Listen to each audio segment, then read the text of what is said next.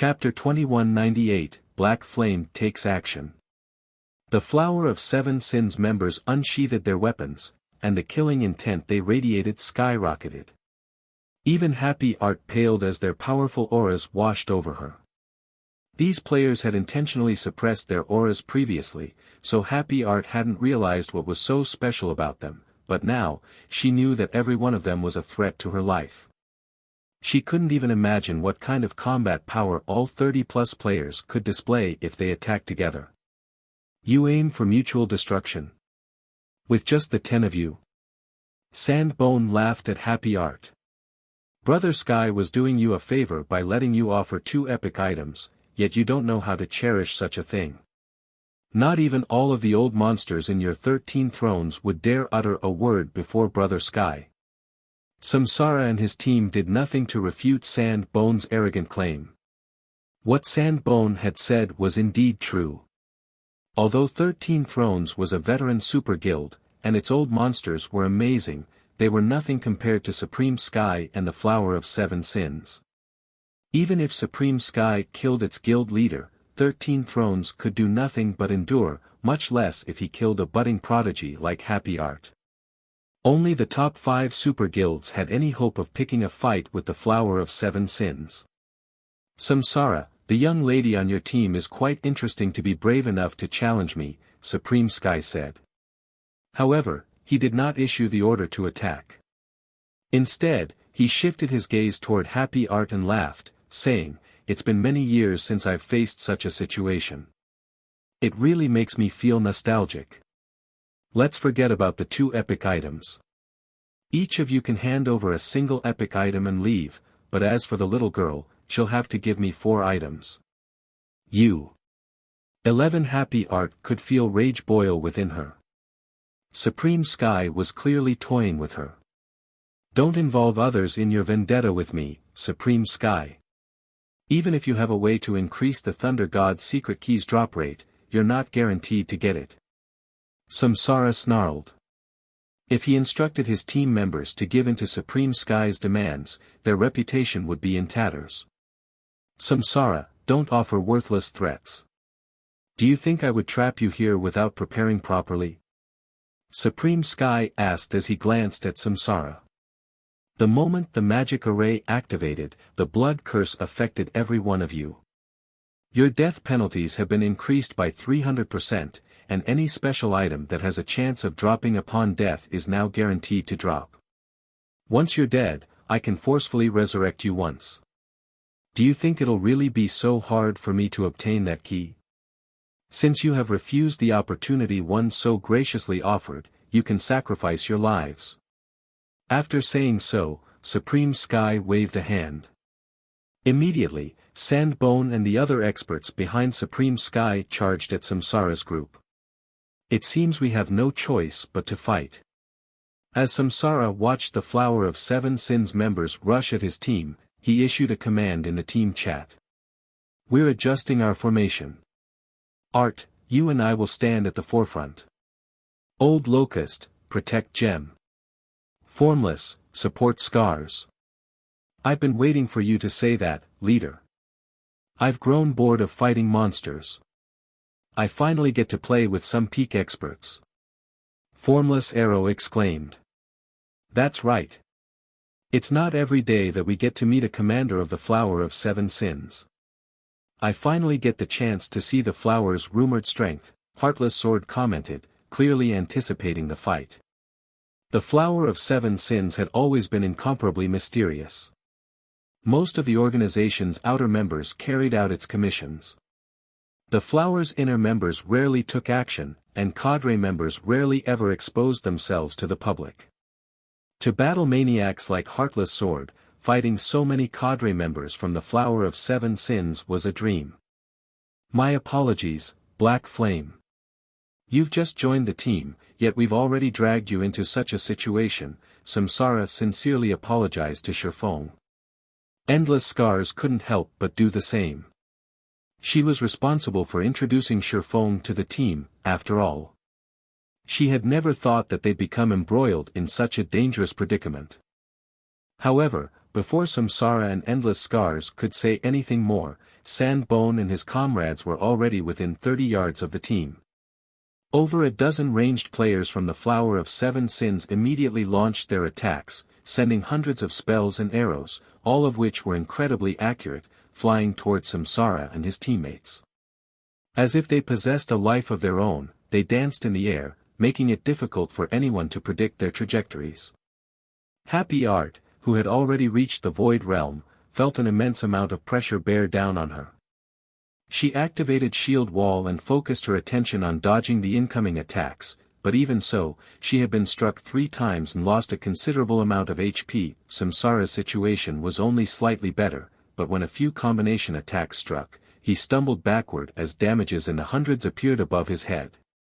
When Formless Arrow tried to fire counterattacks, his arrows, which could pinpoint monsters' weaknesses, were utterly useless against Sandbone and the others.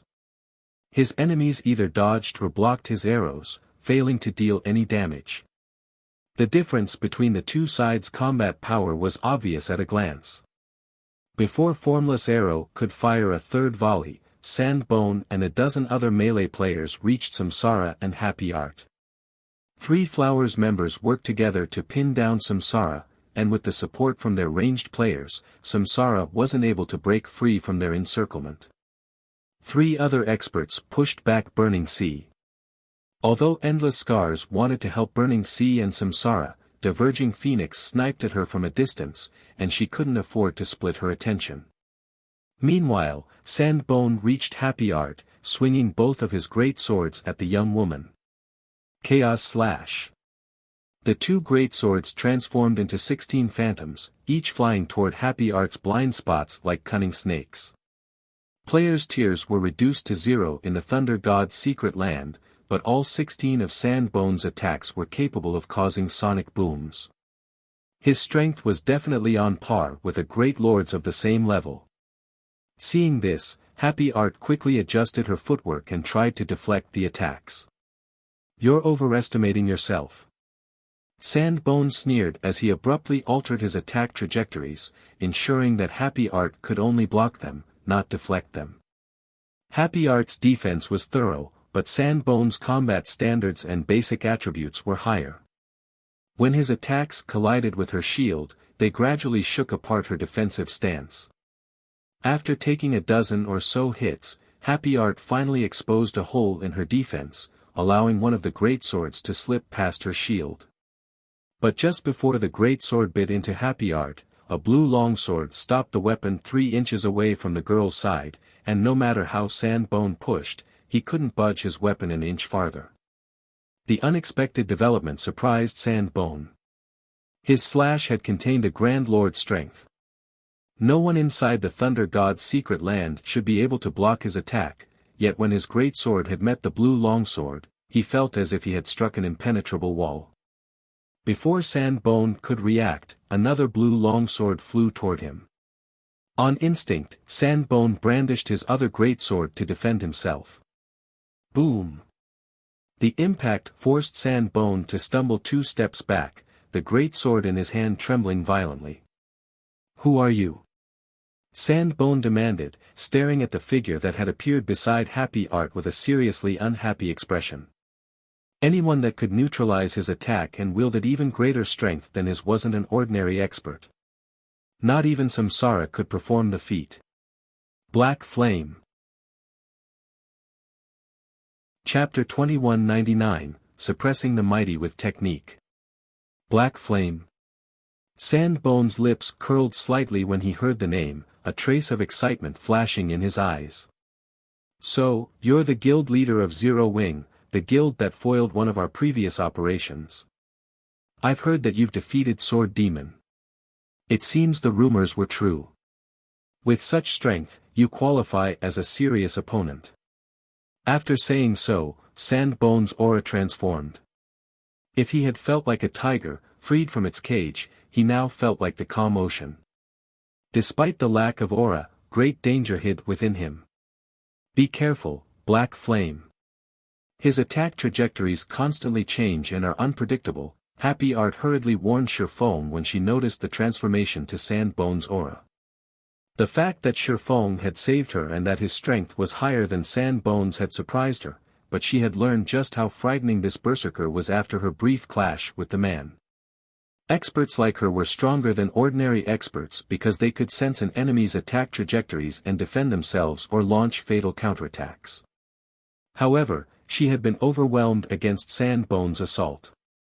She couldn't predict any of his trajectories and as a result, couldn't defend herself effectively. If a shield-wielding shield warrior had struggled to block Sand Bones' attacks, then melee classes without shields, like berserkers, swordsmen, and assassins, would have an even more difficult time fighting this Flower's member. But before Happy Art could finish her warning, Sandbone had activated charge against Shifeng, transforming into a blur before he reached his target. The charge skill was guaranteed to inflict the fainted debuff. Normally, ordinary experts avoided the debuff by activating a skill that made them immune, but Shifeng was quite familiar with God's Domain's various main classes.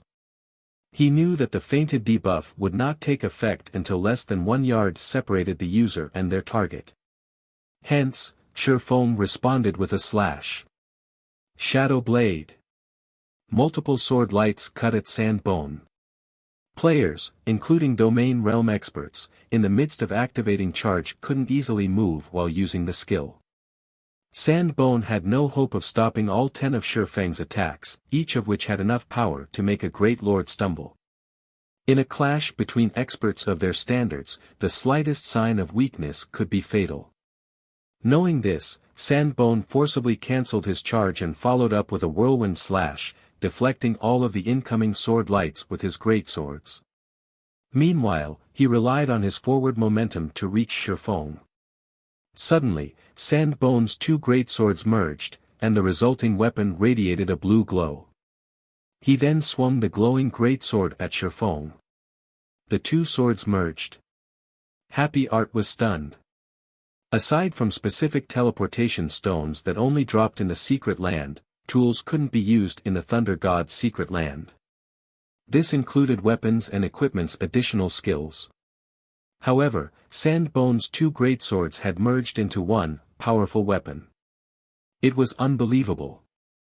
The glowing greatsword was so powerful that space around it trembled. It definitely contained more power than a great lord. As the greatsword was about to smash into Shifeng, it transformed into 4 clones of itself.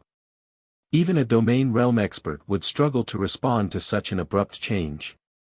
Weapon merging and quadruple shadow slash. Shifeng also could not help his surprise to see the 4 sword lights fly toward him. Weapon merging was a super rare skill for the Berserker class, one that would be useful even after reaching Tier 5. The skill was even rarer than a fragmented legendary item, and it was so powerful because it allowed the user to elevate their weapon's quality by 1 rank. If the user used weapon merging on 2 dark gold weapons, they would become a single epic weapon. If the user wielded 2 epic weapons, however, the result would be a fragmented legendary weapon.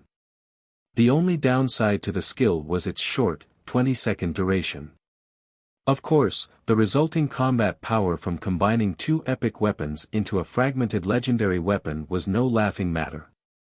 In a fight between peak experts, the sudden increase could decide the fight's outcome in an instant. Fortunately, weapon merging could, at most, produce a fragmented legendary weapon. If it were possible to create a legendary weapon, any berserker with this skill would be nearly invincible among players of the same tier. The 4 sword lights closed the distance to their target in an instant. However, Shifeng didn't activate a life-saving skill as Sandbone had expected. Rather, the swordsman unsheathed the 2nd longsword that hung at his waist and brandished it. Swords Transmigration. The trajectories of Sandbone's 4 powerful sword lights abruptly altered, and 2 of them spun to attack their own wielder. Caught off guard, Sandbone defended himself with his merged weapon, but he had only deflected one of the sword lights, taking the full brunt of the other. Like a cannonball, he shot backward by more than 30 yards before crashing into the ground, losing over half of his HP in the process and entering a heavily injured state. In response, the battlefield fell silent. How is that possible? Diverging Phoenix, who fought Endless Scars, was flabbergasted. She was very familiar with Sandbone's strength, particularly when the Berserker used weapon merging. Unless she activated a Berserk skill, even she would have to focus on her defense for a time.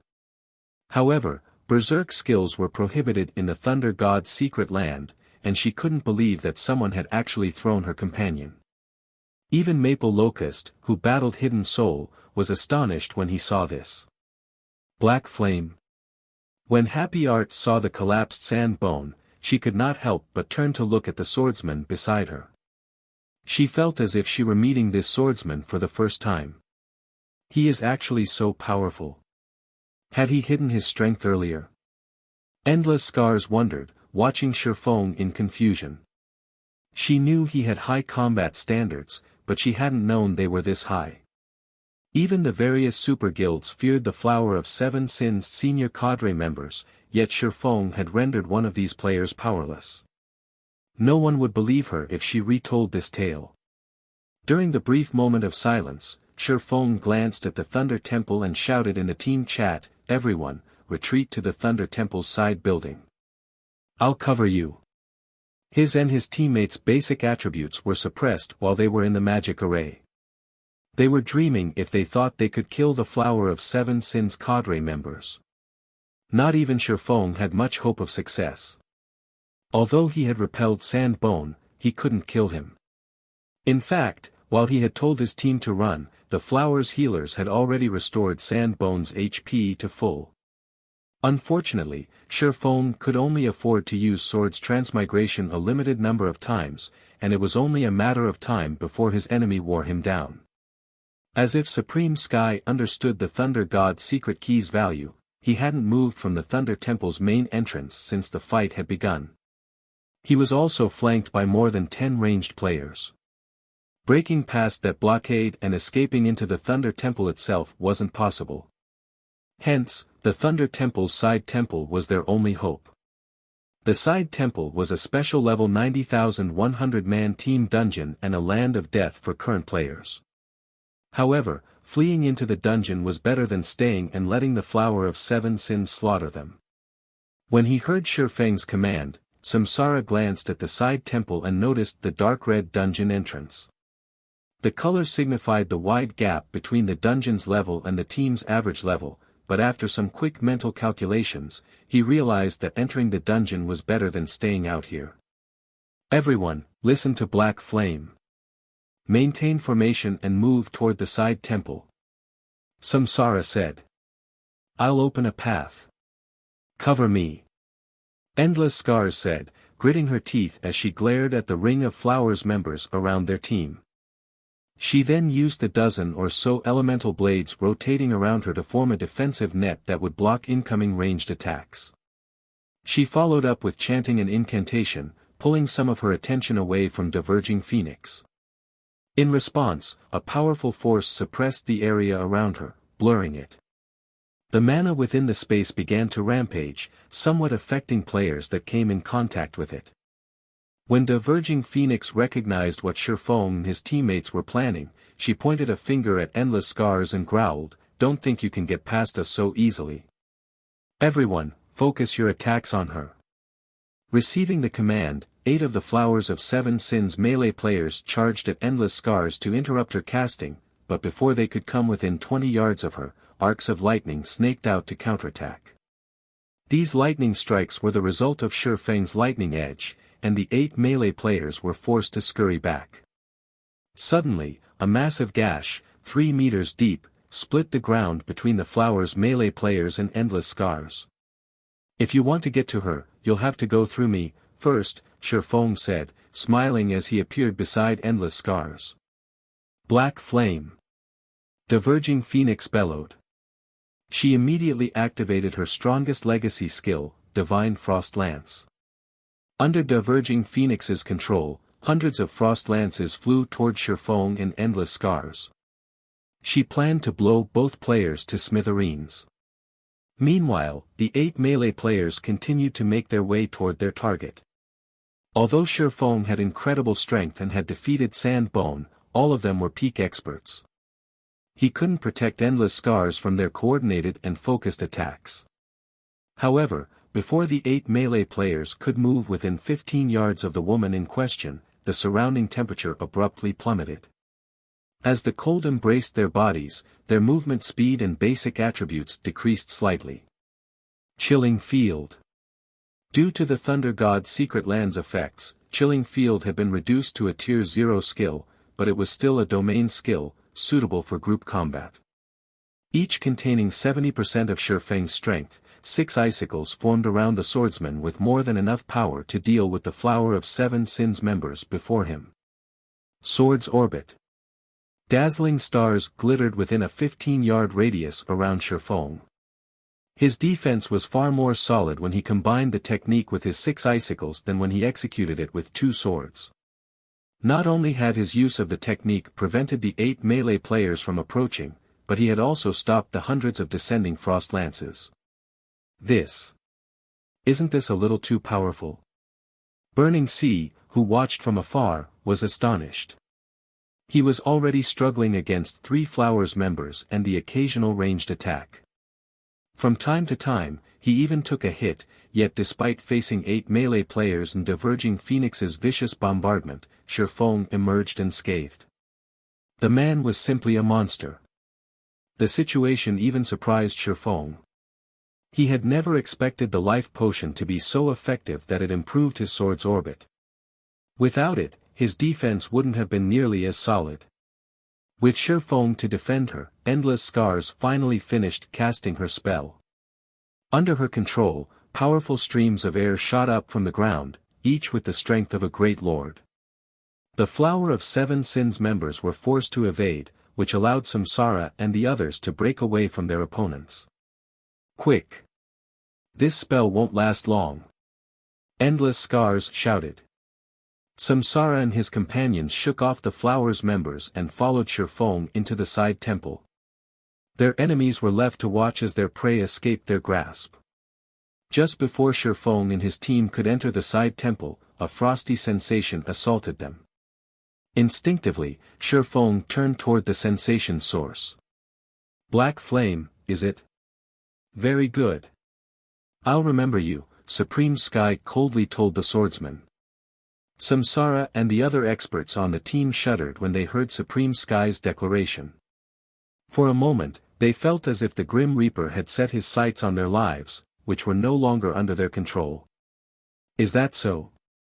I'll be waiting. Shifeng said, flashing Supreme Sky a grin. Shifeng had heard plenty about Supreme Sky during his previous life.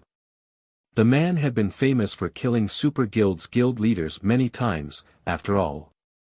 However, since he had already ruined the man's plans, provoking him further didn't matter.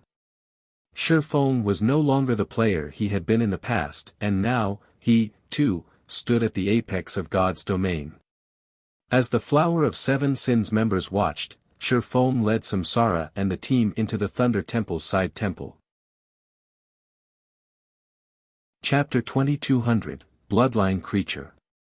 As Shifeng and the others disappeared into the side temple, silence reigned outside of the Thunder Temple. Damn it! They actually managed to escape. The Virgin Phoenix cursed. They had gone to great lengths to set up this ambush, not even a Super Guild's guild leader should be able to slip through their grasp. However, due to Shifeng, their preparation had gone down the drain. If news of this failure spread, the Flower's other members would likely ridicule them. Escape? They're not out of the water yet. Supreme Sky said, a chilling glint flashing in his eyes. He then commanded, call in a group of blood guards from the main headquarters, immediately. Phoenix, you and Sand will guard the side temple. This is the Thunder God's secret land, even if Samsara's party dies, they're stuck here. They'll only be able to leave through those teleportation arrays. Let's make sure that side temple becomes their new home. Without someone to resurrect them, players that died inside a dungeon would automatically resurrect outside of the dungeon after some time, and in the Thunder God's secret land, players couldn't use any tools, including return scrolls. As long as they guarded the dungeon's entrance, Samsara's team wouldn't escape. Having entered the Thunder Temple's side temple, Supreme Sky knew that it was no place for current players. Not only was it a level 90 team dungeon, but it was also a special dungeon that didn't provide difficult options. In other words, this team dungeon only had one difficulty rank. Based on his experience, Supreme Sky deemed that it was the equivalent of a level 90,100 man, Hell Mode team dungeon. Entering this team dungeon before level 90 and without top-tier level 90 equipment was suicidal. Samsara's party only consisted of 10 players, so their chances of survival were abysmal. Understood. Diverging Phoenix and Sandbone nodded. Meanwhile, after passing through the side temple's entrance, Shifeng and the others felt as if they had arrived in another world. The hall, in which they stood, was full of 40-meter-tall divine statues. Although these statues were dilapidated after the ravages of time, they still emitted a faint trace of divine might. The hall contained 22 divine statues, each located beside a gigantic pathway. None of them knew where the pathways led, and the team began to wonder if they stood in an underground maze. Is this really a 100-man team dungeon? Burning Sea began to grow afraid as he looked around the colossal temple. He had felt the threat of death loom over him the moment he had arrived, and when he saw the 22 pathways, he felt as if he were looking down the maws of massive beasts. He knew players of their levels shouldn't be in this dungeon yet, and he couldn't help the powerless feeling he had once inside it. Just the idea of taking on the fully armed Naga guarding the pathways was enough of a reason to despair, not to mention exploring the pathways. Naga Guard, Thunder God's Kin, Bloodline Creature, Lord. Level 87. HP 450000/45000000. Naga Guard Captain, Thunder God's Kin, Bloodline Creature, Great Lord, Level 88. HP 960000/96000000. 20 of these monsters stood by each pathway's entrance. With their team's equipment and combat standards, dealing with one level 87 lord wouldn't be a problem, but taking on a group of them was a fool's dream. Furthermore, these lords were led by a level 88 Great Lord. But that wasn't the worst part. More importantly, all of these monsters were bloodline creatures and the Thunder God's kin. Ordinary experts might not understand these titles' implications, but peak experts like Burning Sea, who had a deep understanding of God's domain's mechanics and history, were very familiar with the power bloodline creatures wielded. A bloodline creature had inherited strength from a more powerful being, born with superior bloodlines, as the name suggested. Although their bloodlines weren't on the level of archaic species, they weren't far from it. Meanwhile, being the Thunder God's kin meant these Nagas had inherited certain special abilities from the Thunder God. With these two factors combined, these Nagas would command extraordinary strength. Outside of the Thunder God's secret land, their team would, more or less, be able to cope with these Nagas, but here, they were Tier 0 players. Even if they worked together, they might not be a match for a single Naga guard. These monsters are too strong for us right now. Our only option is to wait, Happy Art reasoned with a bitter smile. Although they had escaped the Flower of Seven Sins ambush, they weren't anywhere close to being in a safer position. The only thing worth celebrating was the fact that as long as they didn't move, these monsters wouldn't attack. Even Samsara and Endless Scars were at a loss for words when they saw the monsters. Moving forward would mean their deaths, and the Flower of Seven Sins definitely waited for them outside the dungeon, but doing nothing wasn't a solution either. No. We're not out of options. Shifeng said as he watched the Nagas guarding the pathways. We'll just have to take a huge risk. Any option is better than sitting here and doing nothing. Besides, it's not like we expected such a high-difficulty dungeon to not have risks. Samsara said. In that case, I have some things to settle first. I have fulfilled my end of our agreement.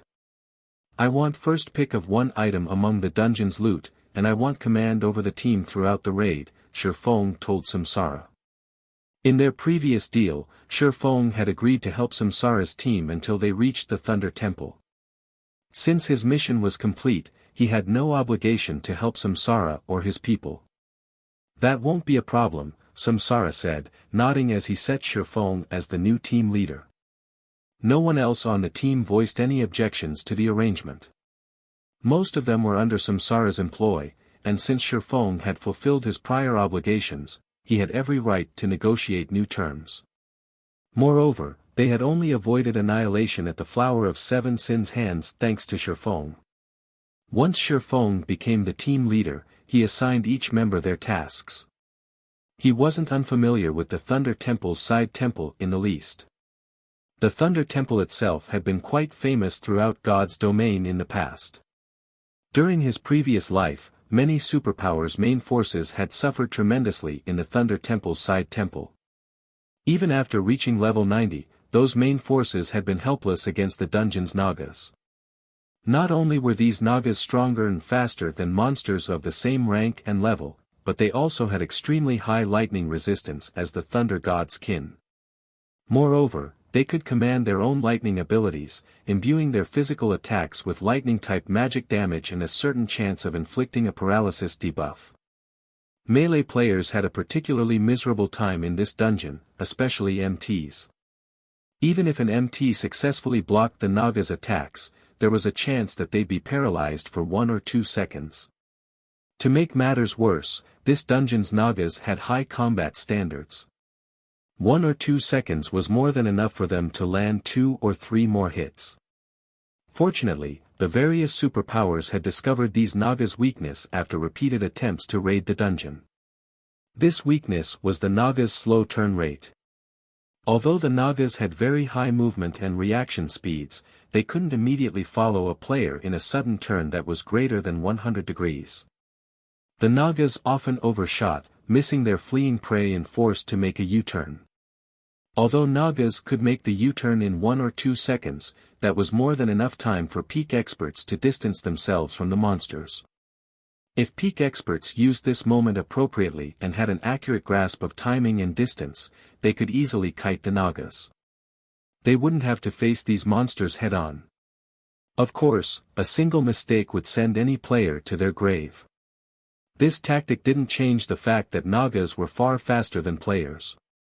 Hence, Shifeng had Maple Locust and Formless Arrow replace their current equipment with items that focused on agility and movement speed.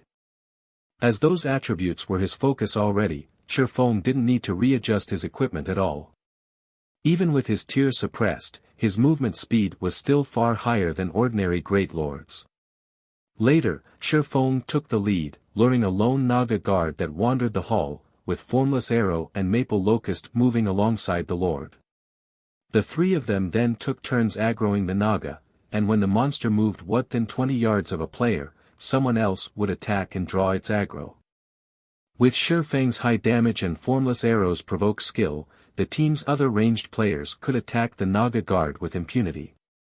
Since the hall was so spacious, Shifeng and his companions had plenty of room to kite around the monster. Their low DPS was the only problem they faced. Even with Endless Scars and the others attacking the Naga guard with everything they had, its HP fell at a snail's crawl. Yet, the team persisted. A moment ago, they had been stuck with no options. They were fortunate to have the opportunity to kill these Nagas. Time passed quickly as they fought.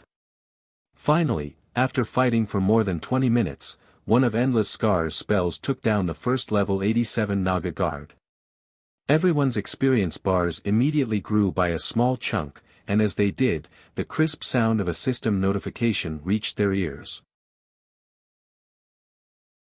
Chapter 2201, Flying Levels. System, you have killed a Naga for the first time. Activating the Thunder God's Trial. Kill 1000 Nagas. Current kill count -1.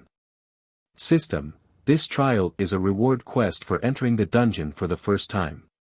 You will automatically fail the quest if you die or leave the dungeon. Quest rewards unknown. You will not suffer penalties for failing the quest. A kill counter, displaying the number of slain Nagas, then appeared in the corner of everyone's system interface. Kill 1,000 Nagas. Isn't this a little too demanding? Happy Art frowned as he read the system notification. They had spent more than 20 minutes just to kill one Naga guard, the weakest monster in this dungeon. They would need an absurd amount of time to slay 1,000 Nagas. Moreover, this was only a dungeon quest. They could complete multiple quests elsewhere with how much time it would take to complete the dungeon quest. Yes, it will be time-consuming, but these Nagas provide a lot of EXP. Our leveling speed here will be at least 50% faster than grinding outside of the dungeon, Burning Sea said in astonishment as he examined his experience bar. Their leveling speed in the Thunder God's secret land was already impressive, but leveling in this dungeon was 50% faster than grinding outside of it. This dungeon was an amazing leveling spot. Of course, a large part of the reason that they earned so much EXP was the fact that they were severely underleveled, and their team only had 10 players. If a level 90,100-man team grinded in this dungeon, their leveling speed would be subpar, at best. In any case, we're stuck here for the moment. Let's just grind and consider the quest an additional bonus, Samsara said. That's right.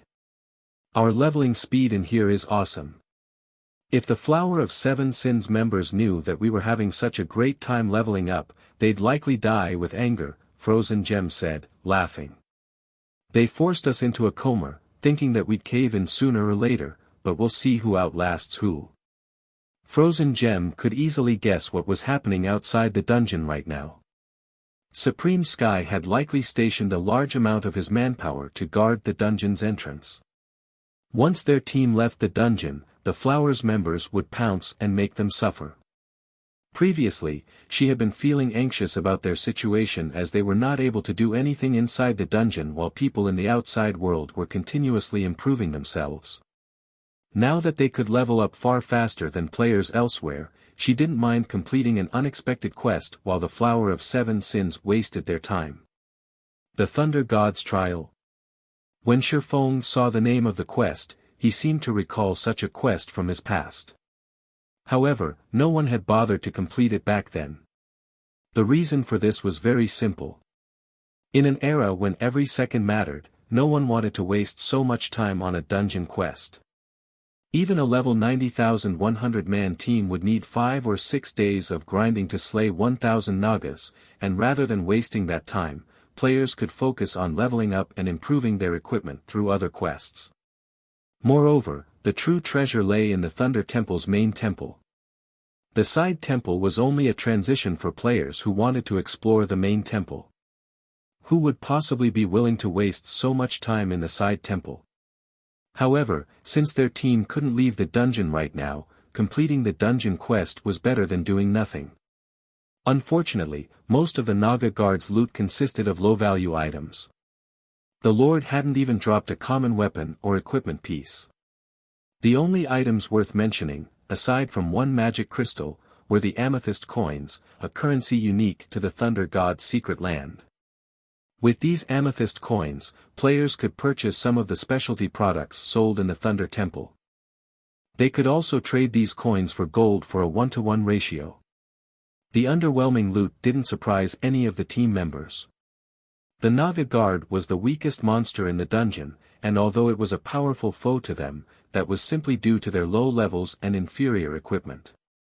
Seeing a random mob in a dungeon drop top-tier equipment would be strange. Following which, the team continued to grind the hall's Nagas. Although the method they used to slay these monsters was tedious, every time one fell, they watched their experience bars grow and rejoiced. As they finished off their 6th Naga Guard, the Lord dropped a blood-red stone fragment that immediately attracted Shifeng's attention. A Thunderbolt gemstone fragment.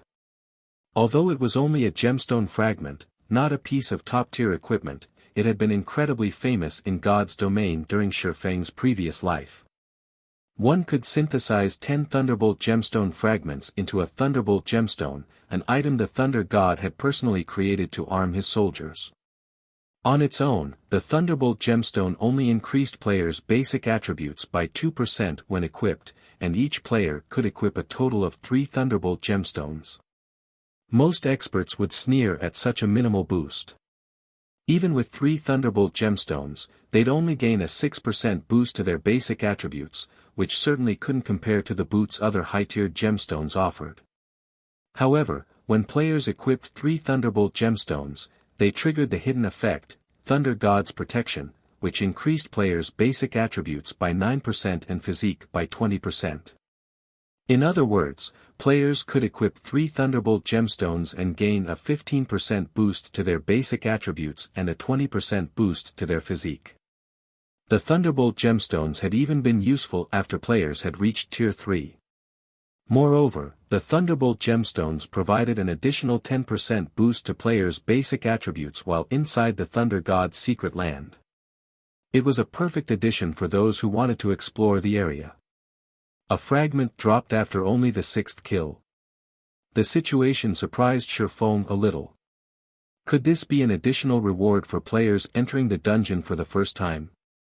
As far as Shifeng could remember, the Thunderbolt gemstone fragments had a less than 1% chance of dropping, but this fragment had dropped after slaying their 6th Naga guard. The only explanation he could think of was that they had gotten extremely lucky, or the drop rate had increased. When Shifeng and his team had slain their 17th Naga guard, another Thunderbolt gemstone fragment had dropped. Sure enough, it has to be a benefit of entering the dungeon for the first time. Shifeng's excitement grew when he saw the second fragment. Initially, he had only planned to kill some monsters and grind levels in the dungeon. He had only planned to look for a way out of the Flower of 7 Sins trap after everyone had reached a high enough level. He hadn't actually considered raiding the dungeon completely, but if they could collect enough Thunderbolt gemstone fragments, his plans would have to change.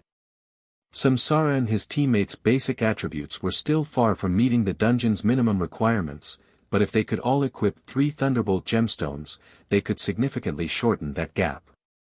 Considering their combat standards, raiding the Thunder Temple's side temple was entirely possible. After all was said and done, the Thunder Temple's side temple was a dungeon within an ancient god's secret land. The potential loot's quality could easily surpass that of a super-large-scale team dungeon. Shifeng then informed the rest of the team about the Thunderbolt gemstones, which instantly motivated them to grind more Naga guards. Their goal in visiting the Thunder God's secret land was to improve themselves, and they had given up on that hope earlier. Now that another opportunity had presented itself, they couldn't miss this chance. As everyone's fighting spirits lifted, they fervently hunted the dungeon's Nagas. Once they recovered their stamina, they bounced back to continue the grind. Moreover, as everyone's levels continued to increase, their grinding speed also increased. These Nagas awarded a lot of EXP, and after grinding for almost 9 days, each member of the team had risen to level 80. Since their epic equipment had leveled with them, they had also received a major increase to their basic attributes, as well. As for Shifeng, he had reached level 84. Their leveling speed was astonishing. After collecting 28 Thunderbolt gemstone fragments, only 11 away from their goal, the sharp sound of a system notification reached their ears once more. System, congratulations. You have killed 1,000 Nagas and completed the Thunder God's trial. Chapter 2202, Rewards of the Thunder God's Trial. The team had only realized that they had completed the Thunder God's trial after they received the notification. They had been so focused on eliminating the Naga guards and guard captains, excited by the prospect of collecting Thunderbolt gemstone fragments, that they had pushed the trial to the back of their minds. After all, the Thunderbolt gemstones were wonderfully effective. Now, aside from Samsara and Happy Art, the 2 MTs, each team member had 3 Thunderbolt gemstones equipped, their basic attributes rising by a total of 25%. Moreover, they had regained the physique of a Tier 1 player. Since they had also reached level 80, slaying these Naga guards and guard captains had become much easier. In fact, Samsara and Happy Art could now tank a Naga guard captain all on their own. However, doing so placed a huge burden on the team's two healers, so they continued to use their earlier strategy to kite the Nagas. That way, the two healers didn't have to concentrate on casting healing spells and could launch their own attacks from time to time, increasing their grinding speed. We're finally done. When Shifeng saw the system notification, he could not help but feel that this quest had been a true challenge. If not for their special circumstances, they wouldn't have bothered to attempt it. It was just too time-consuming. System, you have completed the Thunder God's trial. Rewarding Thunder God's Pearl. Thunder God's Pearl, Dark Gold rank. This pearl contains the Thunder God's power. Can be used inside the Thunder God's secret land to activate the Thunderbolt barrier. The more Thunder God's pearls that are used to activate the Thunderbolt barrier, the stronger the barrier will become. Up to a maximum of 6 Thunder God's pearls can be used at the same time. Duration, 20 minutes. Cooldown, 1 hour. The Thunderbolt barrier. When Shifeng saw the Thunder God's pearl, an ecstatic expression lit up his face. He had never expected the Thunder God's trial to provide the very key to conquering the Thunder God's secret land. Players couldn't use powerful tools, such as magic arrays or summoning scrolls, in the Thunder God's secret land. On top of the fact that players' tiers were reduced to 0, exploring the secret land was a daunting task. This was especially true when players faced the bosses in the Thunder Temple's side temple. Normally, when Tier 0 players couldn't rely on external items, they'd reach their limit when fighting Great Lord-ranked monsters, but the weakest boss in the side temple was a Grand Lord. Moreover, they were not ordinary Grand Lords.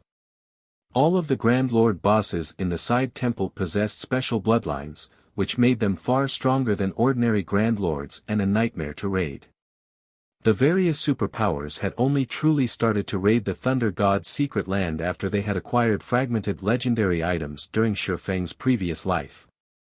Had those superpowers had the Thunder God's pearls, their teams would have been at least 50% more efficient in the raids. Fragmented legendary items had still been extraordinarily rare at the time, and just obtaining one recarat massive investment of blood and sweat. Following which, Shifeng activated the Thunder God's Pearl and created a Thunderbolt barrier that enveloped a 200-yard radius. Pitch-black lightning arced around the barrier's edges. The moment the barrier manifested, all Naga guards and guard captains suffered a significant basic attribute reduction. The Naga guards' basic attributes dropped by 30%, and the Naga guard captains lost 25% of their attributes. In addition, the barrier reduced the Naga's reaction speed by 20%. Now, the team faced nearly half as much pressure when fighting the Naga patrol squads. Amazing! I can probably solo a Naga guard now.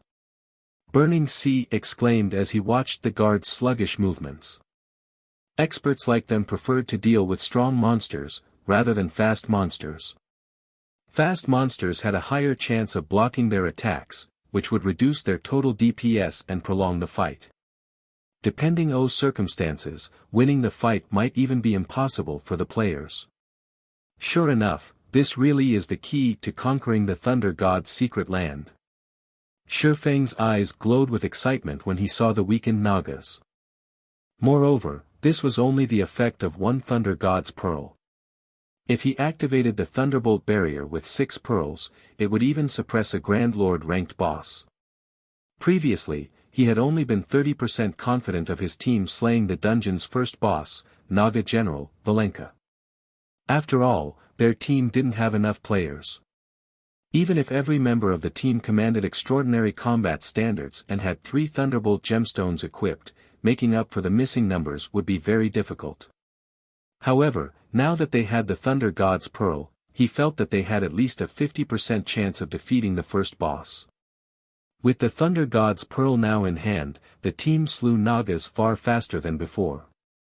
After less than half a day of grinding, they had collected the remaining 11 fragments, and both Samsara and Happy Art could equip 3 Thunderbolt gemstones. Amazing! With these attributes and physique, I'll have no problems tanking a Grand Lord. Samsara could not help his rueful sighs as he experienced the Thunderbolt gemstone's effects. He felt as if he had activated a mini berserk skill. It was no exaggeration to claim that these Thunderbolt gemstones were his greatest harvest from the Thunder God's secret land thus far. 3 Thunderbolt gemstones were easily worth more than one epic item. Epic items might have a wide level range, but they still had a level limit. Take the epic weapons and equipment he currently used, for example. He could use most of them until he reached level 100, but the Thunderbolt gemstones, on the other hand, would even be useful after that. In fact, these gemstones might even be useful after he reached tier 4. Once Samsara and Happy Art had gained their sets of Thunderbolt gemstones, the team grew restless and suggested that they challenge the side temple's first boss. Naturally, Shifeng didn't object. He, too, had been waiting for this moment for a long time. Although he had explored the Thunder God's secret land in the past, by the time he had first visited it, the various superpowers had raided the side temple several times. Furthermore, he had tagged along with other guilds' experts, and the expedition had been led by first-rate guilds' peak experts. Naturally, the leading first-rate guilds had claimed all the good loot. Experts from lesser guilds, like himself, who had come across a few entry passes to the Thunder God's secret land, had only been able to claim the scraps the first-rate guilds didn't want. Even so, he had obtained more than enough treasure to celebrate. An ancient god's secret land was far higher quality than other secret lands.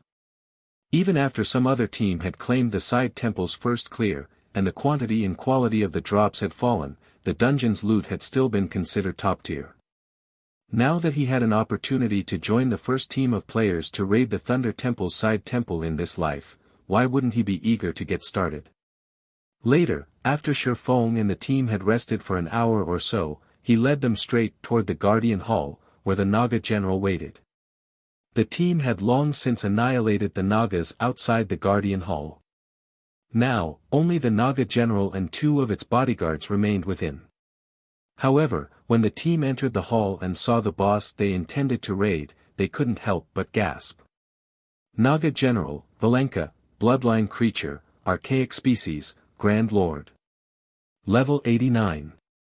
HP 320-000-000/320-000-000. Chapter 2203, Pioneer Rank Boss and Archaic Species. Everyone's confidence plummeted when they saw Valenka and the purple-blue trident it wielded. Players' tiers were reduced to 0 while inside the Thunder God's secret land, and Grand Lords were nearly invincible against Tier 0 beings. The only reason they even dared to challenge the Naga General, which they had assumed would only be a Grand Lord ranked boss, was because they had the Thunderbolt gemstones and Thunder God's Pearl. Including their epic weapons and equipment, they had thought that they had a high chance of defeating the side temple's first boss. Now, however, they learned that the first boss was a Grand Lord ranked Archaic Species. Even outside of the Thunder God's secret land, Grand Lord ranked Archaic Species were troublesome to deal with. Trying to raid one with the Thunder God's secret land was simply a joke. Could the Pioneer boss be different? Even Shifeng frowned when he saw Valenka. The current Naga General was not the same boss he had encountered during his previous life. In the past, Valenka had only been an ordinary Grand Lord. Moreover, it had wielded a two-handed axe, not a trident. Monsters' combat standards in God's domain largely differed depending on what weapon they used. For example, monsters that used a two-handed axe would rely on simple combat methods and great destructive power. Every one of Valenka's attacks with a two-handed axe had been akin to AoE spells. Even for MTs of the same level, receiving one of this monster's attacks head-on was suicidal. Yet, in this life, Valenka held a trident. Unlike the clumsy but powerful two-handed axe, a trident was a type of spear. Not only did it have a much longer attack range than a two-handed axe, but it was more flexible in its attack patterns as well. With a trident, Valenka would not have to worry about numerous attacks at the same time. Moreover, as an archaic species, Valenka's basic attributes was much higher than ordinary Grand Lords.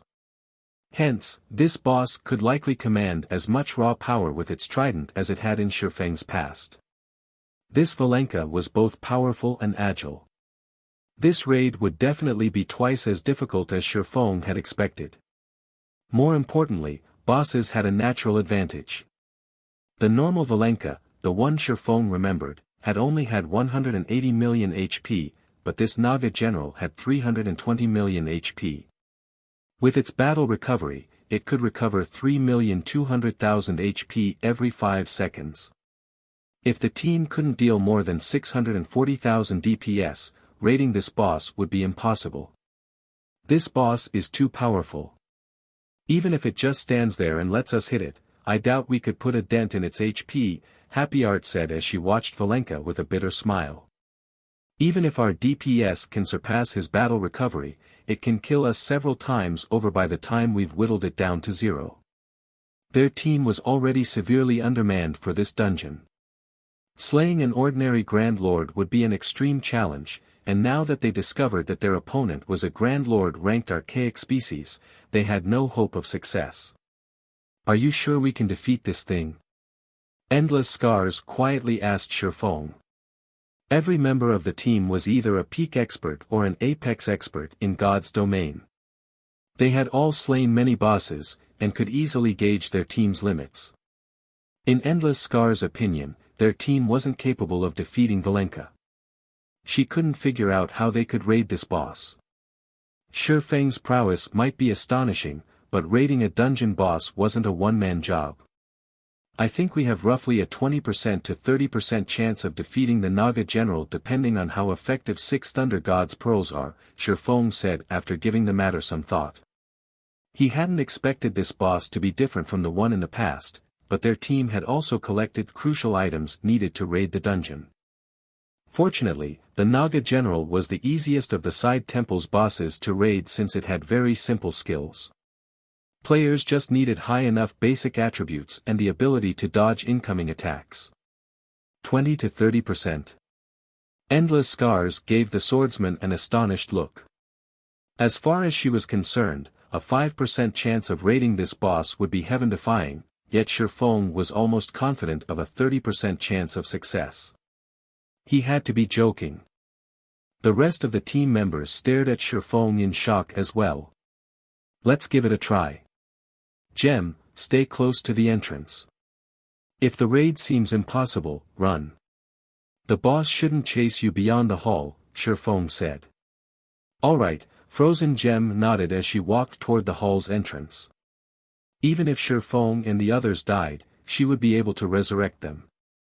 The death penalty inside the dungeon was quite light, and her resurrection spell could reduce it further. Shifeng then instructed Happy Art to tank the boss while Samsara tanked the 2 level 88 Great Lord ranked Naga bodyguards. Meanwhile, Shifeng would stay close to Happy Art. Shifeng's arrangement confused his teammates. Samsara was clearly stronger than Happy Art, yet Shifeng instructed him to manage the side mobs. However, none of them objected to their team leader's plan. Let's get started. Shifeng commanded once everyone was in position. 6 team members immediately activated the Thunder God's pearls they had received from completing the Thunder God's trial. The 6-pearl Thunderbolt barrier covered a 400-yard radius, enveloping the entire hall. Valenka and its bodyguards' basic attributes immediately plummeted. In the blink of an eye, the Naga general had lost 30% of its basic attributes while the 2 Naga bodyguards had lost 45%. Amazing! Shifeng could not help but exclaim when he saw how effective the barrier was. He had thought they'd be lucky if the barrier could reduce the Naga general's basic attributes by 20%, but Valenka had lost 10% more than that. This Thunderbolt barrier could rival the strength of an advanced magic array.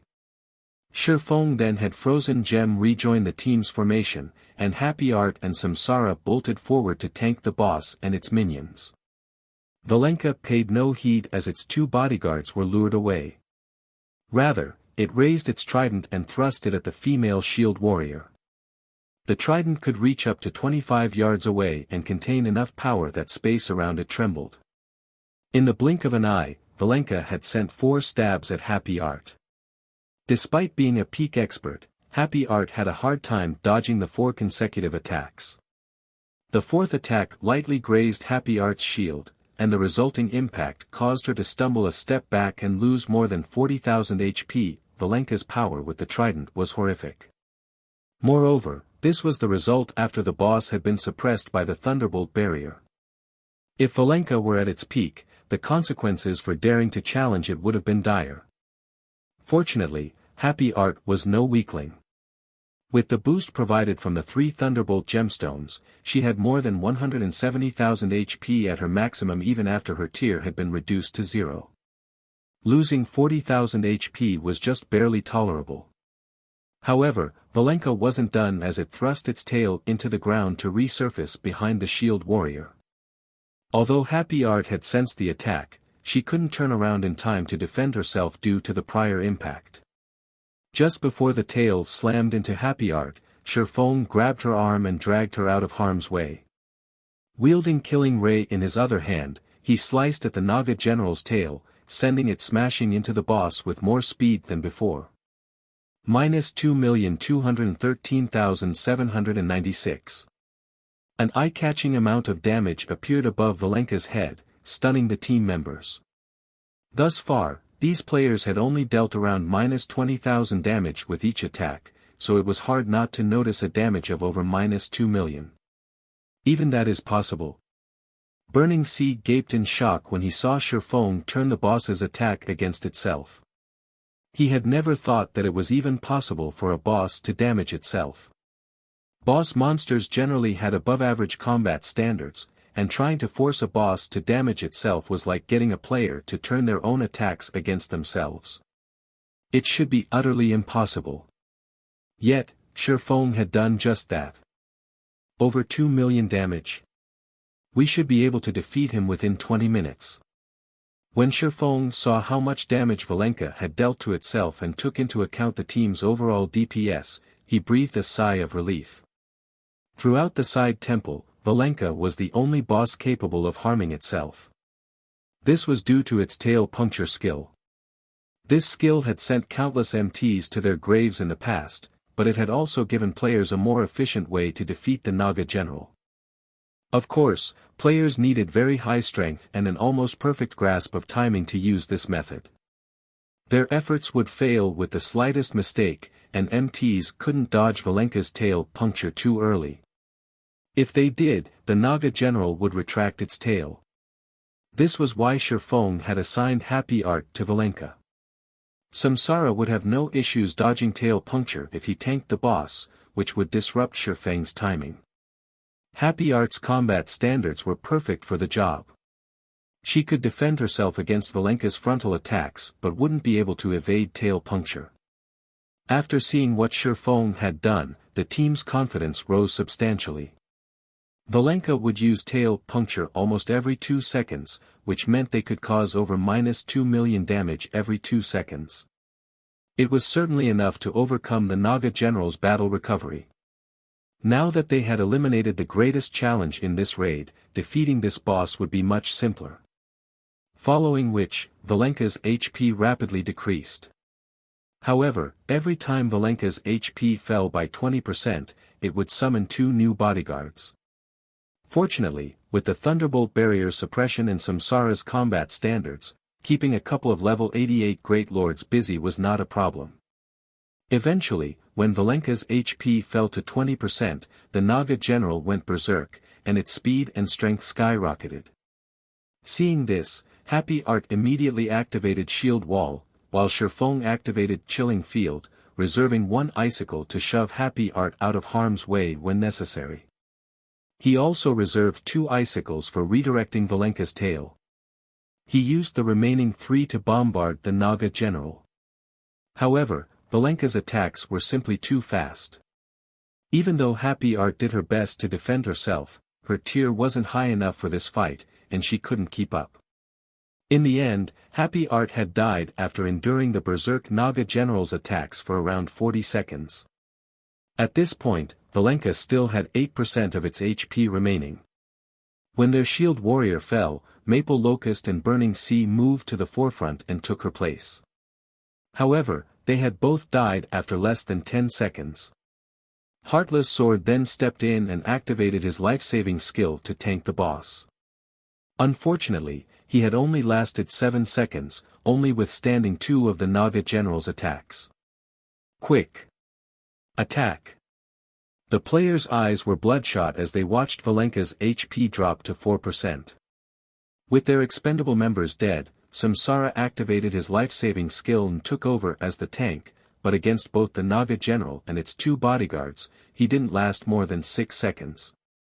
Valenka had 1% of its HP remaining. Die! With no other melee players remaining, Shifeng activated Instant Strike and appeared before the boss. Sword's Transmigration. Although Instant Strike had also been reduced to Tier 0, the skill still increased his attack speed by 300% and damage by 240% for 3 seconds. As he struck, damages of over -120,000 flashed above Valenka's head, one after another. As a finishing touch, Shifeng redirected Valenka's tail puncture and caused the Naga general to take over 2 million damage, obliterating the last of its HP. Chapter 2204, Naga General's Loot. As Valenka cried out in agony and collapsed to the ground, the Naga bodyguards split up and scattered. A short moment later, only 5 players and a small pile of loot remained in the hall. We did it!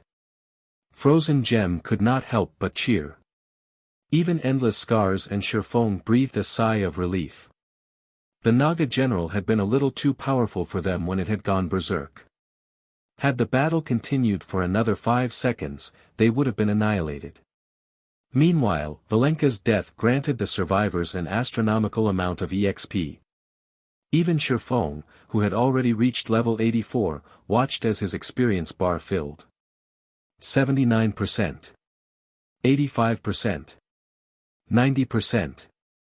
The Naga general's death awarded them even more EXP than any of the guard captains they had slain earlier. After 5 seconds, a golden glow surrounded Shifeng, and he rose to level 85. Endless Scars and the others also rose from level 80 to 81. The frightening amount of EXP awarded stunned everyone for a moment. After level 80, players had to grind for 4 or 5 days elsewhere to reach the next level, but after killing one Naga general, they had gained enough EXP to do just that. This boss gave us so much EXP. If we can kill a few more of these bosses, we'll be able to take those people from the Flower of 7 Sins by storm when we get out of here, Formless Arrow excitedly stated. Right now, they stood at the very peak of God's domain with their levels. Although they had not left the side temple, they had received reports regarding the outside world. Even the highest-leveled expert among the various superpowers was only level 79, and most peak experts were only level 77. On the other hand, their team had reached level 81. Everyone would be shocked and this came to light. In God's domain, players' levels were extremely important, after all, especially for peak experts. Once they reached a certain level, they could explore new maps and secure better items and benefits. Furthermore, they would have less competition when exploring these higher-level maps. Moreover, level suppression had always been a factor in this game. Although level suppression wasn't incredibly effective, it would be significant with a gap of 5 or more levels. That's right. They've likely never expected us to level up so quickly, Frozen Gem said, smiling. If we can survive in here for a while longer and increase the level gap to 5, we'll have a chance of turning the tables. Furthermore, the various superpowers have begun to show up in the Thunder God's secret land. Endless Scars also nodded in response to Formless Arrow and Flower Gem's sentiments. Ordinary powers might have a difficult time entering the Thunder God's secret land right now, but the various superpowers had already discovered it. This was also why their team had been in such a hurry to enter the Thunder Temple. Now that so many days had passed since they had entered the dungeon, the various superpowers had already sent in expedition teams. Once the various superpowers entered the Thunder God's secret land, the Flowers of Seven Sins would find the place harder to hold within its iron fist. In turn, this would increase their team's chances of escaping. Alright, we need to resurrect everyone quickly. We'll be in trouble if they resurrect automatically, Shifeng said, shaking his head. Valenka was the easiest boss in the Thunder Temple's side temple, and the only one they had the strength to kill right now. Even with the 6 Thunder Gods' pearls, they'd need a 100-man team to raid the rest of the dungeon's bosses. Oh. Frozen Gem only remembered that she needed to resurrect her fallen comrades after Shifeng's statement. She then got to work. Samsara and the others returned to life a moment later. They couldn't help their elated grins when they saw Valenka's corpse. They hadn't actually expected the raid to succeed, and they couldn't help but look upon Shifeng with admiration. They had just taken down a level 90 Team Dungeon's boss. Moreover, this was a team dungeon inside the Thunder God's secret land. Normally, raiding such bosses without a level 90,100-man team should be impossible, but they had accomplished the feat with a team often level 80 players. Shifeng's leadership and combat power were among the best they had ever seen. After their moment of excitement, the team members turned their gazes to the loot beside Valenka's corpse. Although Valenka was only a Grand Lord ranked Archaic species, it had dropped an astonishingly high number of items. There were easily more than 20 items in the pile, and every one radiated a dazzling glow. It was easy to tell that these were all top-tier items. As the team watched, Shifeng began to appraise the loot. Valenka was the side temple's first boss. Shifeng had expected it to drop average loot at best, but he couldn't help but gasp as he appraised the items. The Naga general had dropped a total of 23 items. There were 3 pieces of dark gold equipment that could be used from level 80 to 100, a plate armor helmet, a pair of cloth bracers, and a leather belt. All 3 pieces of equipment could definitely be considered top tier at this stage of the game. Even Samsara, who had seen his fair share of top-tier equipment, audibly gulped. Normally, equipment that dropped in dungeons had a fixed level, but all 3 pieces of dark gold equipment Valenka had dropped could level with their users. Valenka had also dropped 6 pieces of level 80 to 90 fine gold equipment. 4 of the 6 pieces were parts of the Thunderbolt set, a set equipment players could only obtain from the Thunder God's secret land. Although the Thunderbolt set was only a 4-piece, fine gold set equipment, it had been incredibly famous among those who grinded in the Thunder God's secret land in the past. Once a player collected all 4 pieces, the set would provide basic attribute buffs that could rival dark gold equipment. The 2-piece set effect also increased spell effectiveness by 30%, while the 4-piece set effect increased players' basic attributes by 10% and weakened the Thunder God's secret land suppression. If players equipped the complete Thunderbolt set, their tier would only fall to Tier 1. The Thunderbolt set's effects might be a joke in the outside world, but within the Thunder God's secret land, they worked wonders. When players had first discovered the Thunderbolt set in the past, it had instantly become a treasure that countless magical class players had sought. And now, Valenka had dropped the entire set. It was a miracle. When the rest of the team saw the Thunderbolt set's effects, their eyes glowed. They knew how bitter it felt being reduced to a Tier 0 player in the Thunder God's secret land, so they recognized how astounding it would be if they could fight as Tier 1 players in this secret land. It was no exaggeration to claim that the Thunderbolt set was even more valuable than an 8-piece dark gold set equipment in the Thunder God's secret land. While everyone cooed over the Thunderbolt set, Shifeng shared the next item's attributes in the team chat. When the team saw this item, they all gasped, including Samsara and Endless Scars. The Thunder Eagle's Summoning Flute. Chapter 2205, Flying Mount. The Thunder Eagle's summoning flute looked just like any ordinary flute, made of wood, with dark purple runes carved into it. How is this possible? Am I seeing things? I thought flying mounts only dropped from level 100 plus maps. When Burning Sea and the others saw the summoning flute, they audibly gulped. they couldn't believe their eyes. As domain realm experts, they had seen countless top-tier treasures. Each of them even carried several epic weapons and equipment pieces, but they couldn't help their surprise and excitement when they saw a flying mount. Although almost all level 50+ players had their own mounts by now, not a single player in God's domain had their own flying mount. Nobody even knew where to find one. Players, especially expert players, now knew the benefits of owning a mount. Due to players' limited stamina, they could only afford to operate within a limited area. With how large God's domain was, trying to explore the game's maps by relying on stamina would be impossible. Naturally, mounts allowed players to increase their range of activity.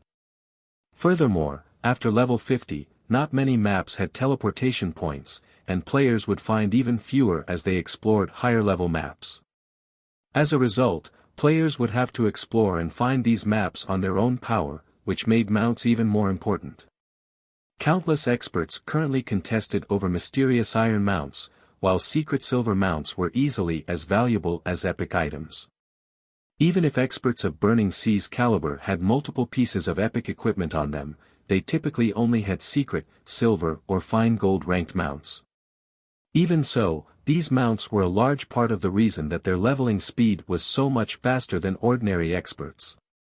However, a flying mount was in a different league than land mounts.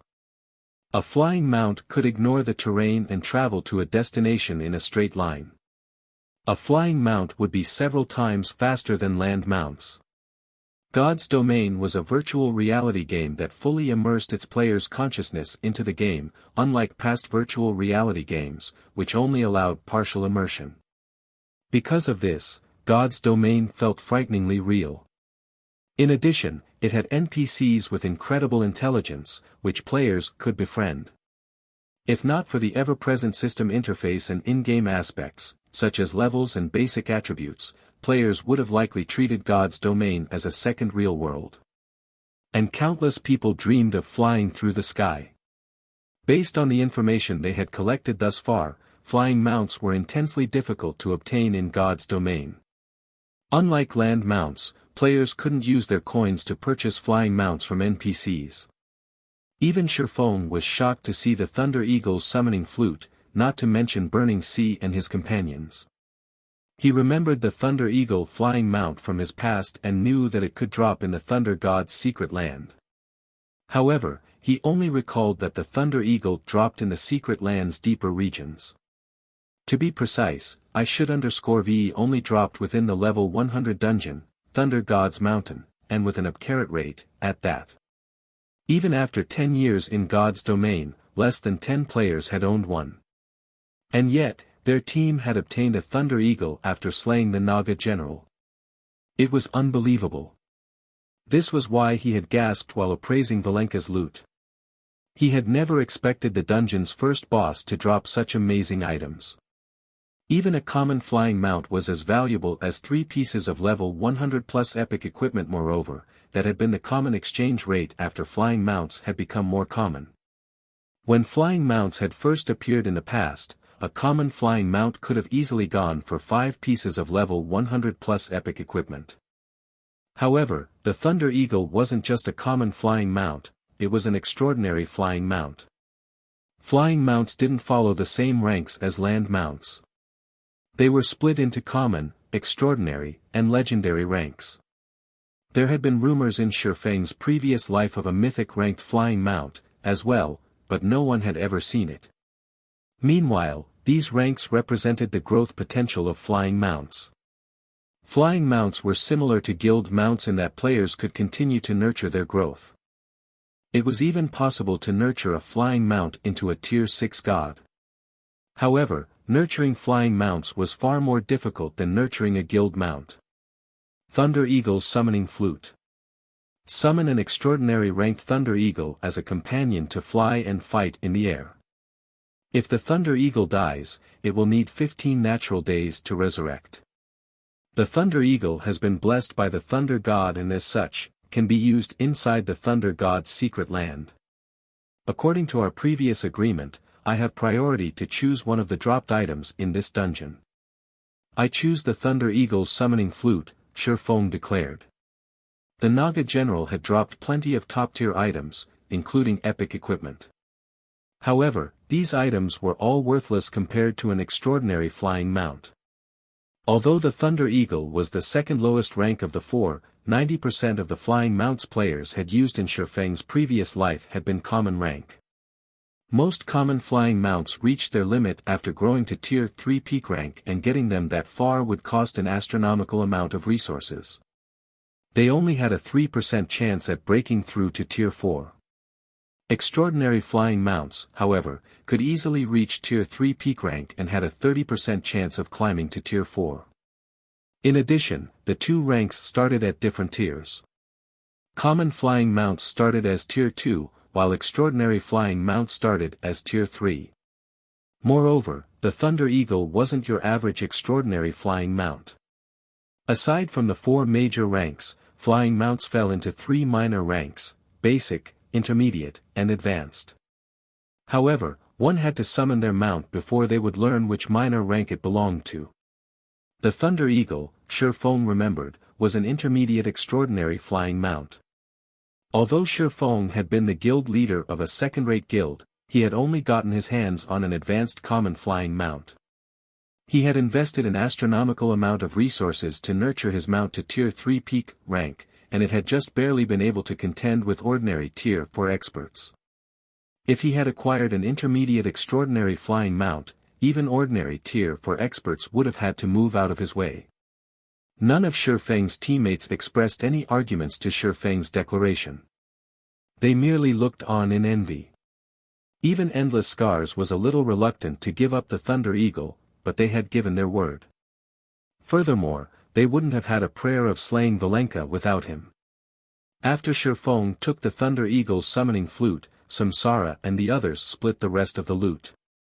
By the time the items had been distributed, Endless Scars had obtained the full Thunderbolt set, while Samsara had claimed the epic ranked belt.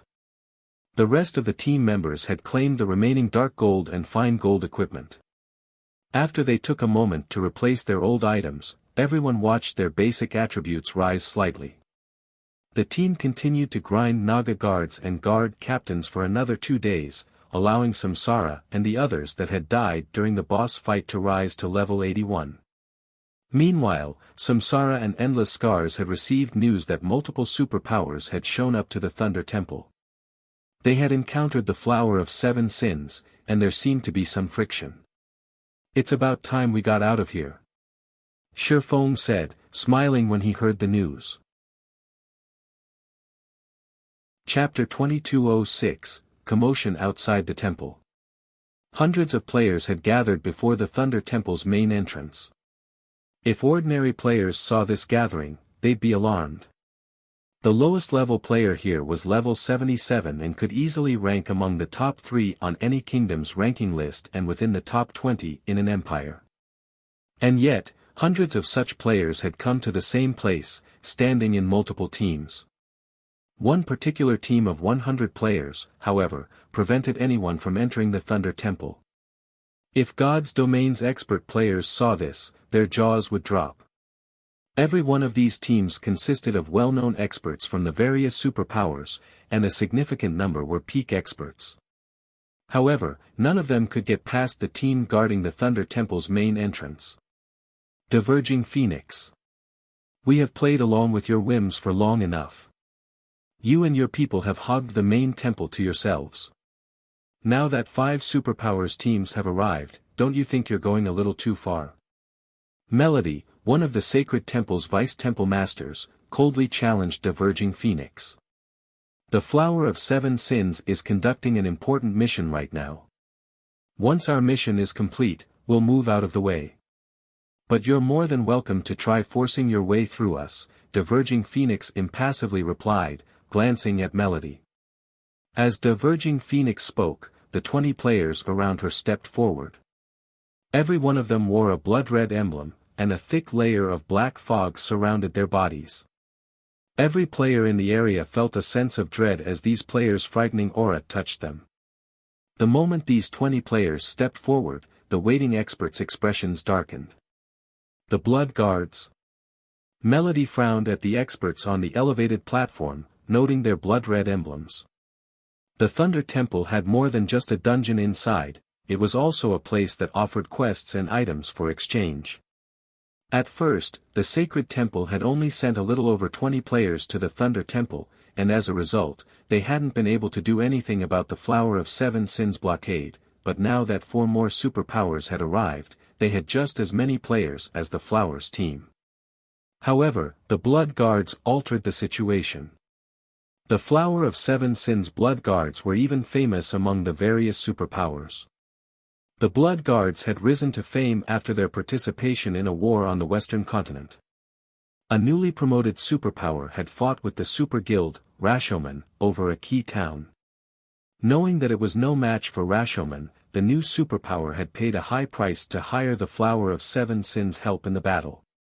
Rashomon was no weaker than Battle Wolves, considered an above-average super guild. However, once the Flower of Seven Sins Blood Guards had joined the battle, Rashomon had lost its commanding Vice Guild leader and peak experts.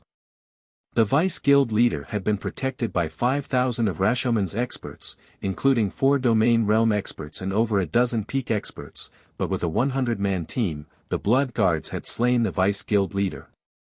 After that, the Blood Guards' fame had spread through the various superpowers, and everyone had learned to fear the Flower of Seven Sins even more than before. Although only 20 Blood Guards stood before them, Melody wasn't confident that the 5 superpowers 100+ experts were enough to take them on. Vice Temple Master, these Blood Guards are quite powerful, but I believe that we still have a chance of victory. As we wait, more superpowers will start to enter the Thunder God's secret land. If that happens, we'll lose our advantage, Ruthless Sky, the Gale Swordmeister, said. The Blood Guard was quite famous, but more than a month had passed since their battle with Rashomon. At this point, the various superpowers had obtained more epic items, combat techniques, and legacies, growing far stronger than they had been. Furthermore, these superpowers, excluding the Sacred Temple, had each sent a Domain Realm expert to accompany their teams. Even if their 5 teams were no match for the Blood Guards, they should be able to distract these players while Melody and the other superpowers' upper echelons made it into the main temple to investigate the situation. Alright, tell everyone to get ready to move. Melody commanded. She understood that the longer they let this continue, the less of an advantage the Sacred Temple would have.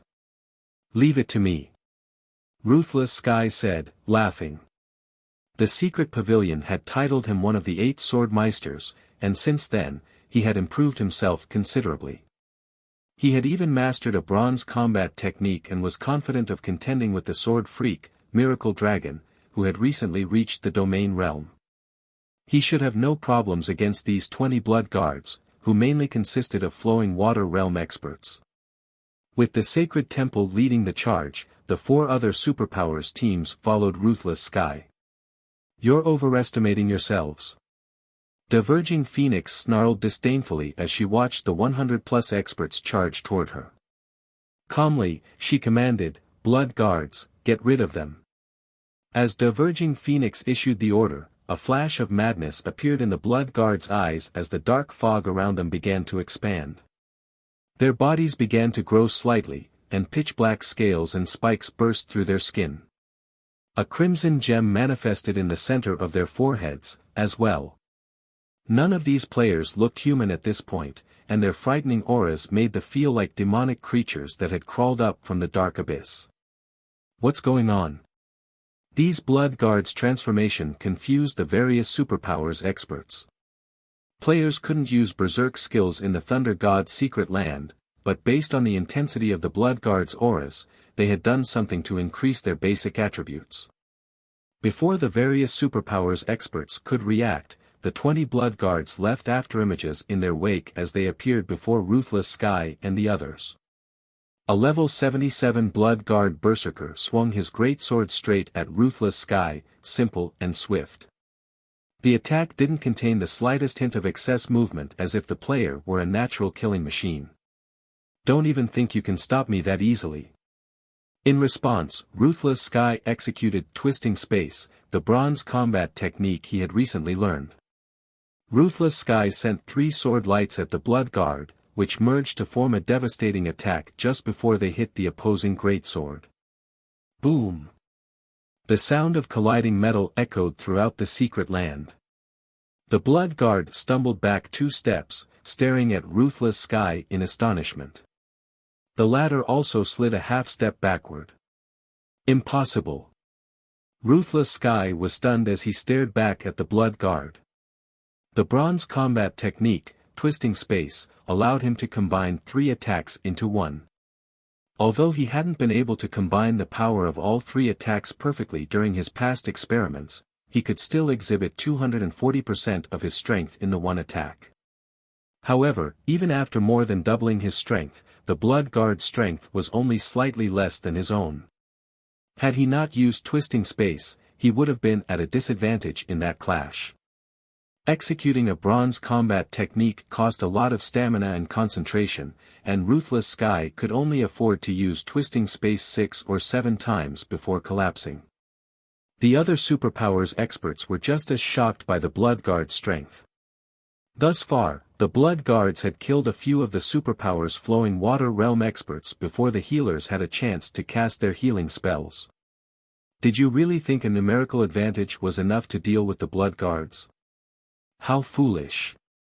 Diverging Phoenix ridiculed as she watched Ruthless Sky and his companions.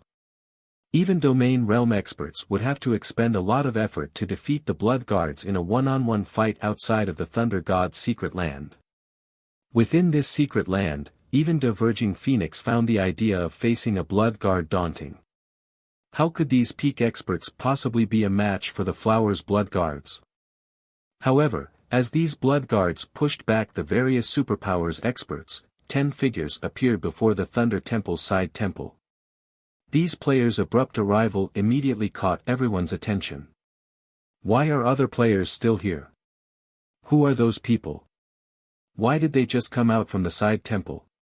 While the various superpowers experts wondered about this small group, Sandbone, who stood beside Diverging Phoenix, excitedly shouted, "So, you finally accepted your deaths. Activate the magic array. We cannot let them escape back into the dungeon." Immediately, a group of assassins revealed themselves from their hiding spot near the side temple and activated the blood magic seal. A crimson magic array then appeared above the secret land, enveloping Samsara's group, as well as the various superpowers experts. However, unlike the blood magic seal the Flower of 7 Sins had used previously, this one completely separated Shifeng's team from the side temple. The small team couldn't escape back into the dungeon unless they destroyed the magic barrier. "I'll make sure to take my time with you this time." Once the magic array had locked down the area, he returned his gaze to Samsara and his companions, but just before he could comment further, he noticed his praise levels. He couldn't help but gasp in shock. Level 81. You all. How can you be? Chapter 2207, Repelled in one move, Level 81. How are their levels so high? When the rest of the players in the secret land noticed Samsara and his teammates' levels, they stared with wide, disbelieving eyes, but when they used their identification skills, the system confirmed that every member of Samsara's team had reached level 81. Who are these people? Melody, who commanded the Sacred Temple's members, could not help but glance at Samsara's group in surprise. She very quickly noticed a familiar figure among the group. Black Flame. Unlike the last time she had run into Shifeng, he now wore a suit of red-black armor and carried 2 exquisite longswords, one blue and one white at his waist. His aura felt as vast as the great ocean, boundless and unfathomable. In comparison, Shifeng's aura in the past had felt like a sheathed blade. He felt like a completely different person. In the past, Melody had, more or less, seen the depths of this swordsman's strength, but now, she couldn't see anything. Moreover, the fact that Shifeng was level 81 left Melody speechless. Every level after level 70 required an astonishing amount of EXP to reach. Despite grinding continuously and completing one high-ranked quest after another, she had only reached level 78 thus far. Even so, she was one of the highest-leveled players in the Sacred Temple. She'd be amazed to find a player even one level higher than her, yet Shifeng was 3 levels higher. She had no idea how he had gotten so far. Moreover, level 80 was a minor threshold. Depending on one's equipment, a level 80 player could have far higher basic attributes than a level 79 player. She wouldn't have been so surprised if Shifeng had been the only player to reach such a high level. After all, he was responsible for plenty of miracles in God's domain already. It was certainly possible that he would attain a higher level than she, but the problem was that he wasn't the only player to reach level 81. The 9 players alongside him were the same level. Just what had they done? Most importantly, Melody didn't recognize any of the 9 players. Although levels couldn't reflect a player's true strength in God's domain, they offered a rough estimate of a player's standards. The fact that Samsara and the others had reached level 81 meant that they should, at the very least, be peak experts. Just how many secrets does Zero Wing have? As she watched the small group of players, Melody could tell that their relationship with Shifeng was a relatively close one. Moreover, they vaguely seemed to treat Shifeng like their leader. These were peak experts they were talking about. Peak experts were treated like upper echelons even in a super guild like the Sacred Temple. In a budding superpower, such experts would be absolute mainstays. Budding superpowers would pay astronomical sums just to recruit a peak expert. Unfortunately, doing so was extremely difficult. Experts of such caliber were incredibly rare, with every one of them looming like a dragon among men. They also didn't lack money, which was why it was so difficult to recruit them with offers of wealth. On top of that, peak experts tended to have different goals in mind. Since she had discovered that Shifeng was close with 9 unknown peak experts, the Secret Temple would have to re-evaluate its opinion of Zero Wing. Although Zero Wing had held on to Stone Forest City and gained access to an abundance of resources, the guild still didn't have a background. The number of experts in the guild was pitifully low compared to superpowers, and experts were essential for any developing guild. To make matters worse, Zero Wing had made plenty of powerful enemies. Its feud with Starlink, in particular, had reached a point of no return. Starlink might not be able to touch Zero Wing right now, but that wouldn't last. The advantages Stone Forest City provided were only temporary. Once players reached higher levels, Stone Forest City wouldn't be as useful in the bottomless abyss. Moreover, unlike Zero Wing, Starlink's background was sturdy. The guild was not as simple as it seemed. Taking care of Zero Wing wouldn't be a challenge to Starlink. Hence, none of the various superpowers were optimistic about Zero Wing's future and refused to partner with the guild. By allying themselves with Zero Wing, they'd gain Starlink as an enemy, which wasn't a worthwhile trade. However, if Zero Wing gained an additional 10 or so peak experts, its circumstances would change. At the very least, Zero Wing would be just as capable of raiding team dungeons as the various superpowers. Including the massive benefits from Stone Forest City, Zero Wing would be a lot closer to becoming a true superpower. However, Sandbone and Diverging Phoenix were even more shocked than Melody. How did they level up so quickly? Diverging Phoenix stared at Samsara and his teammates, confused. She had clearly seen their levels before they had fled into the side temple. She had also experienced the Thunder Temple's side temple personally. Current players shouldn't have a shred of hope of surviving in there, and Samsara's team only had 10 players. They should have been lucky to survive, let alone level up in the dungeon. Not only had Samsara and his people leveled up, but they had also done so multiple times, reaching level 81. How could she possibly believe this wasn't some kind of illusion? You've reached level 81. No wonder why you finally dared to emerge, Sandbone said after snapping out of his daze, but rather than feel intimidated, his excitement grew as he looked at the small party. It seems that Brother Sky was right. The Thunder God's secret key is crucial for conquering the Thunder God's secret land. Once we obtain that key, we'll pull ahead of the various super guilds experts. Even the Flower of Seven Sins had been helpless within the side temple, but Samsara and his comrades had leveled with flying speeds in the dungeon. Sandbone could only think of one reason for this situation. The Thunder God's secret key.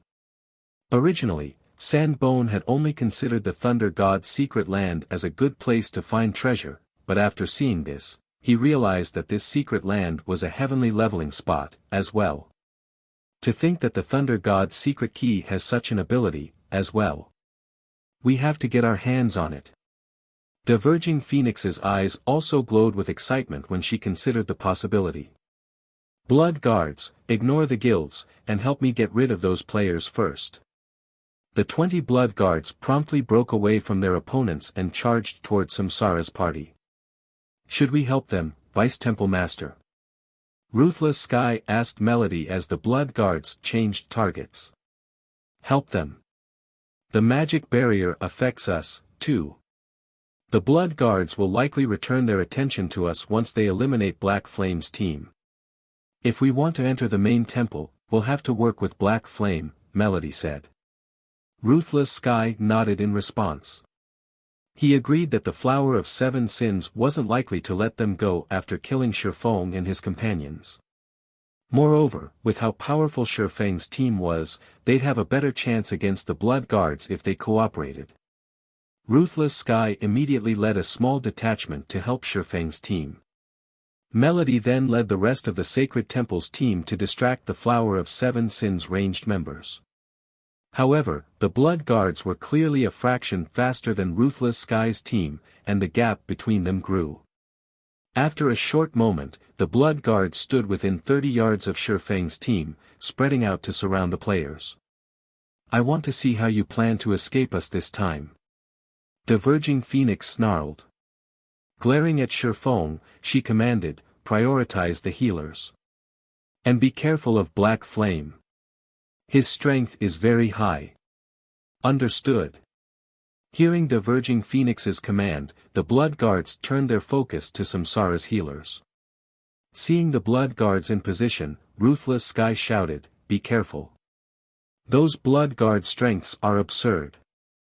If they get close to you, you're finished. After fighting the Blood Guards himself, he knew how powerful they were. Even he would have been at a disadvantage in a one-on-one fight without the help of his bronze combat technique. And yet, Shifeng and his comrades showed no intention of moving even as the Blood Guards moved within 20 yards of the team's healers.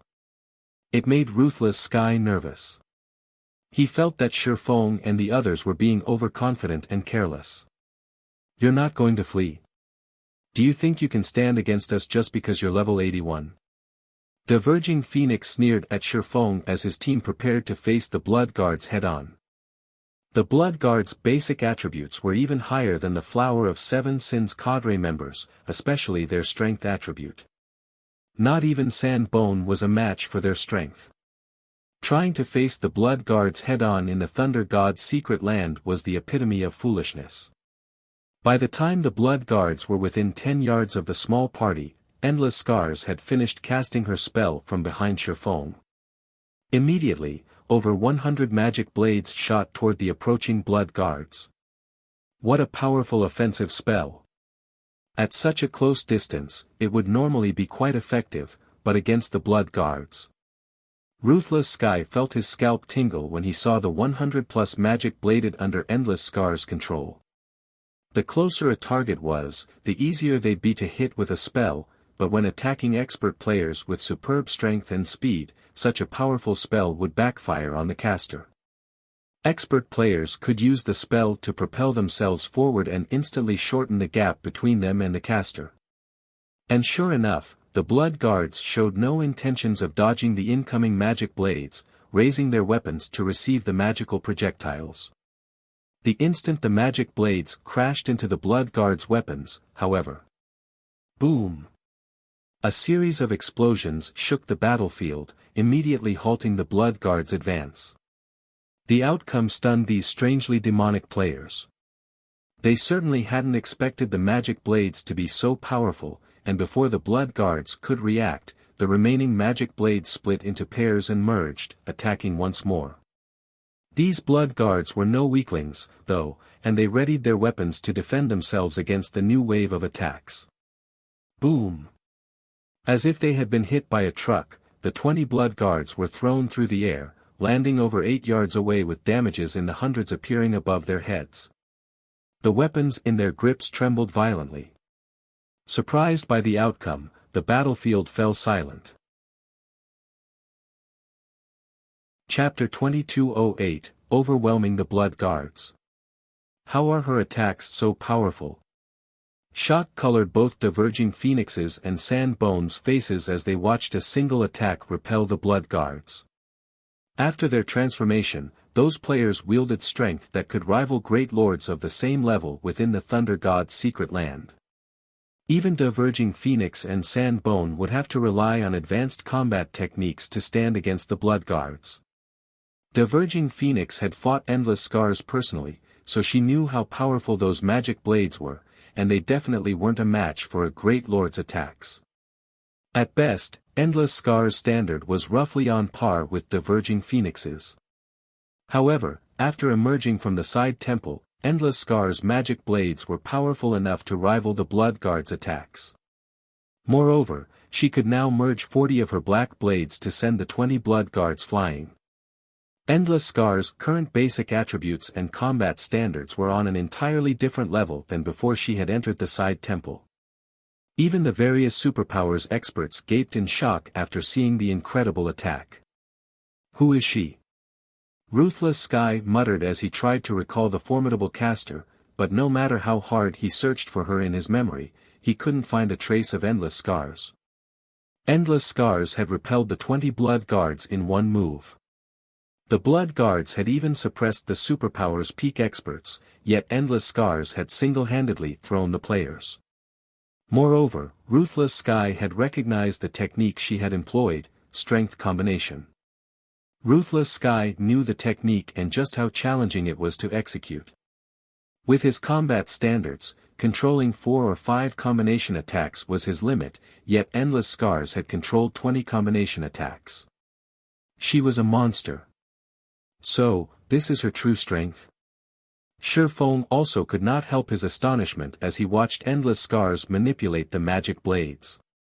Although the Thunderbolt set had restored Endless Scars to Tier 1, a Tier 1 player's physique wasn't sufficient to allow a peak expert to control 20 combination attacks. Not even Shifeng could accomplish the feat. But when Shifeng thought back to how Endless Scars had held the #1 position on the God's Domain Experts list in the past and been responsible for numerous miracles, such as defeating Tier 6 God-ranked players as a Tier 5 player, he found the current situation quite reasonable. Only, Endless Scars' performance had further excited Diverging Phoenix and Sandbone. The fact that Samsara and the others had leveled so quickly in the side temple was astonishing, but they had never thought that players could increase their overall strength so quickly in the dungeon, as well. This only fanned the flames of their desire to obtain the Thunder God's secret key. Kill them. We need to kill them no matter the cost. Diverging Phoenix shouted as she focused on Samsara. The woman then began to cast the strongest spell in her arsenal. Sandbone, on the other hand, charged toward Samsara. With Diverging Phoenix's command to go all out, the 20 Blood Guards revealed maddened expressions as the dark fog around them grew more intense, and their auras grew stronger. These players' figures blurred as they rushed at Shifeng and his teammates. Suddenly, the Blood Guards were at least 30% faster, and their reaction speeds had improved drastically. The Blood Guards could now deflect Endless Scars' attacks, and some of them even had the leeway to dodge. How has their movement speed and reaction speed risen so much? Endless Scars could feel that these Blood Guards had suddenly become much stronger, especially regarding their physiques. Crap. These Blood Guards weren't this strong when we fought them earlier. The various superpowers experts, who had moved to reinforce Shifeng's team, revealed grim expressions as the Blood Guards became even more of a challenge. Humiliation.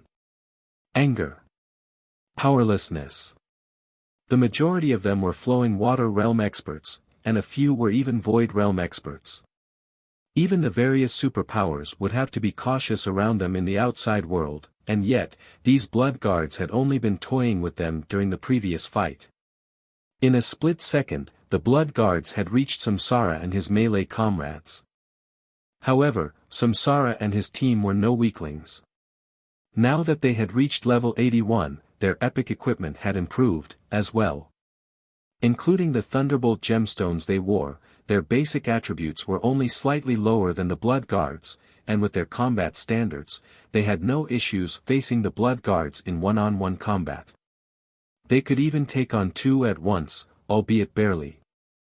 Naturally, Shifeng had an overwhelming advantage against these Blood Guards. He was level 85, 2 minor thresholds above the level 77 Blood Guards, and he currently had multiple fragmented legendary items on him. Even though his tier had been reduced to 0, his basic attributes were leaps and bounds higher than the Blood Guards. As a result, Shifeng practically sent a Blood Guard flying with every swing of his blade. Shifeng didn't even take damage when 6 Blood Guards had ganged up on him. On the contrary, the 6 Blood Guards continuously lost HP as they clashed with Shifeng. If the Flower of 7 Sins healers hadn't frantically cast their healing spells, the 6 Blood Guards would have fallen after exchanging a few moves. Even so, Shifeng still found an opportunity to activate Flame Burst and kill 2 of the Blood Guards instantly. His display was even fiercer than Endless Scars, and the remaining Blood Guards felt an immense pressure weigh on them after witnessing his performance. Is Black Flame even stronger than the rumors made him out? It looks like they can kill these Blood Guards even without our help. The various superpowers experts were at a loss for words as they watched Shifeng and his team overwhelm the Blood Guards. They finally realized why Zero Wing openly dared to provoke multiple superpowers. With such a powerful team, Zero Wing certainly qualified to do so. Meanwhile, when Ruthless Sky and the various superpowers other experts eventually joined the fray, the Blood Guards steadily lost their advantage. Phoenix, at this rate, it'll be our lives on the line. The Blood Guard's stamina won't last much longer. Sandbone, who pinned down Burning Sea, shouted to Diverging Phoenix. The Blood Guard's transformation was already a heavy burden on their stamina. Now that they had improved their physiques further, their stamina consumption rate had reached frightening levels. This was why these Blood Guards avoided casually using this move. I know. Diverging Phoenix growled back. She couldn't help but grind her teeth in fury as she glared at Shifeng. Black Flame. I'll admit that you're quite impressive to push us this far, but this ends here. Diverging Phoenix pulled a piece of parchment from her bag space. It looked like a relic, but the moment she revealed this parchment, its energy pulled everyone's attention to it.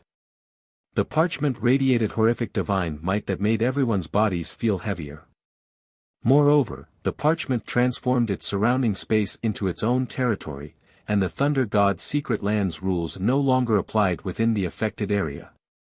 Diverging Phoenix began to chant an incantation, and skeletal warriors in exquisite armor, wielding all sorts of weapons, began to emerge from the void.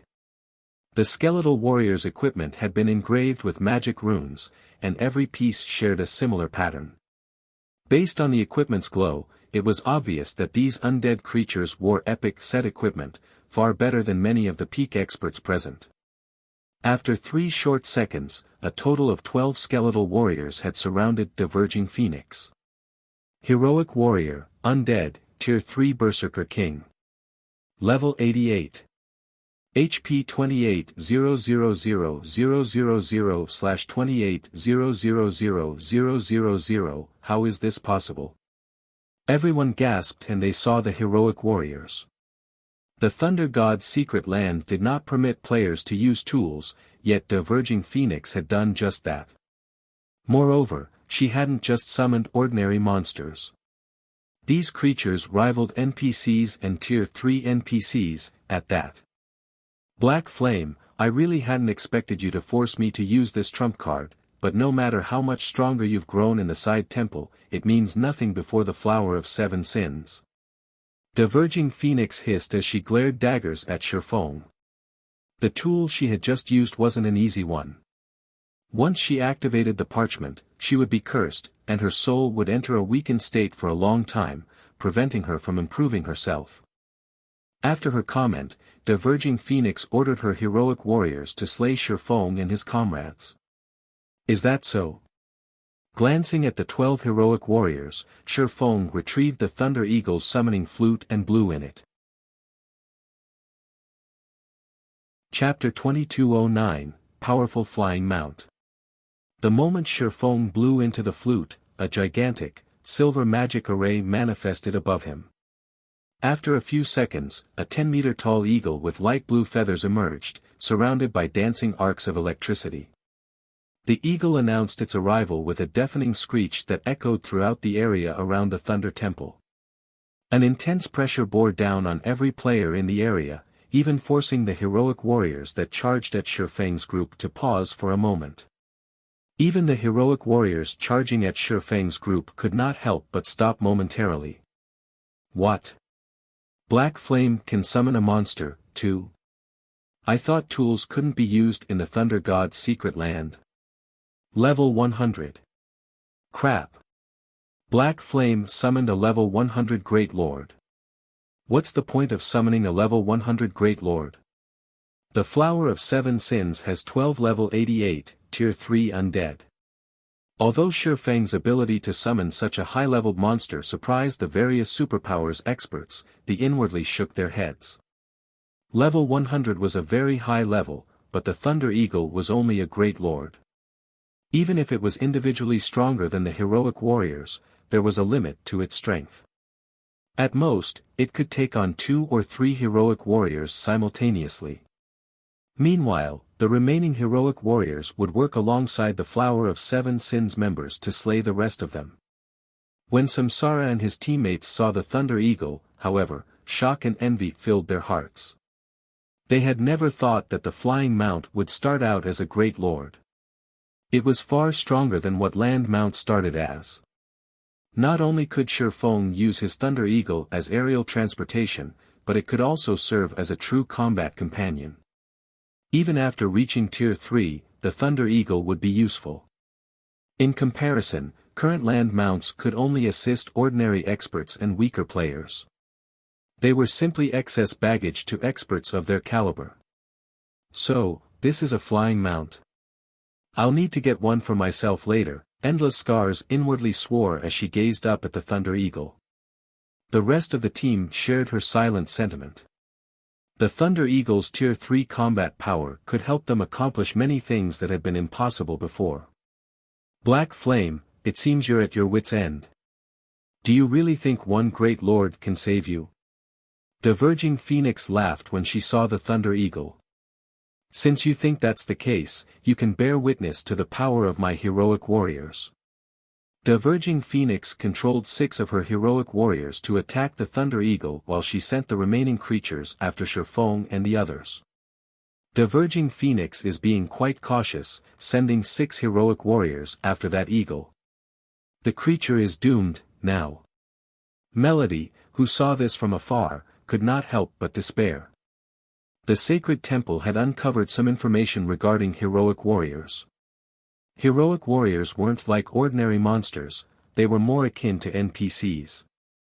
They had their own skills and spells, and when enough of them worked together, the heroic warriors could exhibit even greater combat power. 6 cooperating heroic warriors could even take down a Grand Lord of the same level. Although the Thunder Eagle was 12 levels higher than the heroic warriors, its basic attributes should, at best, be on par with a level 88 Grand Lord. It wouldn't be of any help to Shifeng. Just one Great Lord? Shifeng chuckled at Diverging Phoenix's comment. You sure are taking a level 100 monster lightly. In that case, I'll show you how immense the difference is. Shifeng immediately instructed his Thunder Eagle to attack the approaching heroic warriors. With a flap of its massive wings, the Thunder Eagle sent hundreds of lightning bolts arching toward the 6 heroic warriors. Reacting quickly, the heroic warriors tried to activate skills to defend themselves. Boom! Boom! Boom! In the next moment, all 6 heroic warriors were thrown over 20 yards away, their bodies scorched black. They lost over 2 million HP in the process. The Thunder Eagle screeched again as it transformed into a blue lightning bolt and shot towards its targets. The flying mount was incredibly fast, practically crossing 100 yards in an instant as it crashed into the 6 heroic warriors that were about to attack, sending all 6 Tier 3 undead flying another 20 yards back. The heroic warriors were utterly powerless against the Thunder Eagle.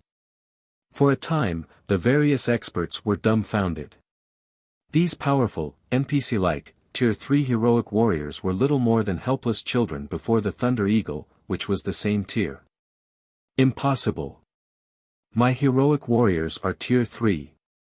Diverging Phoenix shouted in shock as she watched the summoned creatures suffer an absolute disadvantage. Both the heroic warriors and Thunder Eagle were Tier 3, so how could the gap between them be so large?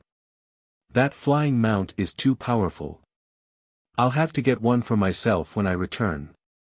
Burning Sea could barely stop his jaw from hanging open as he watched the Thunder Eagle's performance. How was this a great lord? The Thunder Eagle was almost stronger than Grand Lords. It was nearly as powerful as a mythic monster. Big Brother Black Flame, you must treat us to a meal after we get out of here. Happy Art said, her eyes glued on the Thunder Eagle. She had known that flying mounts were powerful, but she had never dreamed that they would be this powerful. If she had a Thunder Eagle as her companion, she could easily solo Grand Lords out in the fields. Sure, no problem, Sherfone replied, chuckling. Every 50 levels was a major threshold in God's domain. Not only would players' weapons and equipment undergo a qualitative transformation, but monsters would grow stronger, as well. Meanwhile, level 100 was the second major threshold in the game, and it was a far greater one than level 50. To be precise, level 100 was a major turning point when it came to monsters' basic attributes. Everything, including the monster's HP, strength, and agility, would undergo a qualitative transformation. In comparison, there wasn't much of a difference when it came to players' equipment. After reaching level 100, the main God system stopped sheltering players and fully removed its binding on God's domain's monsters. When players in the past had begun to explore level 100 maps, many Tier 2 players had been demoted to commoners. Even killing chieftain-ranked monsters would require full parties or teams of Tier 2 experts, not to mention Lord-ranked monsters. This was why it was so dangerous for Tier 2 players to explore level 100 maps. Normally, only Tier 3 players could afford to roam these areas by themselves. Although the Thunder Eagle was only a great lord, its basic attributes were roughly 2 tiers higher than the heroic warriors. It might not be a match for level 88 mythic monsters, but it could rival level 88 Grand Lord ranked archaic species. How could the Tier 3 heroic warriors possibly be a match for the Thunder Eagle? The first heroic warrior fell after just 20 seconds. The remaining 5 only had half of their HPs remaining as they tried to deal with the Thunder Eagle. The Flower of 7 Sins healers couldn't keep up with the Thunder Eagle's damage. In contrast, the Flying Mount still had 93% of its HP remaining. The Thunder Eagle's strength and the heroic warriors were on entirely different levels. It was only a matter of time before the feathered creature annihilated the skeletal monsters. Retreat. Everyone retreat. Diverging Phoenix commanded, gritting her teeth. It was obvious that the Flower of 7 Sins no longer controlled this situation. Once the Thunder Eagle finished off the heroic warriors, it would doubtlessly set its sights on her and the other Flower's members. In the outside world, they might be able to take it down, but they were in the Thunder God's secret land, where the Thunder Eagle was basically invincible. Don't think you can get away that easily. You won't leave here alive. As Diverging Phoenix and her people tried to flee into the main temple, Sherfone activated Wind Blade and gave chase. He was far faster than his opponents, and once he was within 40 yards of Diverging Phoenix, he activated Instant Strike to appear before the Elementalist.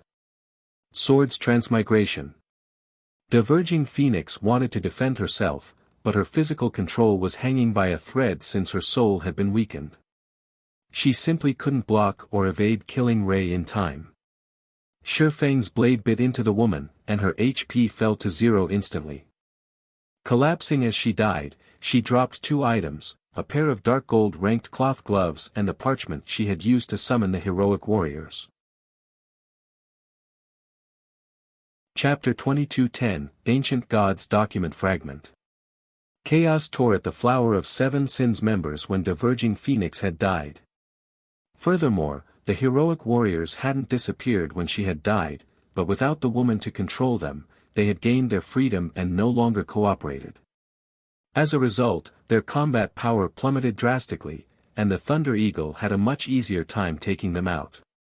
Realizing that the heroic warriors couldn't even keep the Thunder Eagle distracted anymore, the Flower's members began to panic further. The mindless charged toward the Thunder Temple's main temple. Getting into that main temple was their only hope for survival.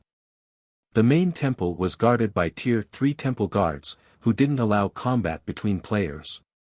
This was also why Supreme Sky had been so adamant about blocking the main temple's entrance. He wouldn't have been able to touch Samsara's team if they had made it into the main temple. Shifeng didn't bother to chase down the fleeing Flower of Seven Sins members, pausing to collect the 2 items Diverging Phoenix had dropped, instead. Although he had no interest in the level 75 dark gold equipment piece, it was top-tier equipment for other experts. Most current peak experts might not have a single piece of level 75 dark gold equipment on them, only monster-level experts like Diverging Phoenix were strong enough to acquire such top-tier items. Current peak experts were only around level 77, and acquiring level 75 dark gold equipment was still a major challenge for the various superpowers. Shifeng was far more interested in the parchment the Elementalist had dropped than the cloth gloves. Any item that could summon heroic spirits within the Thunder God's secret land was definitely an extraordinary item. At the very least, Shifeng couldn't think of an item that could do such a thing. The Thunder God's secret land followed the world rules the Thunder God himself had created. Not even fragmented legendary items could break those rules without the Thunder God's permission, yet this mysterious parchment had successfully done so. Pursuing the remaining Flower of Seven Sins members wasn't worth the risk of losing this mysterious parchment. This is an ancient god's literature fragment. When Shifeng inspected the mysterious parchment and learned its name, he was taken aback. Ancient gods referred to the earliest gods to manifest. There were rumors that these ancient gods had been responsible for creating the continent of God's domain, but due to war, they had vanished, never to appear again. Any item that was related to an ancient god was a precious treasure. The most famous of the ancient gods' many items had to be the ancient god's literature fragment. Many guild wars had erupted across entire kingdoms and empires over these literature fragments in Shifeng's previous life. Every ancient god's literature fragment possessed unbelievable power. It was rumored that if one could collect a complete volume, they'd gain devastating power, even enough to fight the gods. This rumor didn't refer to Tier 6 god-ranked players, but true Tier 6 gods. It was also said that some kingdoms and empires had only appeared after the Great Ancient War, created and ruled by those with an ancient god's literature fragment. Claiming territory from the world's various races would have been impossible for a human without such power. Shifeng finally realized how Diverging Phoenix had summoned so many heroic spirits in the Thunder God's secret land, ignoring the Thunder God's rules. Accomplishing such a feat wouldn't have been possible with an ancient god's literature fragment. The ancient gods were far more powerful than the gods that had been born on the continent of God's domain, after all. The Thunder God's world rules simply couldn't contend with a literature fragment an ancient god had created. Shifeng took a moment to inspect the ancient god's literature fragment carefully. Ancient God's Literature Fragment, Page V, Epic Rank Item. An ancient parchment that has undergone the baptism of time. Its divine runes remain intact and contain unbelievable power. Skill 1-. Summon Heroic Spirit, sacrifice a portion of the user's soul to summon 12 ancient heroic warriors to do battle. The summoned heroic warriors will be one tier higher than the user up to tier 3. Duration, 12 hours. Cooldown, 5 natural days. A weakened soul cannot conduct the summoning. Skill 2 dash. Soul absorption, absorbs the souls of half-dead creatures for a chance to generate a drop of soul essence. Cooldown, 6 hours. Stronger targeted creatures increase the chances of generating soul essence. Skill 3 dash. Soul strengthening, consumes soul essence to strengthen a creature's soul. Cooldown, 1 natural day. Stronger targeted creatures require more soul essence for soul strengthening. This item is bound to the owner's soul and cannot be traded or stored in a warehouse. This fragment also has a chance of dropping on death. Drops on death if in a weakened soul state. Amazing. Truly amazing. Indescribable shock and excitement filled Shifeng as he finished reading the Ancient Gods Literature Fragments attribute panel. It's no wonder why those powers contested over these literature fragments so desperately. If a single fragment can exhibit such power, how much power does a complete volume offer? Summon Heroic Spirit was a godly skill against current expert players. The combat power 12 tier 3 NPCs wielded would be no trivial matter. If not for the level 100 threshold, the Thunder Eagle would never have been a match for the 12 heroic warriors. However, Shifeng valued the soul strengthening skill far more than the Summon Heroic Spirit skill. Current players might not truly understand the importance and meaning of their souls, but as they continued to level up and encountered far more NPCs and monsters, they would figure it out. Without a powerful soul, players had no hope of reaching tier 5, much less tier 6. Moreover, the soul strengthening skill clearly stated that it could be used on creatures. In other words, the skill wasn't limited to players, affecting NPCs, as well. In NPCs, their souls represented their potential. The stronger an NPC's soul was, the more growth potential it would have. Higher growth potential also meant that NPCs would have an easier time reaching higher tiers. At this stage of the game, personal guards were a common sight. However, there were very few personal guards with high growth potential. Even first-rate guilds would celebrate if they obtained another Secret Silver Guard. First, Secret Silver Guards wielded incredible combat power. If they had level and equipment advantages, they could easily suppress current peak experts. Second, Secret Silver ranked personal guards wouldn't reach a bottleneck when reaching for tier 3. Once they rose to level 100, they'd have no problem advancing to the next tier. Moreover, they had a chance of reaching tier 4. At tier 4, not only would personal guards be a massive help when defending guild towns or cities, but they'd also be meat grinders in large-scale combat. However, obtaining a Secret Silver personal guard was extraordinarily difficult. Even Zero Wing only had 22 Secret Silver guards, and that was largely thanks to Shifeng's past knowledge of these guards. Otherwise, Zero Wing wouldn't even have 10 Secret Silver guards right now.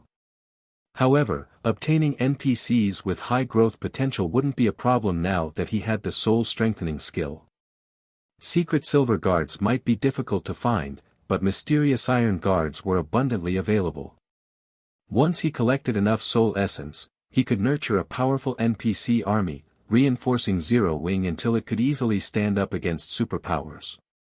While Shifeng pondered on the potential of a personal guard army, the battle with the Flower of Seven Sins had come to a close.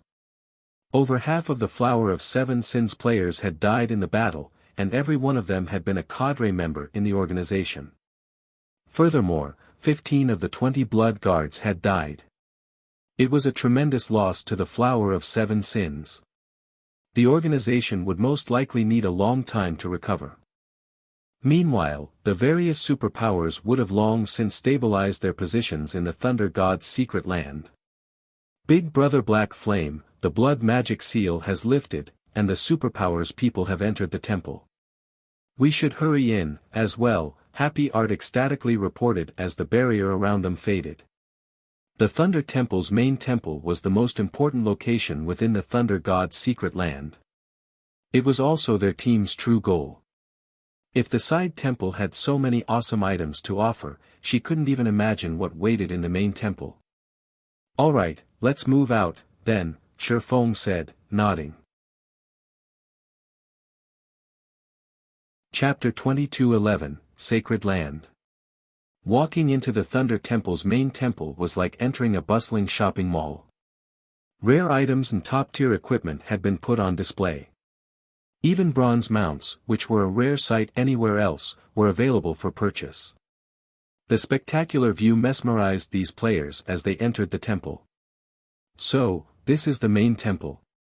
It's amazing. There's even level 80 to level 100 dark gold set equipment here. Happy Art exclaimed when she saw the equipment displayed on one of the numerous counters. Samsara and the others were similarly thrilled. Experts like them wanted level 80 dark gold equipment now more than anything, but raiding level 80,100 man Hell Mode Team Dungeons was the only reliable way to acquire such equipment right now. Needless to say, level 80 dark gold set equipment would be even harder to collect. And yet, the Thunder Temple's main temple actually had such high-level dark gold set equipment for a fixed price. One could purchase the complete Phantom Thunder set, a 6-piece, level 80 dark gold set equipment, for 300 Thunder Source crystals. Aside from the incredible basic attributes bonuses the set provided, the Phantom Thunder set's set effects were astounding. The 6-piece set effect even increased the wearer's physique and stamina by 30%. Both physique and stamina were incredibly important when players explored high-level maps, even more so than basic attributes. Unfortunately, equipment that improved these two attributes was scarce on the market. However, the Thunder Temple sold such items. The various superpowers experts drooled over the Phantom Thunder set even more than Samsara's group. They gazed upon the set equipment with bloodshot eyes, and some even considered stealing the set. If we can get our hands on a few dozen of these sets, Vice Temple Master, we'll have no problems capturing one of the fortresses in the Gravity Mountain range, Ruthless Sky reasoned as he gave the Phantom Thunder set an adoring look. Epic equipment did provide significant boosts to players' combat power, but it was just too rare.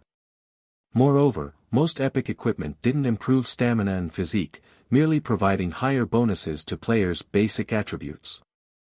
When exploring new maps, players would perform far better with the Phantom Thunder set than with 6 pieces of epic equipment. As for the Gravity Mountain range, the various superpowers had recently discovered the deadly Forbidden Land.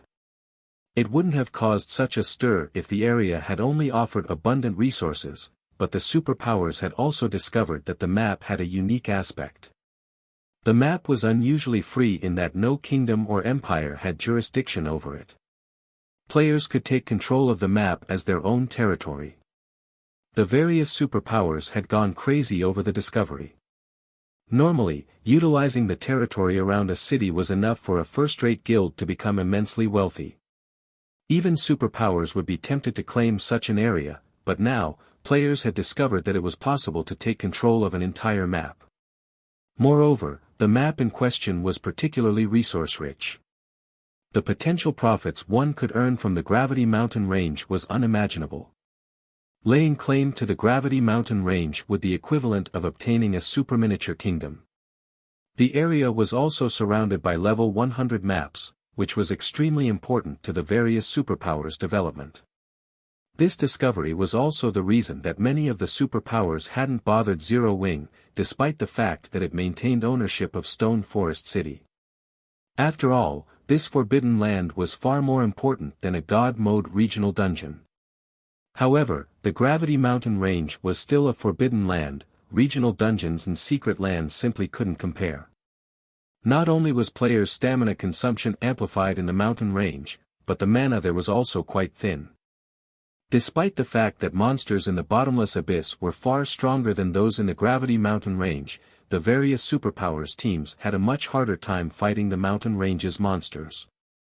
Naturally, capturing the ancient fortresses in the Gravity Mountain range and transforming them into fortified bases would be even more of a challenge. I agree, but what is a Thunder Source Crystal? Melody understood what Ruthless Sky was trying to say. In fact, this was one of the main reasons that the Sacred Temple had visited the Thunder God's secret land in the first place. The Sacred Temple hadn't made any progress in exploring the Gravity Mountain range, so the guild had shifted its focus to strengthening its exploration teams. The Thunder God's secret land was the perfect place to do just that. This was an ancient god's secret land, and it would have plenty of valuable items available. However, players needed Thunder Source Crystals to purchase any of the items for sale in the main temple. While the various superpowers experts wondered what the Thunder Source Crystals were, Samsara and his team found the name familiar. Didn't that boss drop a Thunder Source Crystal? Burning Sea whispered. I see. So, these items won't be so easy to acquire, Samsara commented as he nodded to Burning Sea. Somewhat disappointed, he continued, it seems we'll have to start with the guidance quest. The Thunder Source Crystal was one of the items the Naga general, Valenka, had dropped. To be precise, it had come from an item called the Crystal Box. One crystal box only contained a dozen or so Thunder Source Crystals, but Valenka had only dropped 2 boxes. After dividing the loot, there hadn't even been enough to give each team member 3 Thunder Source Crystals.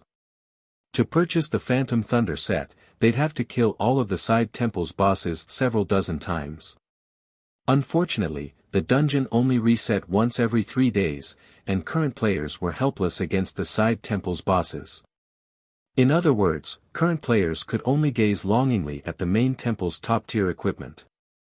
Of course, Shifeng had long since gotten used to that. The Thunder Temple within the core of the Thunder God's secret land was a treasure trove.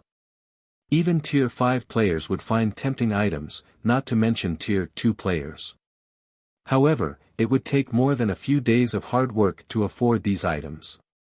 After browsing the items inside the main temple for a little while longer, Samsara led Endless Scars, Burning Sea, and Frozen Gem to turn in their epic guidance quest on the main temple's 2nd floor. As for Shifeng and the others, they had only been hired to escort the 3 players and were free to leave and do their own thing. Fortunately, leaving the Thunder God's secret land was quite simple. One just had to use the teleportation array within the main temple. Guild leader Black Flame, I really have to thank you for your help. If not for you, the Flower of 7 Sins would have annihilated us, and we never would have reached the main temple. Samsara expressed his gratitude and admiration. For your remuneration, I am willing to offer an extra 10 bottles of S-rank nutrient fluids. I hope that you can accept them. You're being too courteous, brother Samsara. I was only fulfilling my part of the contract. Shifeng was at a loss when Samsara offered 10 more bottles. Although Zero Wing didn't lack funds, obtaining a single bottle of S-rank nutrient fluid was excruciatingly difficult, yet Samsara casually handed them out. Guild leader Black Flame, please don't be polite. With your strength, I'd like to trouble you more in the future. Consider the extra bottles as a deposit, Samsara said, shaking his head. Burning Sea and Frozen Gem nodded in agreement with their leader. To experts like them, Shifeng was far more valuable than the various superpowers. They hadn't realized Shifeng's strength when he had first shown up, but after witnessing his heaven-defying performance, not taking the chance to befriend him would be a huge waste. Since Samsara's intentions to form a relationship were genuine, Shifeng didn't reject his offer again. Even a super guild would be fortunate to befriend such powerful experts. Even if recruiting these experts were impossible, Shifeng could hire them to help in the future. God's Domain wasn't a single-player game, and many aspects would require powerful experts. Moreover, it was not very often that Shifeng met someone as generous and wealthy as Samsara. His ability to hand out dozens of S-rank nutrient fluids was just frightening. Shifeng, Samsara, and the rest of the party then added each other as friends, promising to reach out if any of them needed help. Once the team disbanded, Shifeng planned to return to Zero Wing. He had spent quite a bit of time in the Thunder God's secret land, and he still had responsibilities in the guild. Although he hadn't obtained the guild alchemy workshop design, he had acquired an ancient god's literature fragment, so his trip hadn't been a complete waste. In fact, he considered it to have been a profitable journey. Just as Shifeng turned toward the teleportation hall in the main temple, Happy Art approached him. "Big brother Black Flame, do you have anything urgent to take care of right now?" Happy Art asked. "Not in particular," Shifeng replied, shaking his head. "In that case, would you mind joining me to meet with someone?" Happy Art mysteriously asked. "Meet with someone? Who is it?" Shifeng responded, curious about Happy Art's serious expression. "Our 13 Thrones Guild leader." Happy Art answered. Chapter 22:12, Shocking Appearance of a Flying Mount. "Your guild leader?" Shifeng could not help his surprise to hear that the 13 Thrones Guild leader wanted to meet him. 13 Thrones was a super guild. Many superpowers had begun to emerge in God's domain at this stage of the game, but most of them could only rival veteran super first-rate guilds. Some couldn't even manage that. One could count the number of superpowers that rivaled super guilds on one hand. Even among super guilds, 13 Thrones was stronger than average. Although the super guild had been stuck in a corner of the God's domain continent, far from the continent's richest locations, during Shifeng's previous life, it had nearly been as strong as the 5 great super guilds at its peak. At the time, it had controlled 3 empires and almost 10 kingdoms. "That's right.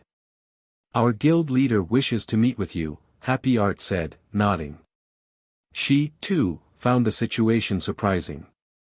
"He told me that he has something that might interest you."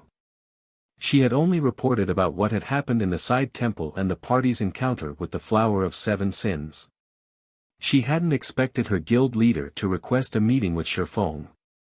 13 Thrones was a veteran super guild that maintained its rank among the top 10 super guilds. It employed countless experts, and the guild leader was always busy with endless responsibilities. Other superpowers guild leaders would have a hard time arranging a meeting with 13 Thrones guild leader, not to mention core upper echelons or old monsters. And yet, her guild leader had sent this swordsman an invitation. "Something that might interest me?" After giving the matter some thought and ensuring that he didn't have any urgent matters to attend to, Shifeng agreed, "All right, let's go." It wasn't easy to meet with a super guild's guild leader. Generally, these people operated behind the scenes, issuing a single word to mobilize hundreds of thousands of experts. Moreover, Shifeng was curious about what this guild leader wanted to discuss. He accompanied Happy Art as they teleported out of the Thunder God's secret land, instantly arriving on an island in the Sea of Death. Several hundred teams, mostly consisting of level 73 and 74 players, were busy grinding the island's monsters. To ordinary players, these people were definitely experts. Shifeng and Happy Art's sudden arrival instantly attracted many of the team's attention. Where did those two suddenly come from? They teleported here. They dared to come here with just the two of them. Are they tired of living? The island's players chatted as they wondered about Shifeng and Happy Art. This was no ordinary island, and its monsters were quite powerful. The weakest monster here was a level 75 chieftain, while most were lords and grand lords, and they all typically worked in groups of 100 or more. To make matters worse, the island was astoundingly cold, and without more than 70 ice resistance, players wouldn't survive on the island. Even a 20-man team of expert players would quickly die. Why wouldn't these teams be surprised to see a 2-man team suddenly appear? While the several hundred nearby experts watched Shifeng and Happy Art, who had hidden their identities and levels, out of curiosity, the 2 experts in question ignored them and inspected a map to identify their location. "This is Frosthell Island. My guild leader is currently on Dragonheart Island. If we take a bronze speedboat, we should arrive in 8 or so hours," Happy Art said, breathing a sigh of relief when she recognized their location. Due to a lack of teleportation points, travel at sea wasn't as convenient as travel on land. Players could spend 10 hours just to get from one place to another. Fortunately, Frosthell Island was in the Sea of Death's inner region, very close to Dragonheart Island. It was too bad she only had a bronze speedboat. A mysterious iron speedboat would get them to their destination a lot sooner, but such speedboats were painfully rare, even in a super guild like 13 Thrones. Normally, they would be assigned to peak experts that focused on naval prowess. Experts like her, who shifted between land and sea, were only given bronze speedboats. "We're heading to Dragonheart Island." Shaking his head, Shifeng said, "A boat will take too long, and we'll have to deal with plenty of sea monsters. Let's just fly there." After saying so, Shifeng retrieved the Thunder Eagle's summoning flute and activated it. In the next moment, the 10-meter-tall Thunder Eagle descended from the sky. It looked like a medium-sized passenger aircraft with its massive wingspan, stretching across several dozen meters. The Eagle's impressive aura even dwarfed that of the island's great lords. As the Thunder Eagle landed, its wings stirred the air into a small storm that engulfed nearby players. At the same time, these players felt an immense pressure press down on them. "Let's go," Shifeng said as he hopped onto the Thunder Eagle's back. In God's domain, most land mounts could only carry 2 to 7 people, depending on their strength. The weakest flying mount, however, could carry up to 10 people. An extraordinary flying mount like the Thunder Eagle was capable of carrying up to 20 people at one time. Hearing Shifeng's invitation, Happy Art nodded and eagerly jumped onto the Thunder Eagle's back. With a flap of its wings, the Thunder Eagle blurred as it left its position. By the time the watching players spotted it again, the mount was several dozen meters above the ground. With its lightning speed, the Thunder Eagle vanished after several seconds. The experts on Frosthell Island only snapped out of their daze after the Thunder Eagle was gone. Shocked, they stared at the horizon, where Shifeng and his companion had vanished. Crap! That was a flying mount. It's the rumored flying mount. I must be seeing things. How can those two have a flying mount when the various superpowers haven't even found one? Were they NPCs? Nonsense. I used an advanced identification skill on them before they left. I couldn't see any of their information, but I did see player markers above their heads. They are definitely players. So, that was a flying mount. Amazing. Truly amazing. Our land mounts are no more than turtles compared to that eagle.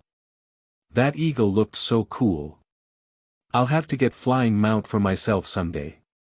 The expert players on Frosthell Island quickly published the situation on the Sea of Death's official forums, starting a heated discussion about the two players' identities.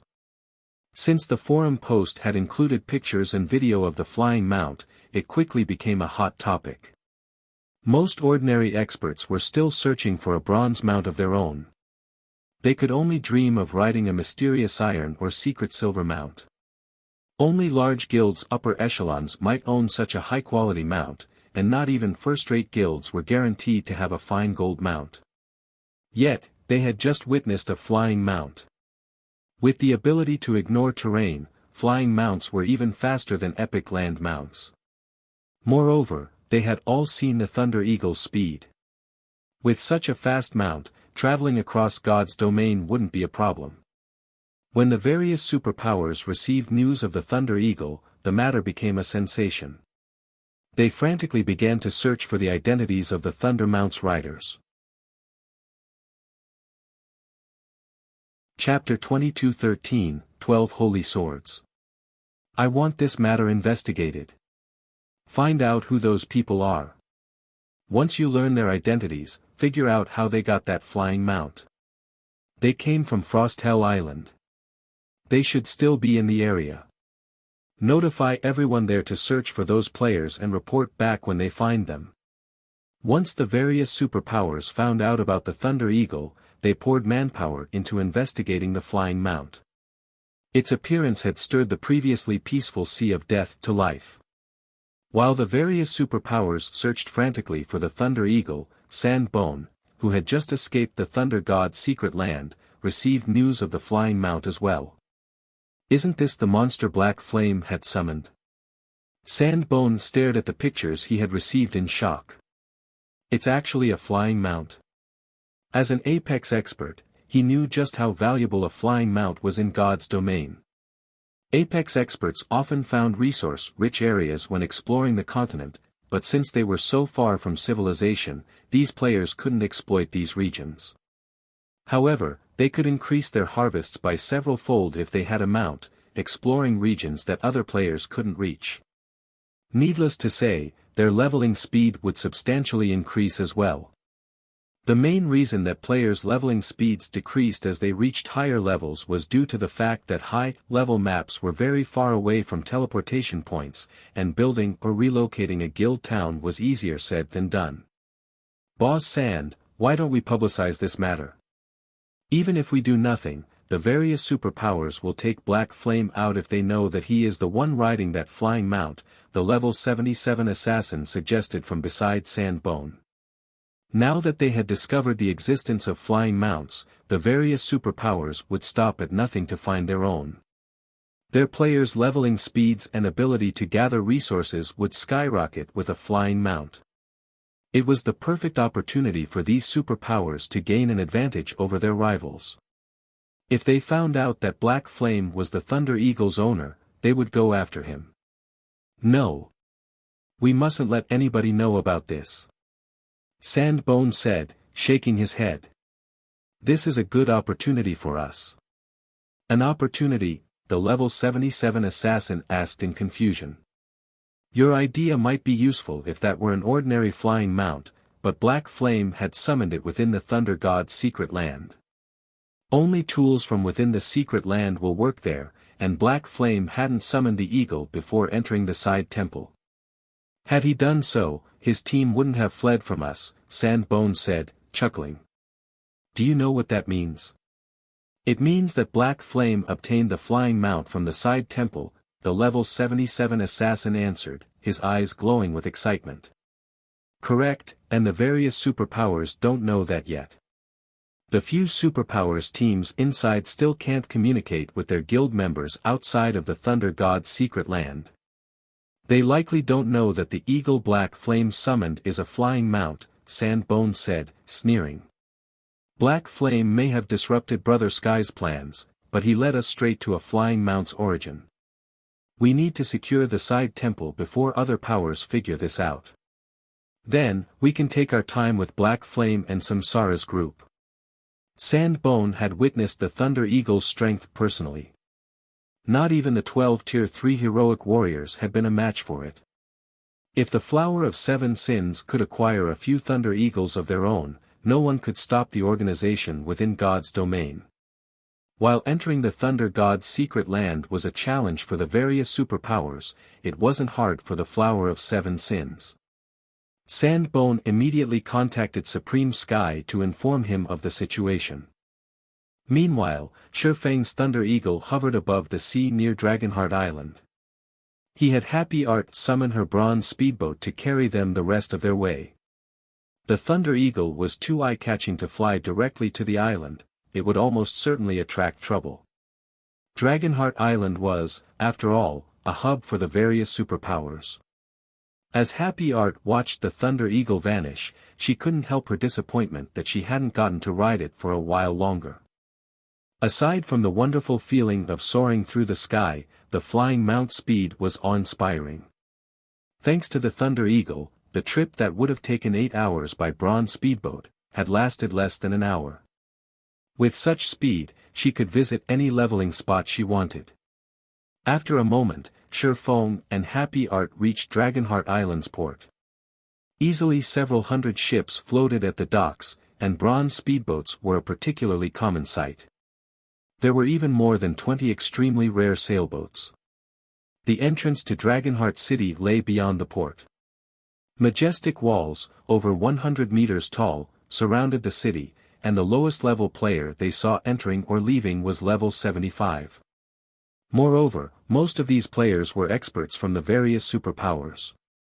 Some experts, who had just arrived, were shocked by what they saw.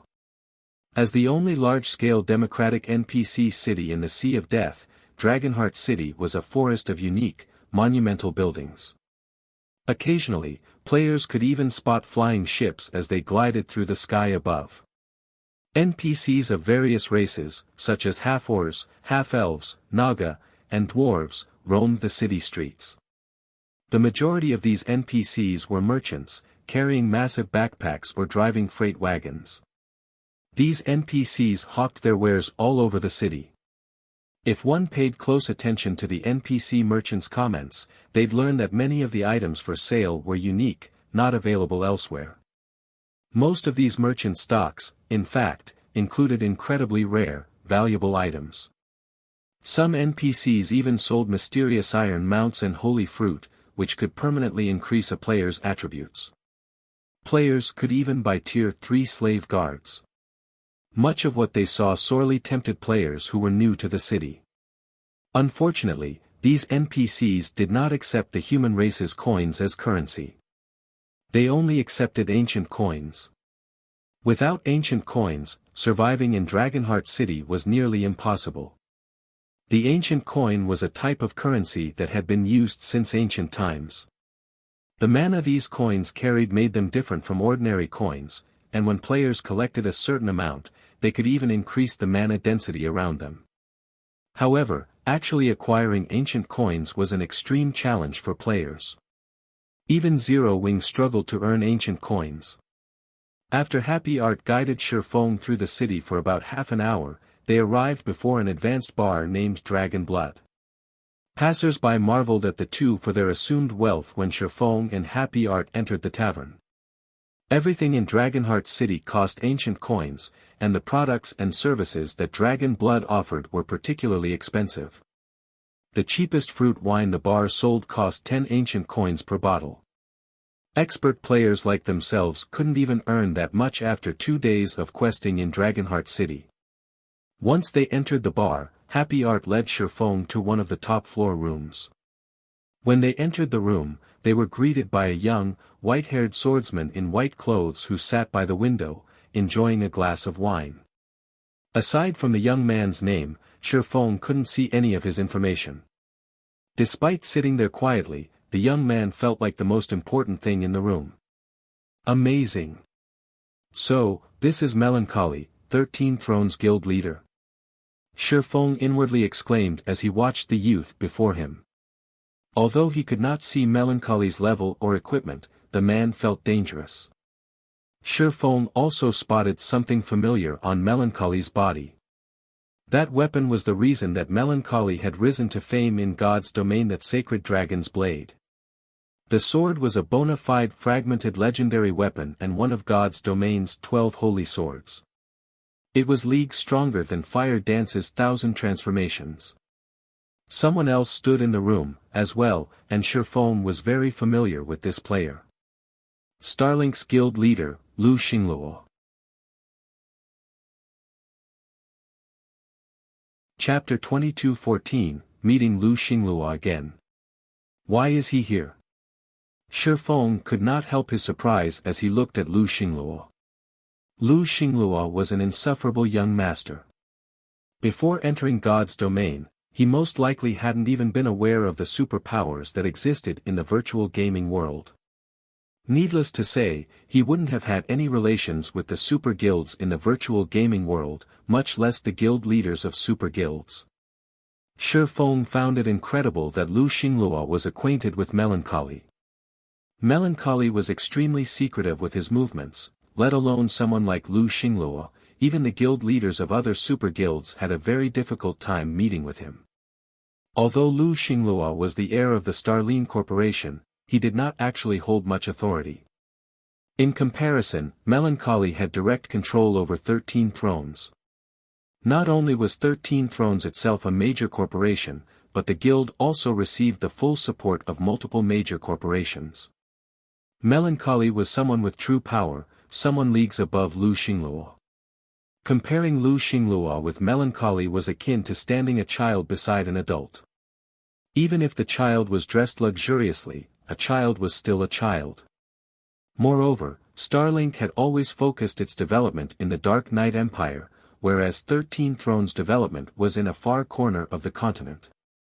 The two guilds' bases of operations were extremely distant from each other, giving them no opportunity to come into contact. Now, however, Xingluo was actually sitting in the same room as Melancholy. Shi Feng found this situation truly surprising. Meanwhile, the originally calm atmosphere inside the room suddenly became tense with Shi Feng's appearance, as Xingluo started glaring at him hatefully. However, similar to Shi Feng, Xingluo was also surprised to see him here. In Xingluo's opinion, Shi Feng was merely the guild leader of Zero Wing. Even if Shi Feng was strong, the man was just a slightly stronger ant. He and Shi Feng stood on entirely different levels. Although Zero Wing currently possessed the ability to provoke superpowers, that was merely due to Stone Forest City's existence. The number of experts in Zero Wing was extremely low. The guild itself did not have any noteworthy strength at all.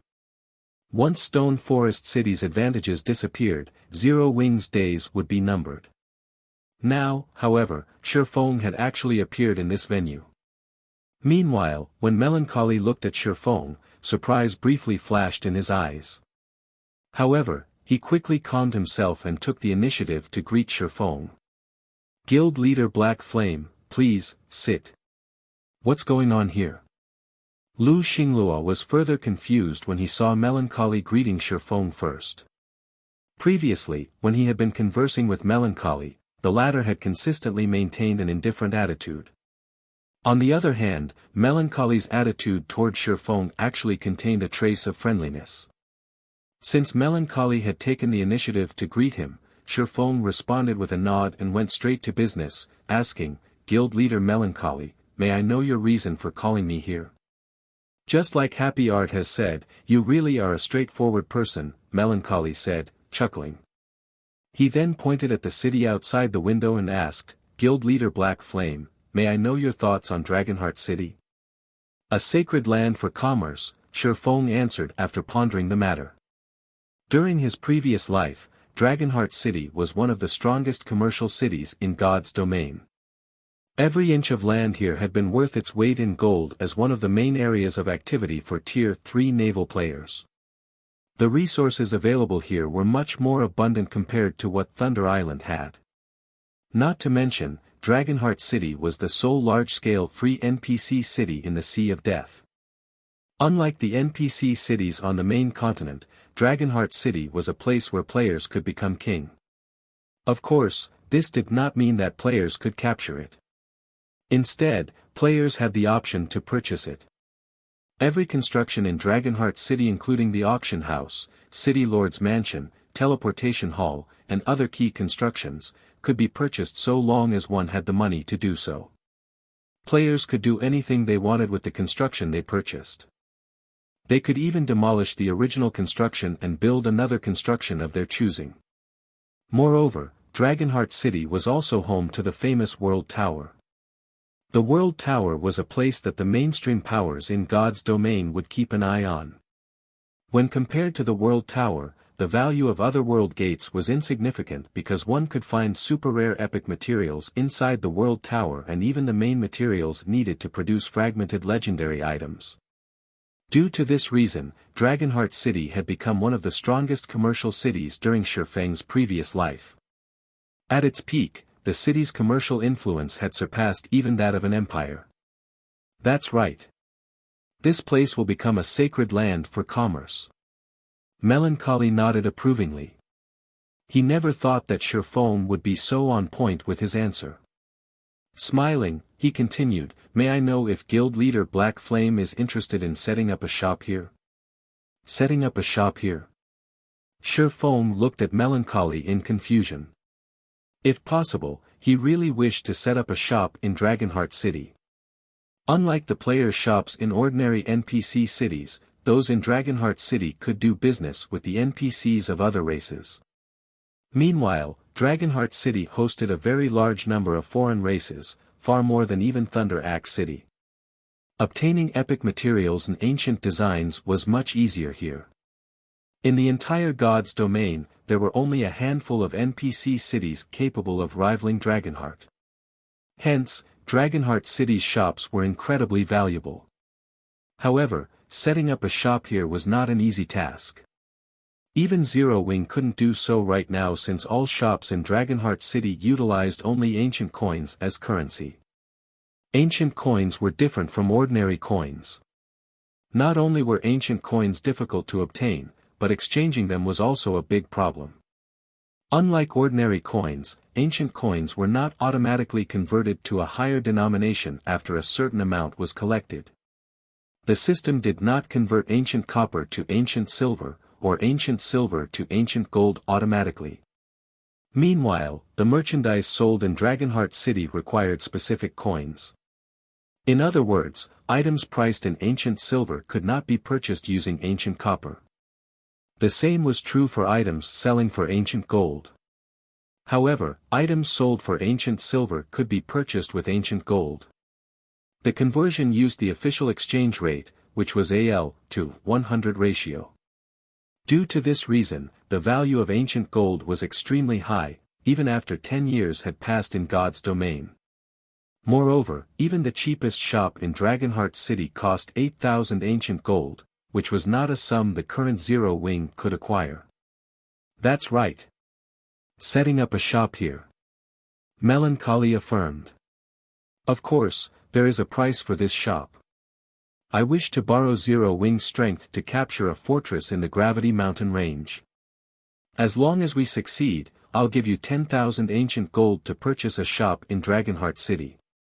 Realization immediately dawned upon Shifeng at Melancholy's words. It was no wonder Melancholy could offer him such remuneration. The Gravity Mountain range was located beneath the World Tower. Not only was the Gravity Mountain range rich in resources, but the fortresses found there were also the main method for the acquisition of ancient gold coins. By securing a fortress there, one could net a profit of 2,000 or 3,000 ancient gold every day. Moreover, as more time passed and the fortress became better equipped, more NPCs of foreign races would visit the fortress, further increasing the fortress's income of ancient gold. Only, the fortresses found in the Gravity Mountain range were not easy to capture. Setting aside the countless monsters that resided in these fortresses, just the level 100+ mythic monsters serving as the guardian boss of these fortresses were sufficient to annihilate any of the current superpowers. Just as Shifeng was about to reply to Melancholy, Xingluo suddenly frowned and said, "Guild leader Melancholy, aren't you thinking too highly of Zero Wing? With our two guilds cooperating with each other, we are almost certain to secure the fortress. Zero Wing is merely lending a little help, yet you're giving them 10,000 ancient gold. Isn't that a little too much?" Chapter 22:15, You're Not Fit. Xingluo's words made Melancholy frown for a moment. "What are you trying to say, Guild Leader Lu?" Melancholy asked coldly. He had long since known about the feud between Starlink and Zero Wing. However, as a guild leader, he had to prioritize profits above all. There were no eternal enemies, only eternal profits, which was also why he had invited Shifeng over for a negotiation. Not only did Shifeng himself possess the ability to summon the powerful Thunder Eagle, but Zero Wing's combat puppets and tanks were also very suitable for siege battles. The matter regarding the Gravity Mountain Range's fortress was of utmost importance. Although 13 Thrones and Starlink already had an 80% chance of securing the fortress they were aiming for, having a little more insurance would never hurt. Melancholy had never imagined that Xingluo would throw a tantrum over such an important matter. If not for the great personage backing Xingluo, as well as Starlink indeed having the strength to deal with the monsters inside the fortress and its territory being very far away from 13 Thrones territory, Melancholy wouldn't have bothered cooperating with Xingluo at all. 1,000 ancient gold should be more than enough. After all, Zero Wing will only play the role of a spectator. Countless other guilds would be willing to accept 1,000 ancient gold to take on such a role, Xingluo said, chuckling as he glanced at Shifeng. Don't you think so as well, Guild Leader Black Flame? You Happy Art, who stood at a corner of the room, could not help gnashing her teeth in anger at Lu Xingluo's words. Shi Feng was her guild leader's guest, yet Lu Xingluo was speaking as if he was the one presiding over this business transaction. He was showing 13 Thrones no respect whatsoever. She had personally witnessed Shi Feng's strength. The Thunder Eagle's combat power would definitely increase 13 Thrones' chances of securing the fortress in the Gravity Mountain range. Moreover, she knew what kind of remuneration Samsara had paid Shi Feng. That was several dozen bottles of S-rank nutrient fluid they were talking about, something one could not buy even if they had the money to do so. Although an individual's combat power would indeed have a limited effect in a siege battle, if it became public that 13 Thrones was offering to hire Shi Feng at a price lower than Samsara's, 13 Thrones would definitely be the butt of everyone's jokes. However, before Happy Art could say anything, Shi Feng preempted her, smiling and saying, "What guild leader Lu said is indeed correct. It would be very wonderful if a guild could receive 1,000 ancient gold just for spectating. Only, I wonder how much a guild that can't even beat a spectating guild should receive." Shi Feng was well aware of Melancholy's habit of developing partners. Meanwhile, it was quite obvious that Lu Xingluo had grasped this point as well. If Zero Wing partnered up with 13 Thrones this time, the relationship between the two guilds would undoubtedly become stronger. Meanwhile, 13 Thrones was in existence far above super first-rate guilds like the Dragon Phoenix Pavilion and Unyielding Soul. If Zero Wing received 13 Thrones support, Starlink would definitely have plenty of trouble dealing with Zero Wing in the future.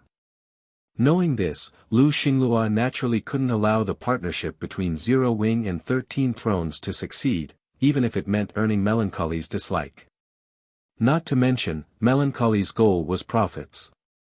The man wouldn't dismiss 13 Thrones' partnership with Starlink just because of a little dislike.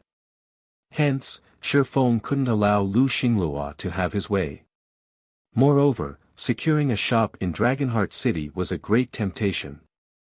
Although the value of Dragonheart City's shops was nowhere close to the value of the Gravity Mountain Range's fortresses, the shops were still one of the main avenues of earning ancient gold.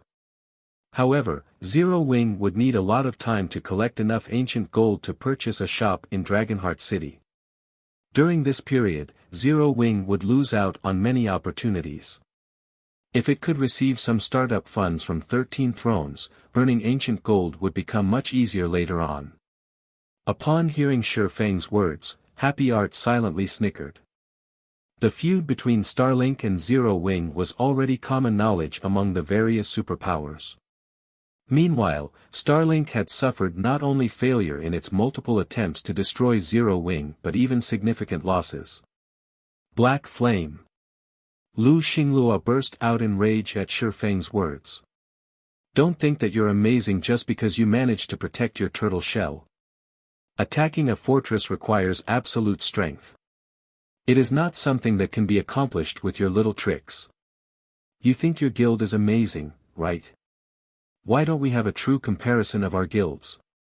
I won't take advantage of your lack of numbers, either. We'll each send 10,000 players to fight it out in the Divine Colosseum. If Zero Wing wins, I will no longer doubt Zero Wing's strength and will admit that Zero Wing is qualified to receive that 10,000 ancient gold. If Zero Wing loses, then obediently take your spectator fees. We'll have guild leader Melancholy preside over this match. How about it? Do you dare accept this challenge? Happy Art could not help but curse Lu Xingluo for his shamelessness. Zero Wing had just recently stepped onto the path of becoming a superpower. The quantity and quality of experts Zero Wing possessed were still far from comparable to what an actual superpower like Starlink had. Moreover, at this stage of the game, expert players had long since gotten used to the combat style of God's domain. Everyone's equipment was also continuously improving. Now, it was very difficult for anyone to have an edge in terms of equipment quality. It might be fine if the competition this time was only a 100 versus 100 match. In such a case, Zero Wing would still have a chance of victory. However, In a battle involving 20,000 players, Zero Wing wouldn't even have enough expert players to fill its slots. In contrast, Starlink had a bunch of old monsters and peak experts under its command. It seems he is still too young, Melancholy thought as he turned to look at Shifeng. However, he did not address Lu Xingluo's words. This was because what Lu Xingluo said was indeed true. Being on the defensive side of a siege battle held a completely different meaning to being on the offensive side. It was much easier to defend a fortified location. Generally, the one on the offensive side had to pay a much higher price than the defensive side to achieve victory. Although Zero Wing could indeed repulse Starlink's forces, its actual strength was still far from comparable to Starlink's. In Melancholy's opinion, Shifeng's provocation of Lu Xingluo now was a very unwise move. Otherwise, Lu Xingluo wouldn't have had the opportunity to take advantage of Zero Wing's weakness. As for the matter of partnering up with Zero Wing, it was obviously no longer possible this time. After all, if Melancholy allowed Zero Wing to fight Starlink, 13 Thrones' reputation would only suffer. Nevertheless, after all was said and done, Black Flame was his invited guest. He had no choice but to smooth things over and have Black Flame take a step back in this struggle. However, just as Melancholy was about to speak up, Shifeng looked at Lu Xingluo and replied calmly, "Whether Zero Wing is qualified or not is not up to you to decide, Guild Leader Lu. Moreover, you're not fit to do so, either. Since Guild Leader Lu wishes for a fight, let's just fight. Only, I wonder, what do you plan to do if you lose, Guild Leader Lu? Is he insane?" Surprise flashed across Melancholy's face when he heard Shifeng's reply. At this point, Starlink's strength was already close to rivaling that of super guilds. Moreover, the guild's background was one that even 13 Thrones would not dare to take lightly. Meanwhile, Zero Wing was currently in the limelight of God's domain and had recruited many talented people from the Dark Knight Empire and various other kingdoms. A defeat at Starlink's hands would wash all of the reputation it had accumulated before down the drain. In the aftermath, the loss of this competition might even bring about Zero Wing's thorough demise. "I'm not fit." Lu Xingluo laughed at Shifeng's reply. "If I lose, I'll give you 10,000 ancient gold. 3 days. Don't say that I didn't give you time to gather your men. In 3 days, we'll fight it out in Dark Knight City." "Good. We'll fight in Dark Knight City in 3 days. Shifeng nodded. Following which, Shifeng said his goodbyes to Melancholy before leaving the room. He then returned to Zero Wing's main headquarters in White River City. Before Shifeng had acquired a flying mount, he indeed had not possessed the confidence to fight Starlink in a frontal confrontation. However, the situation was different now that he had a flying mount. With the Thunder Eagle, he could now visit distant locations that he originally couldn't. 3 days was more than enough for Zero Wing's strength to undergo a qualitative transformation. Chapter 22:16, Emergence of Talents. Starmoon Kingdom, White River City. As soon as Shifeng walked out of the guild residence's teleportation area, he noticed that the guild hall was crowded with players. The bars and restaurants set up there, in particular, were packed with chatting players, the majority of them talking about their recent harvests. When they saw Shifeng walking out of the teleportation area, they fell silent. In the next moment, however, everyone went into an uproar. "Guild leader! It's the guild leader!" The guild leader actually came to White River City's residence. The guild members present were all excited to see Shifeng, and everyone started greeting him. To Zero Wing's members, their guild leader was a true legend. Not only was he Starmoon Kingdom's #1 expert, but he had also personally established Zero Wing and developed it into the kingdom's #1 guild. Now, Zero Wing was even being recognized as a pseudo-super first-rate guild, and it was only a matter of time before it became a real one. Nowadays, Zero Wing was the most famous guild in Starmoon Kingdom and the neighboring kingdoms and empires. If one mentioned Zero Wing's name in the Purple Thorns Kingdom, the Twin Towers Kingdom, and the Black Dragon Empire, the guilds and powers of these countries would react with awe and fear. Moreover, after Zero Wing secured its hold over Stone Forest City, countless experts had started fighting to join Zero Wing. At this point, Zero Wing's expert count had long since surpassed that of first-rate guilds by leaps and bounds. The average level of Zero Wing's expert players was also shooting up, thanks to the bottomless abyss. Due to these positive developments, the guild was also making rapid progress in team dungeons, and its inventory of weapons, equipment, and resources had expanded considerably. Now, Zero Wing was inferior only to the various superpowers. However, compared to the superpowers, the conditions to acquire the weapons and equipment inside Zero Wing's guild warehouse were much looser. Most importantly, the top-tier Crystal Light set, Dark Gold set equipment that could be used up to level 80, was exclusive to Zero Wing. Guild leader, you're back. When Aqua Rose came across Shifeng, she quickly reported, during the time you were absent, the guild has been developing rapidly. We have recruited many Refinement Realm experts. After including the Lost Town's special training and the complete Refinement Realm legacy we obtained, we now have 86 Refinement Realm experts. The S-rank nutrient fluids you brought back also allowed quite a few of us to break through.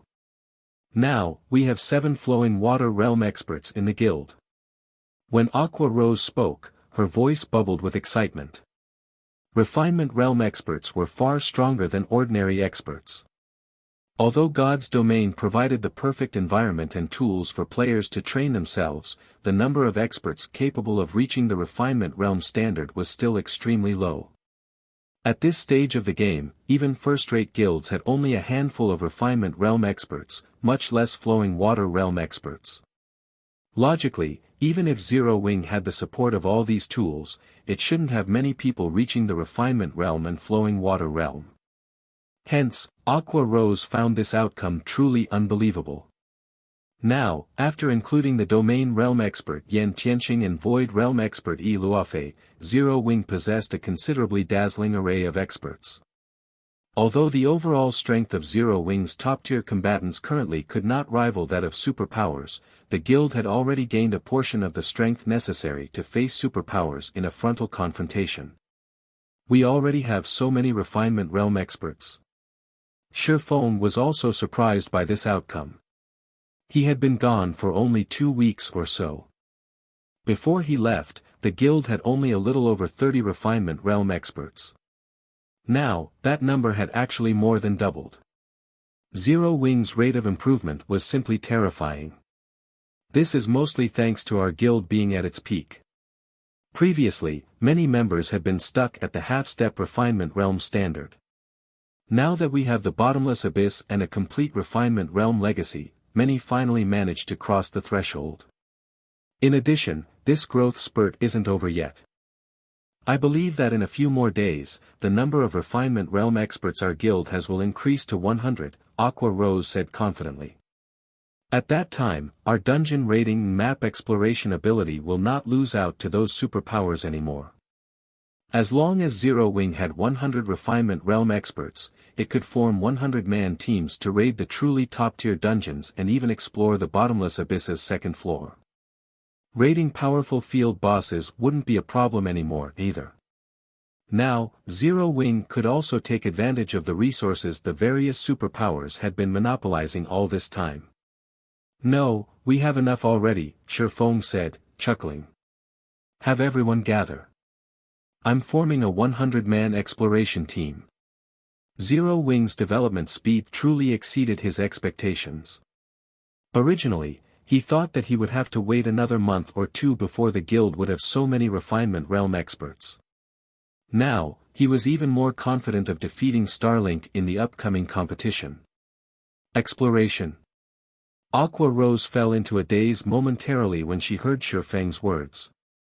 However, she quickly snapped out of it and said excitedly, "Wonderful. I'll contact them immediately." Zero Wing's members had been eagerly awaiting the day when they could explore high-level maps.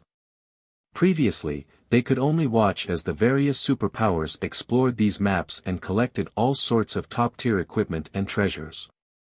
Although Zero Wing had the crystal light set, after all was said and done, the set equipment was useful only to plate armor classes. The equipment standards of Zero Wing's cloth and leather armor classes were still far from comparable to that of the superpowers. Zero Wing also did not possess as many powerful tools as the superpowers. After merely 30 minutes, all the players Aqua Rose contacted had gathered in White River City's guild hall. Of the assembled players, the majority were at level 75, and even the weakest piece of equipment on them was level 75 fine, gold rank. This would definitely be considered top-tier equipment in the outside world, and even the main force members of first-rate guilds would envy these players. After all, most guild experts had just reached level 75 recently. Obtaining level 75 top-tier equipment was still incredibly difficult. Guild leader, which location are we going to explore? The Bottomless Abyss's second floor. Blackie asked when he saw the gathered players. He had been to the Bottomless Abyss's second floor before, and the drop rate of equipment and treasures there was on a whole new level compared to the first floor's drop rate. The quality of the loot was also much higher. Killing any random field boss would net level 75 dark gold equipment with absolute certainty. It was even rumored that some superpowers had obtained individual parts of level 75 dark gold set equipment from these field bosses. However, the monsters on the second floor were not only extremely powerful but also endless. Unless players could simultaneously raid a field boss and deal with an endless stream of mobs, survival was almost impossible. Unfortunately, Zero Wing did not have the strength to survive on the second floor right now. At this point, only the various superpowers did. Hence, both Blackie and everyone else present had been looking forward to the day when they, too, could set foot onto the Bottomless Abyss's second floor. "No, we're not going to the Bottomless Abyss," Shifeng said, shaking his head. Smiling, he continued, "We're going to the level 100 neutral map, the Endless Desert." Level 100 was a major turning point in God's domain. The changes didn't apply to just players and monsters but also maps.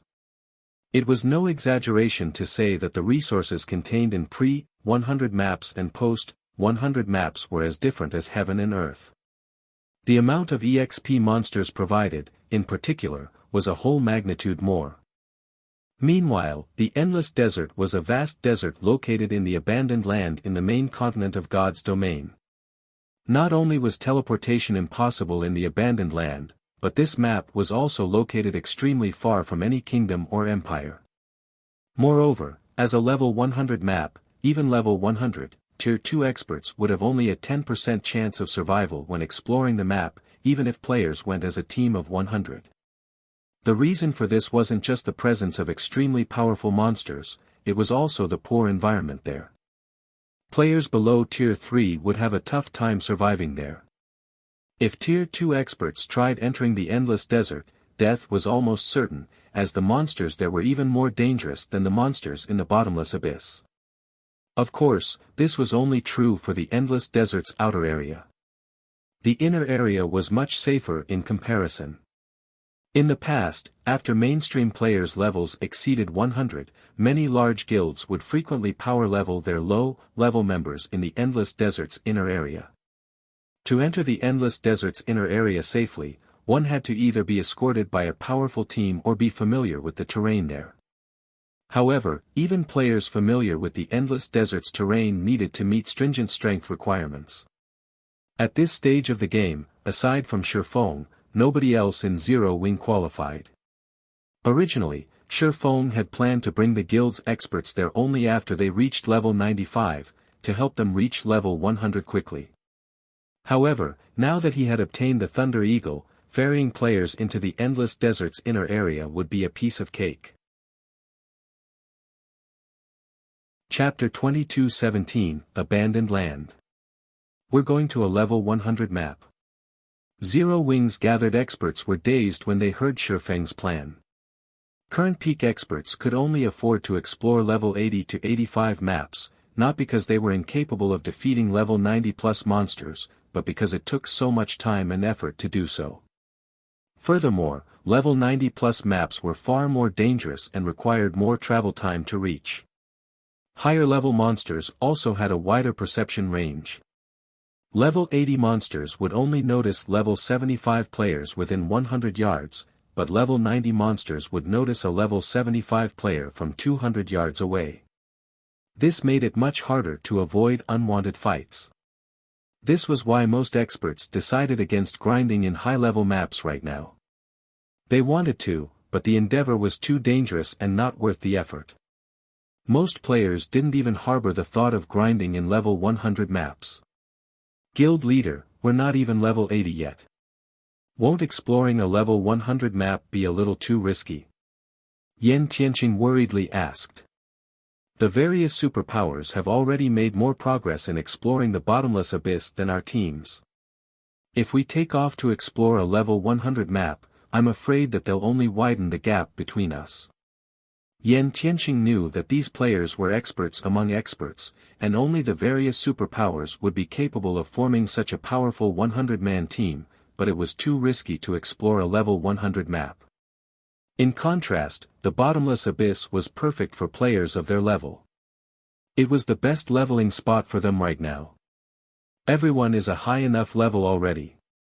Shifeng understood Yan Tianqing's concerns. Chuckling, he said, moreover, the area we're going to isn't inferior to the bottomless abyss in the least. Normally, the bottomless abyss was the best leveling spot available for players at this stage of the game, but when one considered level 100 maps, that wasn't the case. Moreover, there were more than 10 superpowers within the bottomless abyss right now, and competition within the dungeon was intense. In comparison, no one currently occupied the endless desert. The team of experts couldn't help their excitement and they heard Shifeng's insistence. They all trusted his word, and since he was so confident, the map they were heading to definitely offered better resources than the heavily contested bottomless abyss. However, quite a few players were still concerned about the expedition. They were, after all, talking about a level 100 map. The monsters in the area would be the same level at the very least. Even if they wore equipment with the ignore levels mechanic, they could, at most, ignore 10 or so levels. They would still have to cope with more than 10 levels of suppression. But Shifeng disregarded his team's concerns and led his players to White River City's teleportation hall. He instructed them to travel to the closest teleportation point to the abandoned land. With each person spending a little over 11 gold in teleportation fees, the 100-man team had spent more than 1,000 gold. Even large guilds would ache over the expense. Once they arrived in a remote town, Shifeng sent everyone to Precipice Valley, a map that bordered the abandoned land with his 7 luminaries ring spatial gate. The team only reached their destination after 4 teleportations. Precipice Valley was a level 80 map, relatively high-leveled for current players. Only superpowers expert teams or first-rate guilds' main forces could survive here. However, since the valley was so far from civilization, players weren't willing to visit the map. As Zero Wings members stood before the Precipice Valley's great precipice, their expressions darkened. Then all felt an intimidating aura from atop the 1,000-meter-tall cliff. A visible layer of deadly energy enveloped the crag. They felt a stinging pain, even from so far away, as if something were sapping their strength. After a moment, every Zero Wing member was overwhelmed with an intense hunger. They started to shiver as if they had been starved for too long. Crap! What is this place? Blackie couldn't help the threat of fear he felt as he stared up at the great precipice. Guild leader, we're not really going in there, are we? This was the first time he had felt death linger around him so intensely. If he felt like this as he just stood before the great precipice, he didn't even want to imagine how he'd feel once he moved beyond it. The environment alone was likely more than enough to kill him. This precipice is special. It has an extremely powerful suppression force. I doubt ordinary Tier 2 experts would survive the climb, Gentle Snow commented, surprised as she rested her hand against the steep stone side. She hadn't thought that Shifeng would bring them to such a place. She possessed a piece of fragmented legendary equipment and a peak legacy.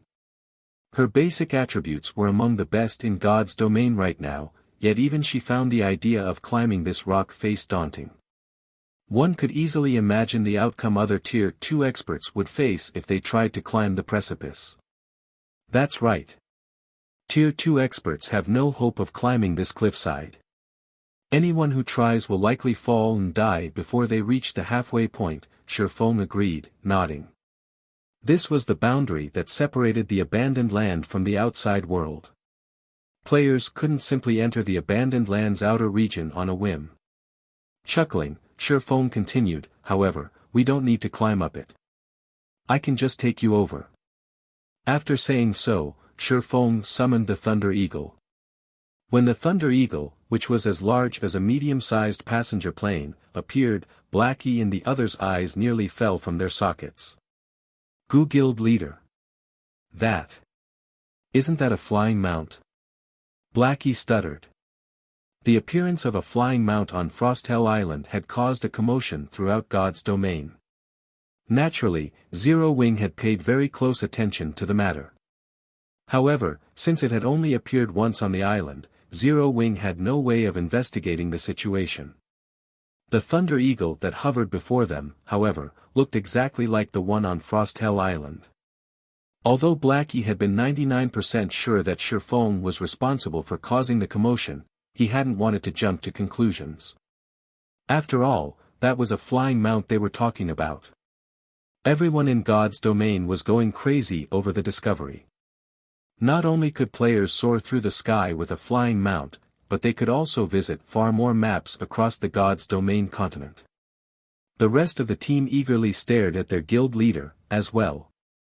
They wanted to hear the truth from Shifeng's lips. This Thunder Eagle is indeed a flying mount. Seeing the madness in his players' eyes, Shifeng couldn't help but nod and laugh. Chapter 22:18, Frightening EXP. When Shifeng confirmed his team's suspicion, they gasped as their faces lit up with joy. Guild Leader, you're so amazing. You actually own the flying mount that has caused such a commotion throughout God's domain. So, this is a flying mount. Guild Leader, why didn't you tell us earlier? Even as Aqua Rose and the others bombarded Shifeng with questions, they were a little upset that he had hidden the Thunder Eagle from them, only telling them now. Yet, despite their irritation, they couldn't help but rejoice over the fact that their guild leader owned the majestic Thunder Eagle. It was the first known flying mount in God's domain. If news of this spread, even more experts would swarm to the guild's residences to join Zero Wing. Flying mounts were many times rarer than land mounts, and even the most powerful experts would have to get lucky to acquire one. The best way to secure a flying mount was to join a guild that already had one. Naturally, that meant that Zero Wing was experts' best option as the first guild to obtain a flying mount. Their guild would have more of an advantage when acquiring such mounts. Of course, they had to keep this information contained for as long as possible. Once the various superpowers found out, they would target Zero Wing with even greater ferocity. I'm sure you've all realized the benefits of having a flying mount already. They are difficult to come by, but if any of you pass the extraordinary tower's second floor, I'll reward you with one of your own, Shifeng said, smiling as he saw the desire flash in everyone's eyes. Quite a few of Zero Wing's Refinement Realm experts had already reached the Truth Realm. Unfortunately, they might be considered peak experts in a first-rate guild, but they would still be trivial in a superpower. However, it would be a different story if they reached the Ascension Realm. Once players reached the Ascension Realm, they could effortlessly execute a basic combat technique with every action. Executing advanced combat techniques would also become a lot easier. Moreover, even if one were only in the Refinement Realm, they'd have a high chance of mastering a bronze combat technique once they had entered the Ascension Realm. If a Flowing Water Realm expert entered the Ascension Realm, they'd be able to contend with peak experts with the same basic attributes as long as they had mastered a bronze combat technique. Are you serious, Guild Leader? Fire Dance breathlessly asked. Shifeng's declaration even moved Aqua Rose and Gentle Snow. Based on what they had learned thus far about flying mounts, they knew how rare they were. The fact that Shifeng had obtained one was a miracle. Obtaining a second one would likely be impossible. Of course. When have I ever lied to you? Shifeng asked, chuckling at his players' incredulous looks.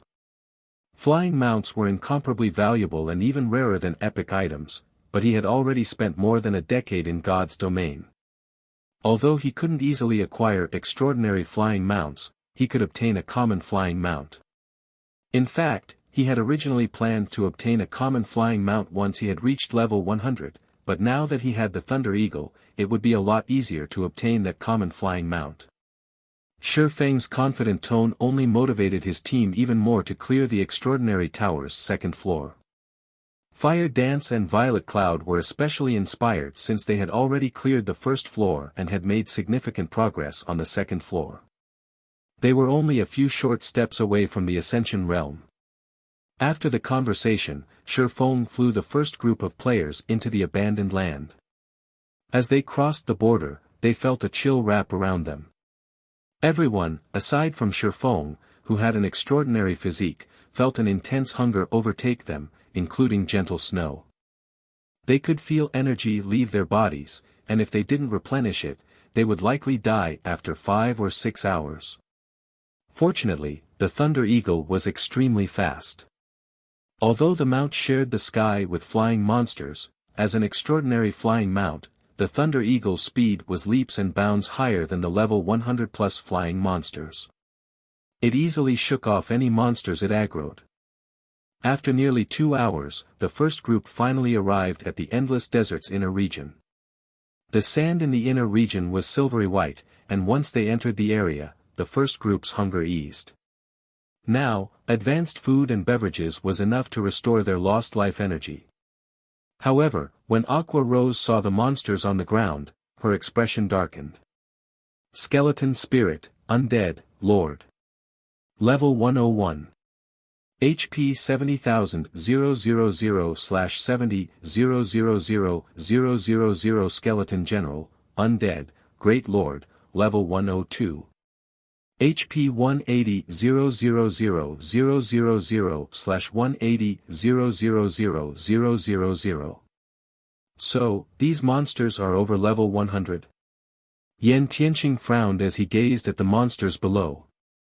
A Lord-ranked skeleton spirit already had more HP than a level 80 Great Lord, and its aura even felt deadly to a domain realm expert like him. Meanwhile, there were thousands of skeleton spirits roaming the desert below. If they hadn't been flying, they'd already be dead.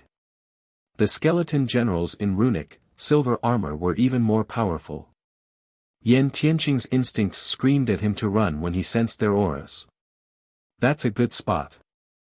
We'll grind there, Shifeng said as he pointed to a nearby sandstone pillar. The sandstone pillar was even larger than a 7-story house, with enough room at its peak to fit 100 players. Fortunately, there weren't a lot of monsters near the pillar, so they didn't have to worry about accidentally aggroing too many. Shifeng soon landed the Thunder Eagle on the gravel pillar, but when his teammates saw the number of skeleton spirits around them, they were at a loss for words. To defeat a random skeleton spirit, they'd likely need to work as a full 20-man team, going all out. These skeleton spirits moved in groups of 10 or more, however. How were they supposed to kill these monsters? While the group was at their wits' end, Shifeng retrieved the Bible of Darkness and summoned a Tier 3 demon. Shifeng wouldn't have dared to grind here before reaching level 85. After all, the Bible of Darkness could only summon a demon that was 15 levels higher than he was, and the difference between level 99 and 100 was massive. He would only be asking for a beating if he had tried to send a level 99, Tier 3 demon against a group of level 100+ lords. However, now that he had already reached level 85, the Tier 3 demons he summoned would be level 100. Although a level 100, Tier 3 demon would have a tough time against a dozen or so level 101 lords, it could manage it with sufficient healing. With the Tier 3 demon serving as the MT, the rest of the team could attack with everything they had, and they wouldn't have to worry about splash damage as long as they remained on top of the sandstone pillar. Once they saw the Tier 3 demon, the team realized what Shifeng intended even without further explanation. As soon as the demon lured in a group of skeleton spirits and solidified its hold on the monster's aggro, the team bombarded the skeletons. Violet Cloud and the other healers focused on maintaining the demon's HP in the meantime. Since the team members were underleveled, their attacks barely dealt -10,000 damage. Even when they focused on one skeleton spirit, they couldn't deal enough damage to overcome the monster's battle recovery. Fortunately, the Tier 3 demon was quite powerful, and it was only a matter of time before they killed these skeleton spirits. Seeing that his players could handle the situation, Shifeng returned to Precipice Valley atop his Thunder Eagle. The level 100+ monsters granted an abundance of EXP when they fell, even more than level 99 Great Lords. Including the bonus EXP everyone received from killing a monster of a higher level, Gentle Snow and the others had leveled up more than once by the time Shifeng returned with the second group. Their leveling speed stupefied Shadow Sword and the others, who were part of the second batch of players Shifeng ferried. Before entering the Endless Desert, Gentle Snow and her comrades had been level 77. The amount of EXP they needed to level up was horrific, yet after only a few hours, they were very close to level 79. By the time Shifeng had ferried the entire 100-man team, Gentle Snow and the rest of the first group had reached level 80.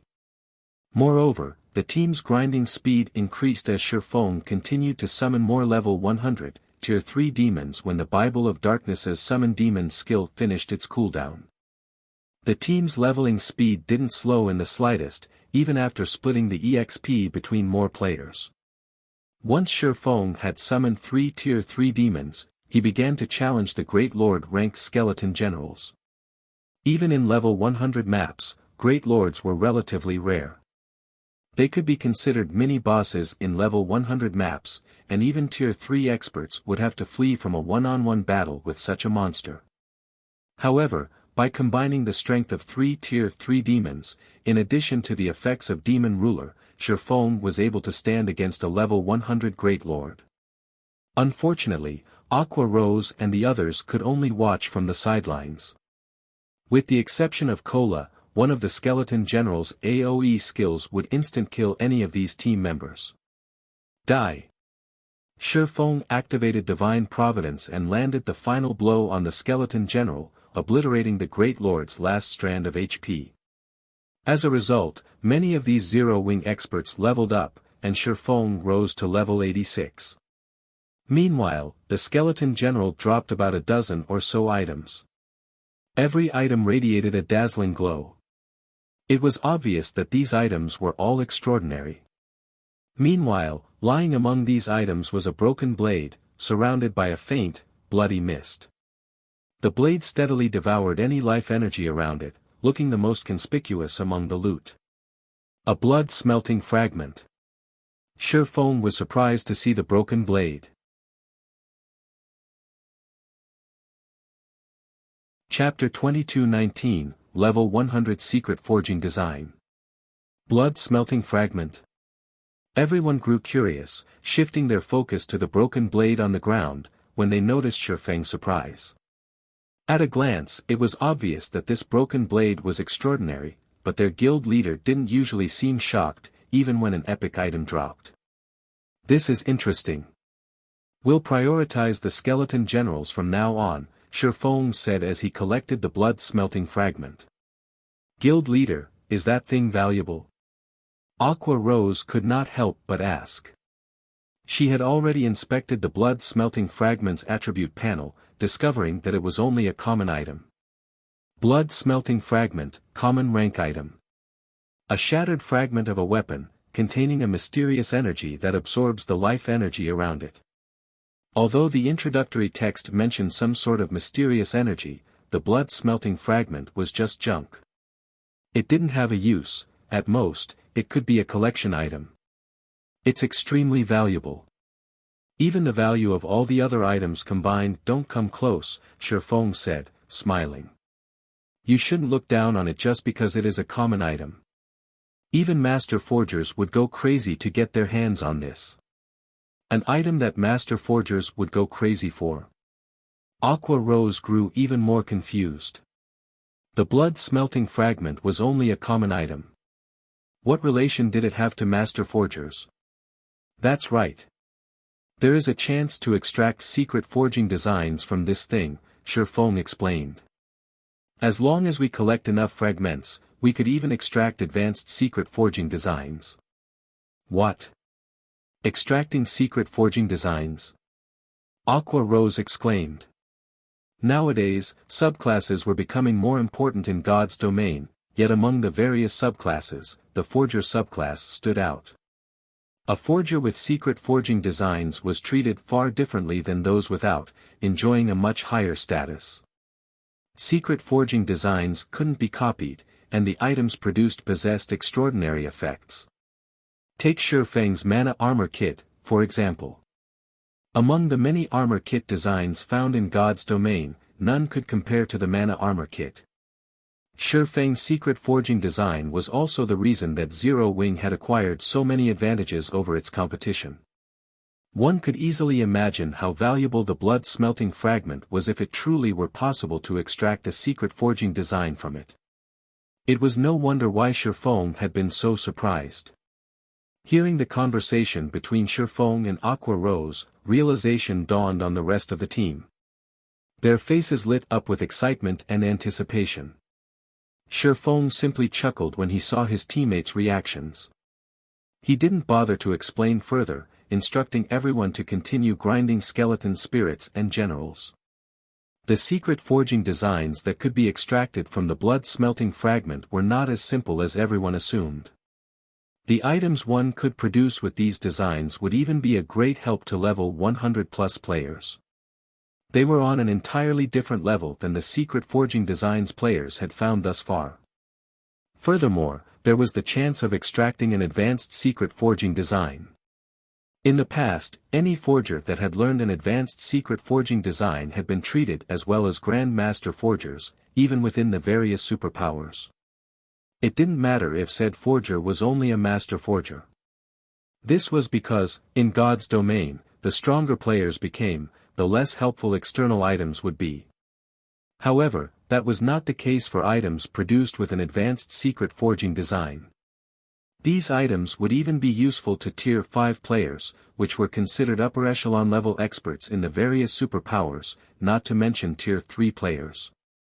The fact that the skeleton generals had a chance of dropping the blood-smelting fragment completely exceeded Shifeng's expectations. Normally, only monsters near the abandoned land's core had a chance of dropping these fragments, but not even Tier 3 players could survive in the area.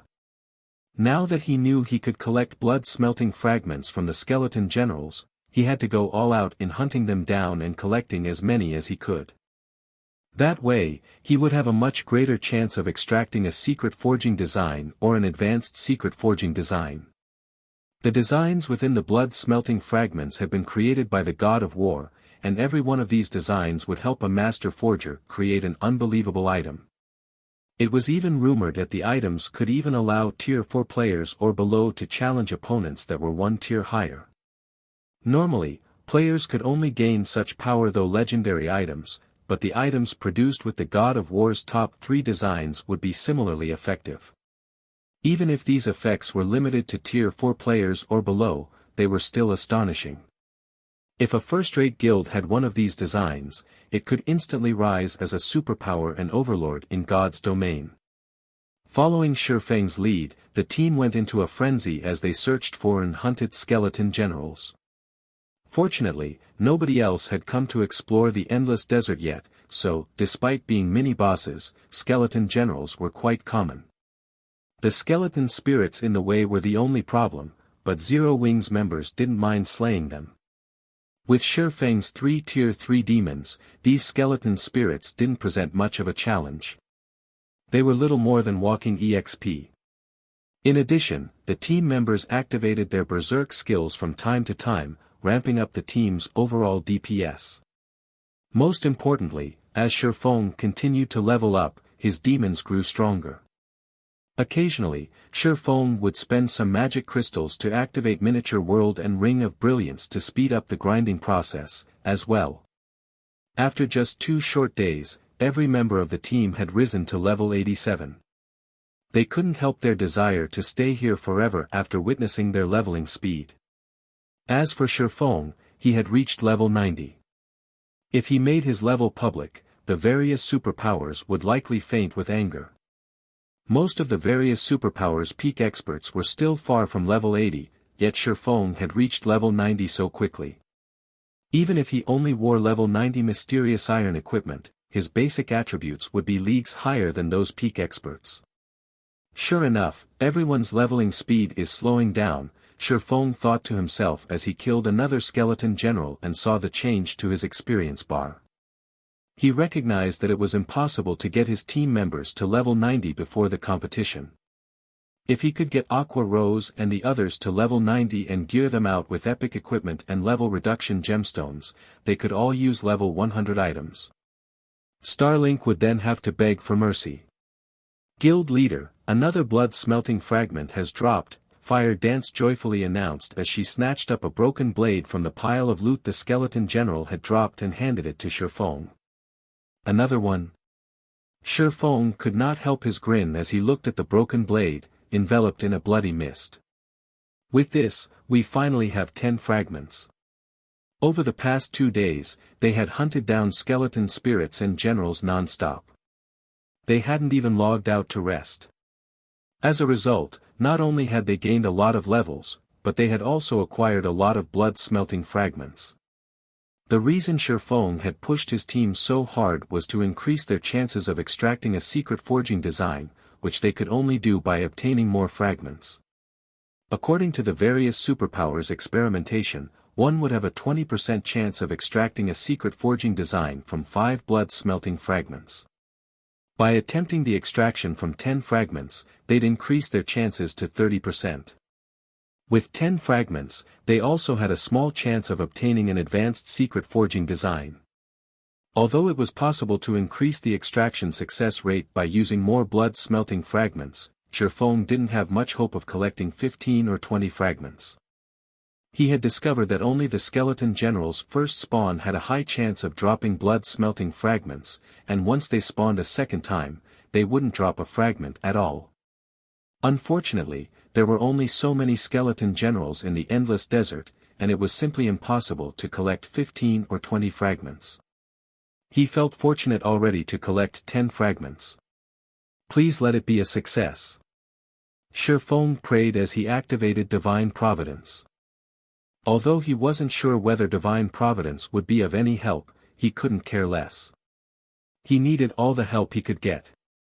After activating Divine Providence, Shifeng used Mental Extraction, a skill unique to Master Forgers, on the blood-smelting fragments.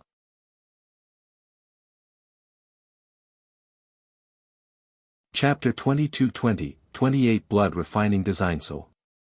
Under Shifeng's control, the 10 blood-refining fragments floated into the air and stopped, suspended.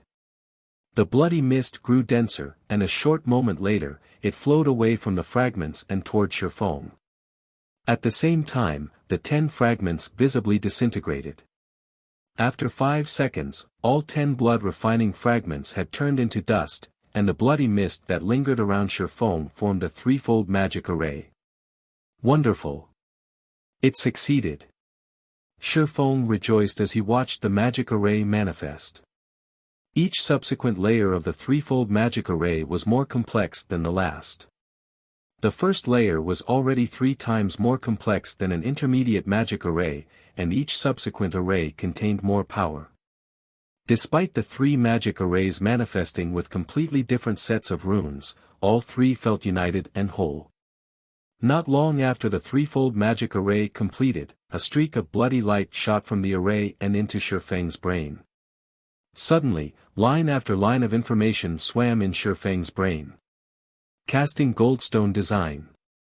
One of the God of War's 28 blood refining designs.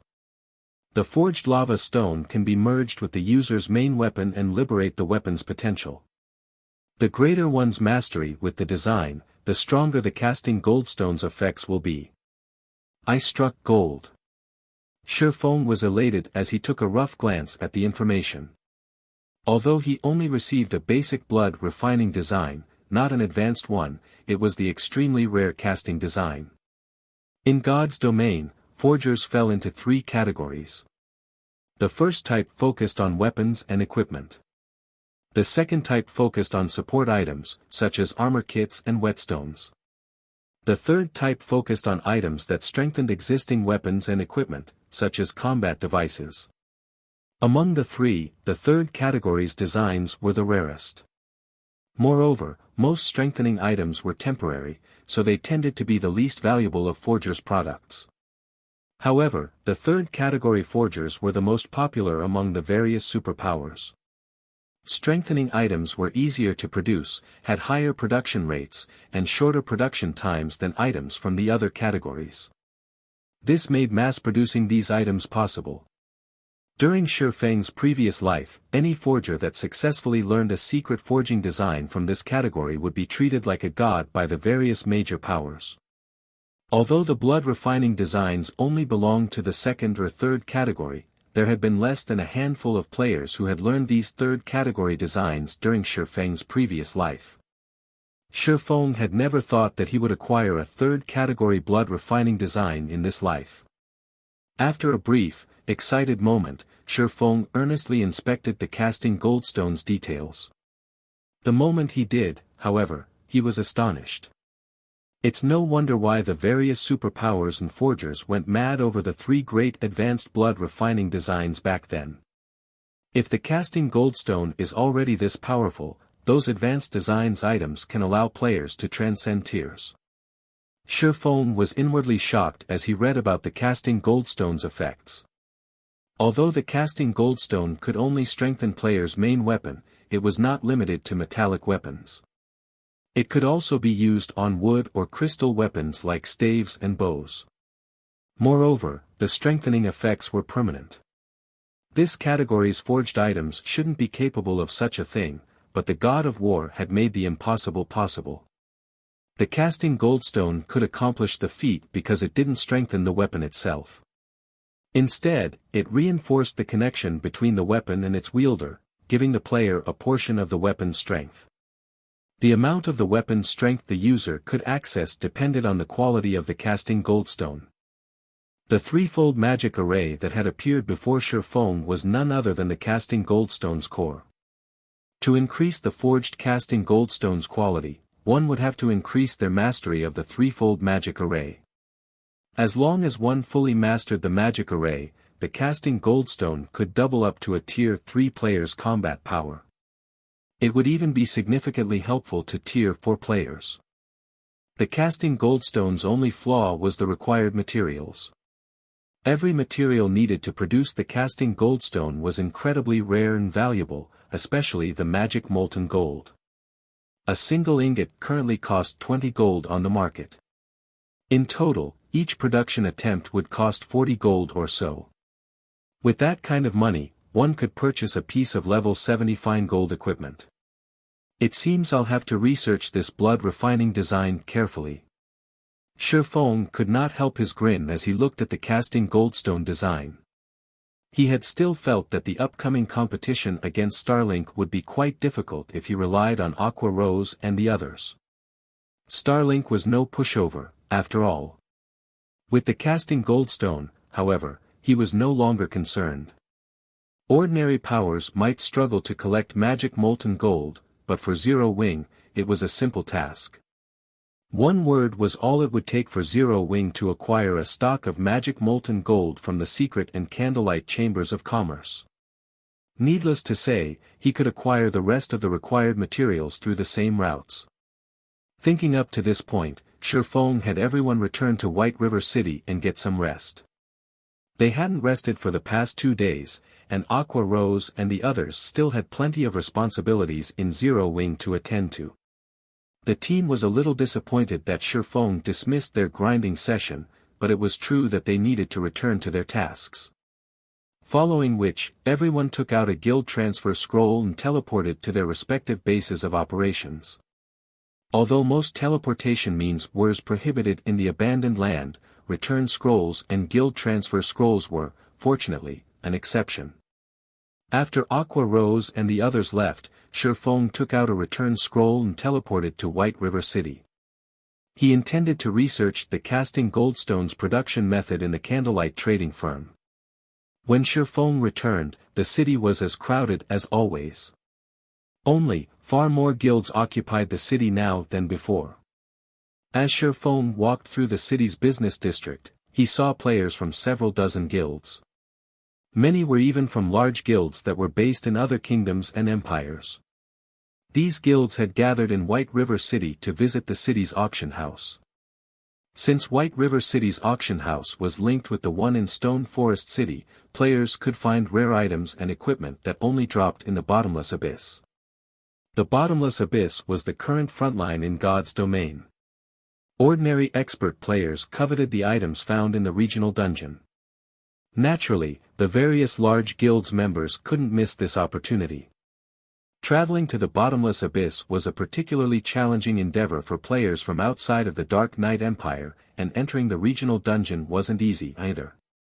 At this point, a team shouldn't even dream of entering the dungeon without 5 ordinary experts. Because of this, White River City had become a hub for the players in the kingdoms and empires neighboring Star Moon Kingdom. This situation instantly transformed White River City into a super large-scale NPC city, with a player population of nearly 20 million. Players from the various large guilds ran to White River City's auction house to purchase items.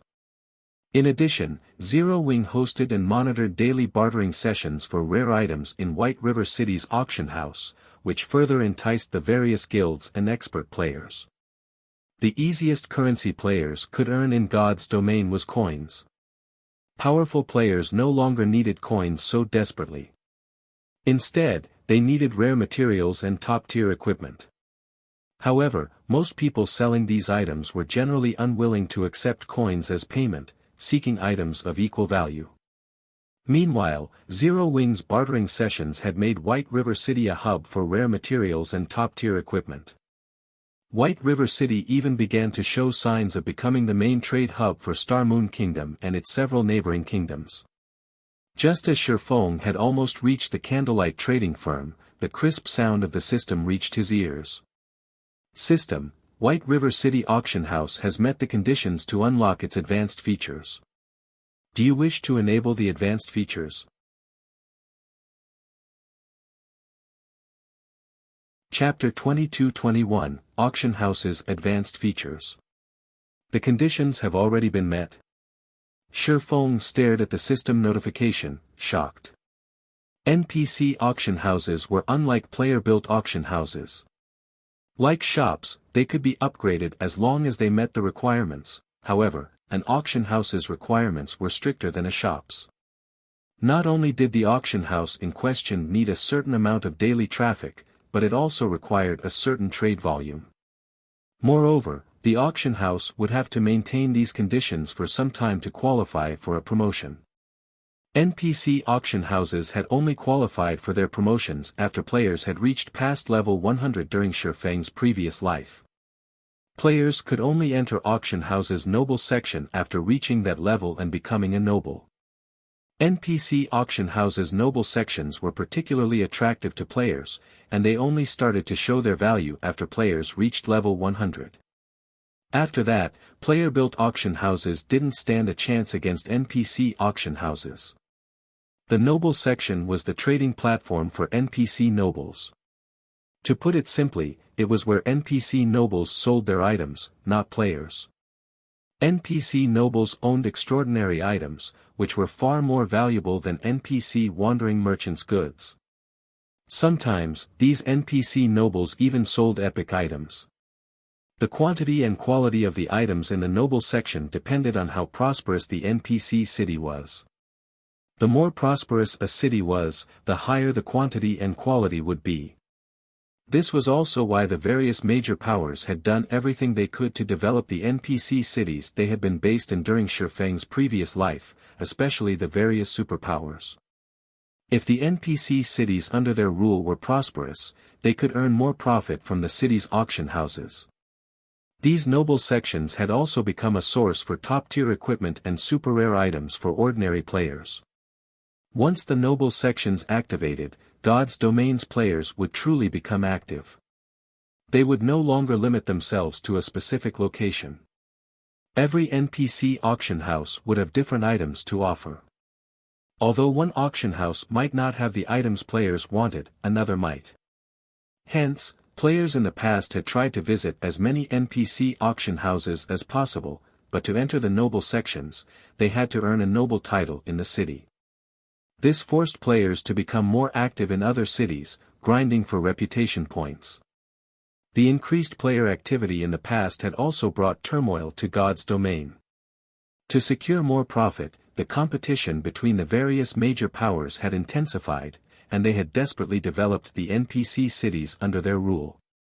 There were two methods to develop an NPC city. The first method increased the city's player population and commercial prosperity. The second required the power's players to complete city development quests, which players would only gain access to after reaching level 100. Level 100 was a massive turning point. During the lower levels, the main god system provided special treatment for players, but after level 100, players were on their own. This was especially true for the various major powers. After players reached level 100 and activated the city development quests, the various major powers had gone into a frenzy to complete these quests to develop their NPC cities and increase their player population as much as possible. However, every one of these city development quests required players to secure various resources from level 100, plus maps. Furthermore, players would clash with the dark forces, various kingdoms, and empires as they acquired some of these resources. This was when players started to influence the various kingdoms and empires in the truest sense. Because of this, it hadn't been unusual to see kingdoms and empires fall into ruin. The various major powers had loved to see this happen. When a kingdom or empire fell, the various major powers would gain the land and the ability to establish their own kingdoms and empires. This was also why Sherfone was trying to prepare for the day players reached level 100. Once the many restrictions on players and monsters were gone, the various major powers would realize that the peace they had once known no longer existed. The various major powers and superpowers were dreaming if they thought they could continue as they had been once players reached level 100. NPC cities would fall, and all of a guild's investments would go to waste. There were only two methods to prevent such a situation. The first method was to upgrade their NPC cities. The second involved improving their own strength. Sure enough, there are many benefits to linking the auction house to a guild auction house so early. After giving the matter some thought, Sherfone chuckled and chose to enable the White River City auction house's advanced features. He had worried that he wouldn't have enough time to prepare. Starlink had already established a foothold on Dragonheart Island and had mingled in the Gravity Mountain range for some time now. From a certain perspective, Dragonheart Island and the Gravity Mountain range had even better resources to offer than the Bottomless Abyss, especially Dragonheart Island. The island was tailored for players over level 100. However, that was no longer an issue since he had promoted White River City's auction house sooner than expected. Another system notification immediately rang in Sherfang's ears. At the same time, the system interface for White River City's auction house appeared before him. System: the White River City auction house's advanced features have been enabled. Activating the auction house's first level 1 advanced features. There were two level 1 advanced features he could activate right now. The first was a level reduction feature. This feature would reduce the level requirement to enter the noble section from 100 to 90. Activating this feature would cost 600,000 gold and 100,000 magic crystals. The second was the auction proxy feature. This feature gave a large-scale, player-owned, 3-star shop the NPC consignment function. Activating this feature would cost 1 million gold and 150,000 magic crystals. Why are the prices so much higher than in the past? Shifeng was speechless when he saw the costs. During his previous life, the level reduction feature had only cost 300,000 gold and 100,000 magic crystals to activate. As for the auction proxy feature, it had only cost 500,000 gold and 150,000 magic crystals. Now, the gold cost had doubled. Even superpowers would be startled to see these prices. Although Zero Wing had considerably improved its profit margins, accumulating 1 million gold would still take some time. There were many aspects of its guild cities that required funding, and Zero Wing's member count was rapidly increasing. At this point, Zero Wing only had around 200,000 gold in savings. Fortunately, the magic crystal cost would not be a problem since the guild had close to 300,000 magic crystals saved up. But after a moment to consider the situation, Shifeng didn't find these increased prices unacceptable. Mainstream players had yet to reach level 75, and the fact that White River City's auction house had gained access to its advanced features so soon was a huge advantage. The level reduction feature, for example, would attract far more players. Once players reached level 90, White River City's auction house would also become more popular than those in other cities. Furthermore, the auction proxy feature was no different than transforming a shop into a miniature auction house, one that could also sell NPCs' items. Even NPC commoners' items would interest players, and if the shop was popular enough, it could tempt NPC nobles to sell their items. Not only would this feature give the shop access to plenty of rare resources, but the shop would also have an absolute advantage over its competition. It seems I'll have to stop spending money for a while. Shifeng decided to have Aqua Rose reduce the guild's expenditures slightly. With this, Zero Wing would be able to activate both features after 10 or so days. With the auction house's matters settled, Shifeng entered the candlelight trading firm and began his research into the casting goldstone design. As one of the God of War's secret forging designs, the casting goldstone's production process was quite different from that of ordinary weapons and equipment. It was a combination of magic arrays and forging. Although master forgers generally researched magic arrays as well, they didn't typically specialize in the field since they only needed arrays as support for their creations. However, the complexity of the threefold magic array that served as the casting goldstone's core was simply absurd. The first layer was already 3 times as complex as an intermediate magic array.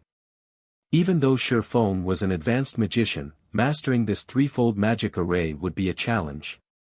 Once he reached the quiet meditation room, Shifeng carefully studied the threefold magic array. Time quickly passed. The more Shifeng studied the magic array, the more shocked he became. He had never dreamed that magic arrays could be used in such a way. The casting goldstone's 3 magic arrays were unlike the average magic array.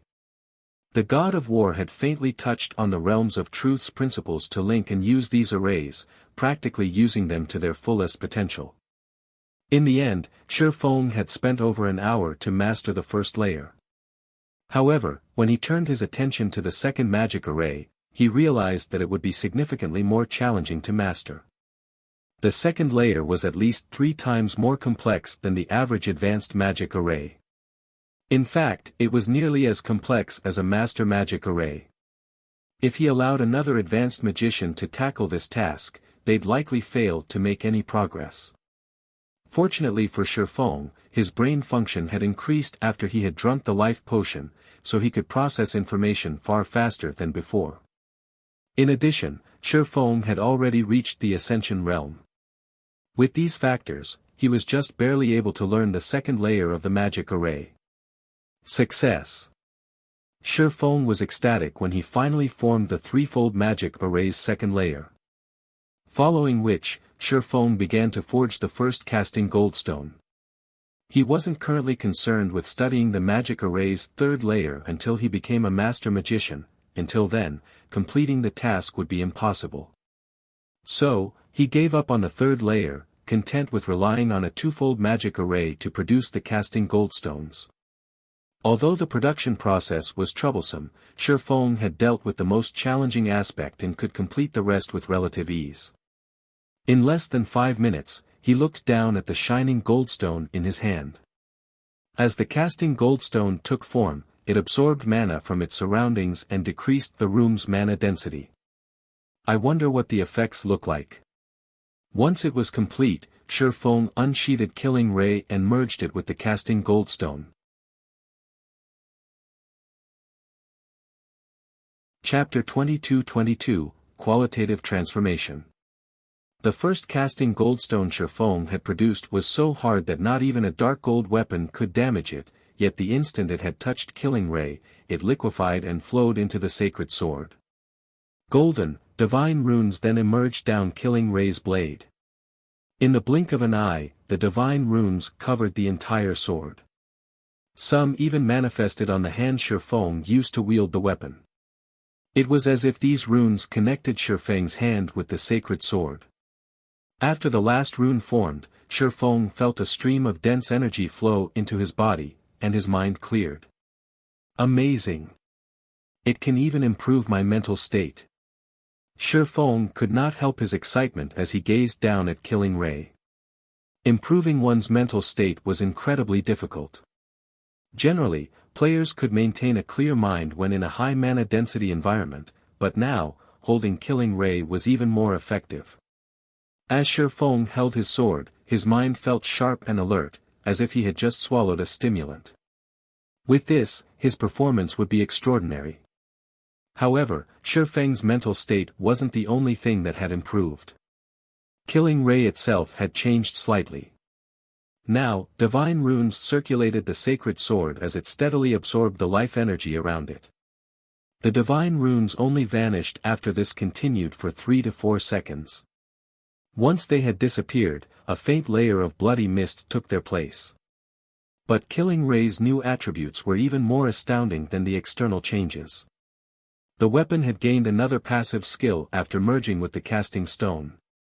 Blood Refining Power increases all of user's basic attributes by 15% and main basic attribute by an additional 5%. Increases user's physique by 25%, as well. All attacks claim some of the target's life energy to restore the user's concentration. The casting goldstone is already so powerful with a twofold magic array. Shifeng was stunned after reading Blood Refining Power's introduction. Killing Ray was nearly as powerful as fragmented legendary items in terms of basic attribute bonuses now. It was only somewhat inferior in its attack power and skills. The bonus to his physique was truly horrific. A 25% increase could almost rival the boost players received when they rose from Tier 0 to Tier 1.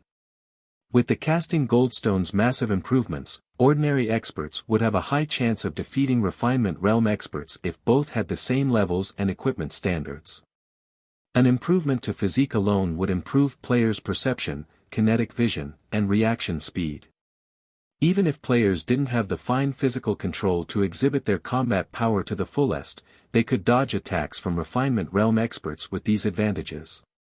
Furthermore, the Blood Refining Power significantly increased the bonuses to players' basic attributes. Of course, the Blood Refining Power was so effective here because of Killing Ray's extraordinary quality.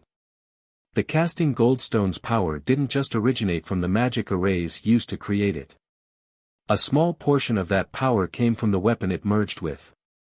Resheathing Killing Ray, Shifeng returned his focus to producing another casting goldstone, merging it with a level 75 dark gold ranked battle axe when it was finished. As Shifeng had guessed, the Blood Refining Power's effects weren't as intense with this battle axe as they were with Killing Ray. Even so, it still increased all basic attributes by 13% and the user's main basic attribute by an additional 4%. It also increased physique by 22% and absorbed a portion of the enemy's life energy to restore the user's concentration. It's no wonder why the various superpowers had been so desperate to obtain the advanced blood refining designs.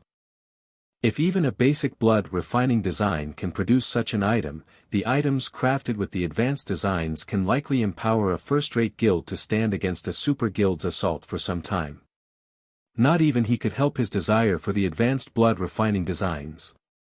If the casting goldstone were already so powerful, Tier 2 experts could likely take on Tier 3 experts with the items crafted from the advanced blood refining designs. Tier 3 experts would even be able to face Tier 4 experts. A Tier 2 domain realm expert could only face ordinary Tier 3 experts of the same level without such a boon. If a Tier 2 refinement realm or flowing water realm expert challenged an ordinary Tier 3 expert, they might not even escape with their life. However, Shifeng did not give the matter too much thought. Aside from how difficult obtaining the advanced blood refining designs was, he hadn't even mastered the casting goldstones production process yet. He was only able to draw 2 of 3 of the core magic arrays right now. Even if he had an advanced blood refining design, he wouldn't likely be able to craft the item. Following which, Shifeng focused on forging more casting goldstones. Although the casting goldstones he could currently forge weren't perfect, they would still significantly increase players' combat power. These casting goldstones would boost the guild's overall combat power much faster than nurturing refinement realm experts, and they didn't cost nearly as much. Each casting goldstone only cost around 40 gold to produce. That might be an abhorrent expense to most ordinary experts, but it was spare change to Shifeng. Gathering the necessary materials was the only thing that troubled him. Even after utilizing all of Zero Wing's connections, he had only collected several hundred sets of materials. To the massive Zero Wing, several hundred casting goldstones was simply not enough. At the very least, he would need 10,000 casting goldstones to arm Zero Wing's members enough to confront superpowers in the fields. Even so, these several hundred sets of materials were not completely useless. At the very least, he had enough to boost the combat power of Zero Wing's main force. As one casting goldstone after another took form, Shifeng's production speed increased. Since he hadn't yet been familiar with drawing the magic arrays and worried that he'd fail the production process, he had been very careful when he had started. However, after merging Killing Ray and the first casting goldstone, the boost to his mental state made it easier to draw the magic arrays. After more than 20 hours of continuous work, Shifeng had gone through 326 sets of materials. Although he had occasionally failed the process and excluding the first 2 goldstones, he had forged 300 casting goldstones. As Shifeng was about to begin the next forging process, he received a call request. It was Unyielding Heart, and Shifeng immediately accepted the call. "Brother Heart, how are you free to give me a call?" Shifeng asked while forging a casting goldstone. "I've heard that you've been grinding restlessly in the bottomless abyss's first floor." Once Unyielding Soul had garrisoned in Stone Forest City, the guild had turned its focus to the bottomless abyss. Both of its vice guild leaders had devoted themselves to exploring the regional dungeon, barely leaving the first floor since they had entered. "Brother Black Flame, how do you have time for jokes?" Anxiously, Unyielding Heart asked, "Is it true that you've agreed to fight Starlink in Dark Knight City?" "Oh. So you've heard about it?" Shifeng said, nodding. "Every player in the Dark Knight Empire knows by now," Unyielding Heart stated, flabbergasted by Shifeng's lackluster reaction. "Starlink recently, and quite loudly, announced the situation to the public. Every player in the Empire is talking about this. How could you agree to such a match?" Since Zero Wing had secured its hold on Stone Forest City, its fame in the Dark Knight Empire had become unmatched. As a result, the guild had finally established a foothold in the Empire, and Starlink couldn't do anything about it. Yet, Starlink had found an opportunity. A 10,000 versus 10,000 fight might seem like a fair match, but in reality, Zero Wing had an overwhelming disadvantage. Starlink had been in the Dark Knight Empire for a long time already and had recruited many talented experts within the Empire. It had more than enough high-quality experts to fill the 10,000 slots. On the other hand, Zero Wing had just established itself in the Empire and recruited a small number of powerful experts. How was it supposed to compete with Starlink? If Zero Wing lost this fight, its hard-earned reputation in the Empire would crumble. Everyone would think of the guild as a one-trick pony. Zero Wing had only established a foothold in the Dark Knight Empire because the various major powers and powerful experts saw the guild's potential to resist Starlink. Thus, many of these powers and experts had formed secret alliances with Zero Wing to band together against the larger superpower. Although Starlink had many experts under its command, its territory was too vast. It had barely been able to manage its territory, and now that the various major powers were working against the guild, Starlink was struggling even more to do so. As a result, it had no choice but to dispatch more manpower to these areas, preventing the guild from concentrating its forces. However, once the various major powers saw that Zero Wing couldn't withstand Starlink's assault, they'd abandon the guild and ally with Starlink. Some might even move against Zero Wing to curry favor with Starlink. If that happened, Zero Wing would be doomed. Shifeng could only offer a bitter smile as a reply to Unyielding Heart's concern and confusion. The situation regarding the fortress in the Gravity Mountain range was confidential, so he couldn't say anything about it. Unyielding Heart could not help but sigh. He then said, "I have a group of hidden experts under my command. Although there are only a little over 1,000 of them, they should be helpful to Zero Wing. I also have some weapons and equipment that we obtained from the bottomless abyss. If your main force members use them, their combat power should increase quite a bit."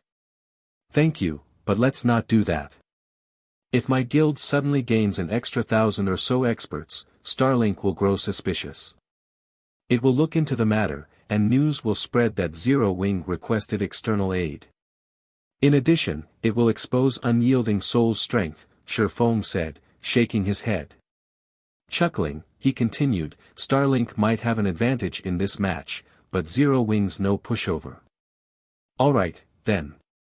If you need any help, feel free to ask," Unyielding Heart said, sighing. AL-000 versus L-000 fight might not have been an issue. With a few peak experts and apex experts, one could easily turn the tide of battle. However, a 10-000 versus 10-000 match was a different story. It was very difficult for a handful of players to change such a large-scale battle's outcome. Furthermore, Starlink was a powerhouse.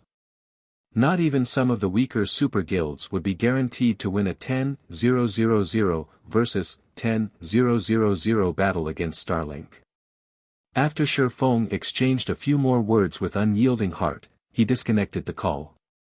He then contacted Aqua Rose and had her send the main force members and some core members to the Candlelight trading firm. Once they arrived, Shifeng distributed the 300 casting goldstones he had made. When she used her own casting goldstone, Aqua Rose was stunned by how powerful its effects were. She had never expected to find such an amazing item in God's domain. The casting goldstone would even be useful to flowing water realm experts like herself, not to mention refinement realm experts. Later, Shifeng instructed Aqua Rose to gather the top 10,000 experts in the guild and recall them to White River City's guild residence. Zero Wing's White River City residence was quite lively for a while as experts from across the guild's territories gathered. It was truly an impressive sight. The lowest leveled of these experts had already reached level 77, while most of them were already level 78. These experts were a cut above mainstream experts, who had only reached level 75. "Everyone's here, guild leader. We can depart at any time," Aqua Rose reported, smiling at Shifeng, who stood before the gathered experts. "Good. Let's set off." Glancing over the crowd before him, Shifeng nodded approvingly and led his players out of the residence. The group then boldly marched toward White River City's teleportation hall.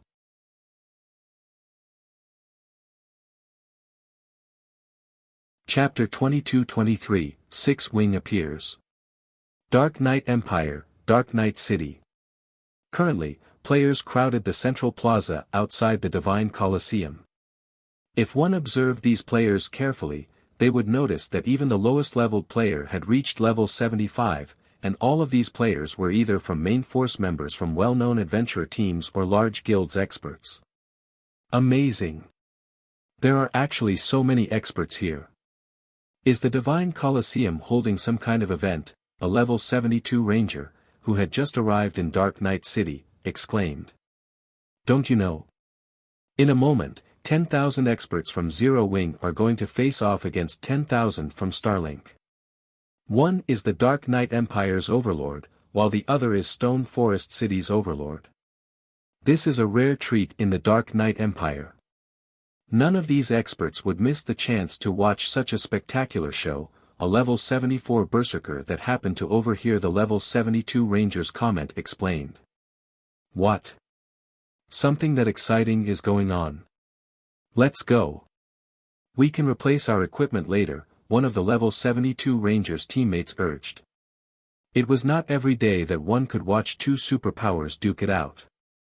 Even when they did, the public only got to see the tip of the iceberg, but this was an opportunity to watch two of God's domain's overlords go head-to-head. The upcoming match would be even more exhilarating than watching a war movie. The ranger agreed with his teammates' idea. Aside from the invigorating show, they could learn quite a bit from watching peak experts clash. It wasn't very often that peak experts fought each other, they normally just fought larger groups of ordinary experts. You guys want to watch? The level 74 berserker chuckled at the ranger and his team. See those experts in the plaza? What about them? The ranger asked. They want to watch the fight, too, but they can't. They can't even get into the Divine Colosseum, so they're watching from out here, the level 74 berserker explained. Starlink has reserved the entire Divine Colosseum. Anyone who wants to watch the fight directly will have to prove their ability to clear the trial tower's 6th floor or pay 100 gold. The ranger and his teammates gasped. That's fraudulent. Don't they want players to watch the battle? The ranger objected. Players who could reach the middle stage of the trial tower's 5th floor were already considered experts, and those that could reach the 6th floor were some of the best of the best. Not even ordinary guilds had many of these experts. Although the level 72 ranger was a capable expert, he had only reached the late stage of the trial tower's 5th floor, he was still a step away from the 6th floor. The ranger couldn't even dream of completing the 6th floor and reaching the 7th. The 100 gold entry fee was just as fraudulent. Ordinary experts barely had more than 20 gold on them, most of their money went into repair and teleportation fees. They also had to replace old equipment on occasion.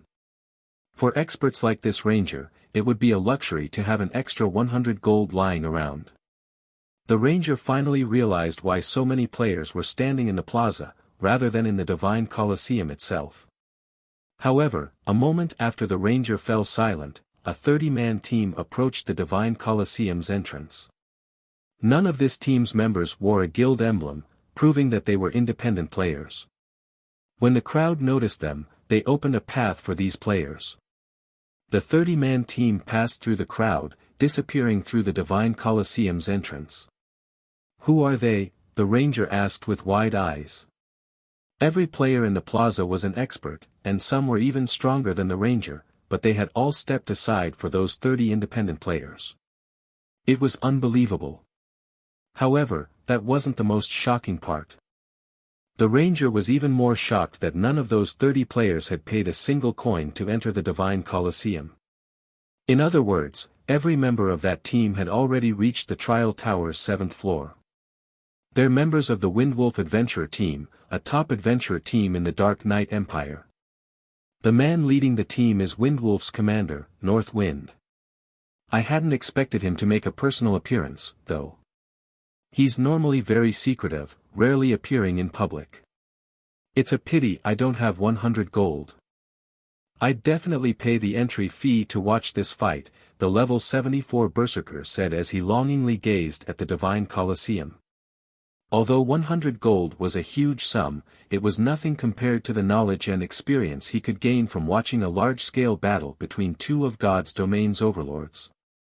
Players would be able to experience the battle physically from inside the Divine Colosseum, which would be entirely different than just watching a video recording. Shortly after the Windwolf Adventurer team disappeared into the Divine Colosseum, a large army of players arrived. Everyone in the plaza felt overwhelmingly stifled the moment this army reached the plaza. Starlink. Starlink's members are here. Amazing. They're so strong. I can actually feel how much stronger they are than me. Despite being experts, many of the players in the plaza gasped when they saw Starlink's army. Their reactions were so intense because of how incredibly powerful every member of Starlink's army was. Even the lowest leveled player had reached level 77 and was fully geared in level 75 secret silver equipment. They were on an entirely different level than the experts in the plaza. So, this is a superpower strength? Are you kidding me? Our guild doesn't even have more than 100 people at level 77 right now. Those players' leveling speed is insane. Why are you looking at their levels? Their equipment is so much more impressive. Not even our guild leader has a full set of level 75 secret silver equipment yet. Look, over a dozen of them are wearing the level 75 fine gold ranked evil spirit set. You can only get that set equipment from the bottomless abyss. None of the various major powers had even collected one complete evil spirit set yet. The level 75 set equipment was god tier equipment to most experts. They could only dream of wearing such items, yet Starlink had collected more than a dozen sets. The difference between Starlink and the various major powers' strength was like the difference between heaven and earth. When the various major powers' upper echelons, who waited in the Divine Colosseum, noticed Starlink's army, they were in awe of the guild's foundation. As expected of Starlink. It's no wonder why even the various super guilds are wary of it. I hadn't expected the guild to successfully annex the Battles Car workshop as well, a woman in the Divine Colosseum commented as Starlink's army entered the building. She wore a suit of pitch-black armor, with long, red hair spilling down her back and an intimidating aura. The woman turned to Unyielding Heart, who sat in a coma, and commented, "Heart, it seems that your ally is in for a rough time." Battles Car had been a dark workshop that operated on the Western continent.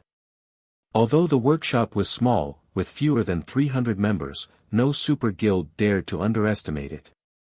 This was due to the many astonishing feats the workshop had achieved. Battles Car had specifically targeted the various superpowers' main force members. On the Western continent, it had focused on ambushing superpowers' main forces, and the various superpowers had suffered tremendously for it. Although many of the superpowers had tried to avenge their members, none had succeeded. On the contrary, they had only suffered further. Battles involving tens of thousands of players were little more than playing house to the Battles Car workshop. Unyielding Heart's expression was grim. He hadn't expected Starlink to hide so much of its strength. Not only had it recruited the Mad Beast Legion from the Western continent, but it had also roped in the Battles Car workshop. Blood, haven't you been focusing on the Fire Dragon Empire? Why are you here? Unyielding Heart asked the red-haired beauty walking toward him frostily. This woman was as strong and famous as the Mad Beast Legion's commander, Startled Wind. He had no choice but to treat her with caution. I'm here to see if the Dark Knight Empire has any good seedlings, of course. However, I really hadn't expected to find the almighty Unyielding Soul in such a state, forced to ally with an up-and-coming guild, the woman, Delicate Blood, said, chuckling. Why don't you leave Unyielding Soul, Heart? Once Zero Wing has been defeated, the situation in the Empire will be beyond salvation, and after Starlink finishes with Zero Wing, it'll turn its attention to Unyielding Soul. You know your guild is no match for Starlink. You might as well join me as my vice commander.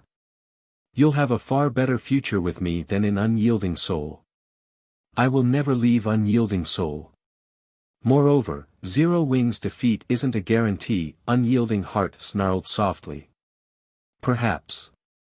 In any case, give me a call if you have nowhere to go, Delicate Blood said, chuckling. She did not try to argue with Unyielding Heart. She knew he was only trying to delude himself. While the various powers discussed Starlink, another army emerged through the Divine Colosseum's entrance. The lowest leveled player among this army was level 77, and many of them had reached level 78. In fact, this force had even more level 78 players than Starlink's. And every one of these players wore a silver, six-winged emblem on their chests. Zero Wing.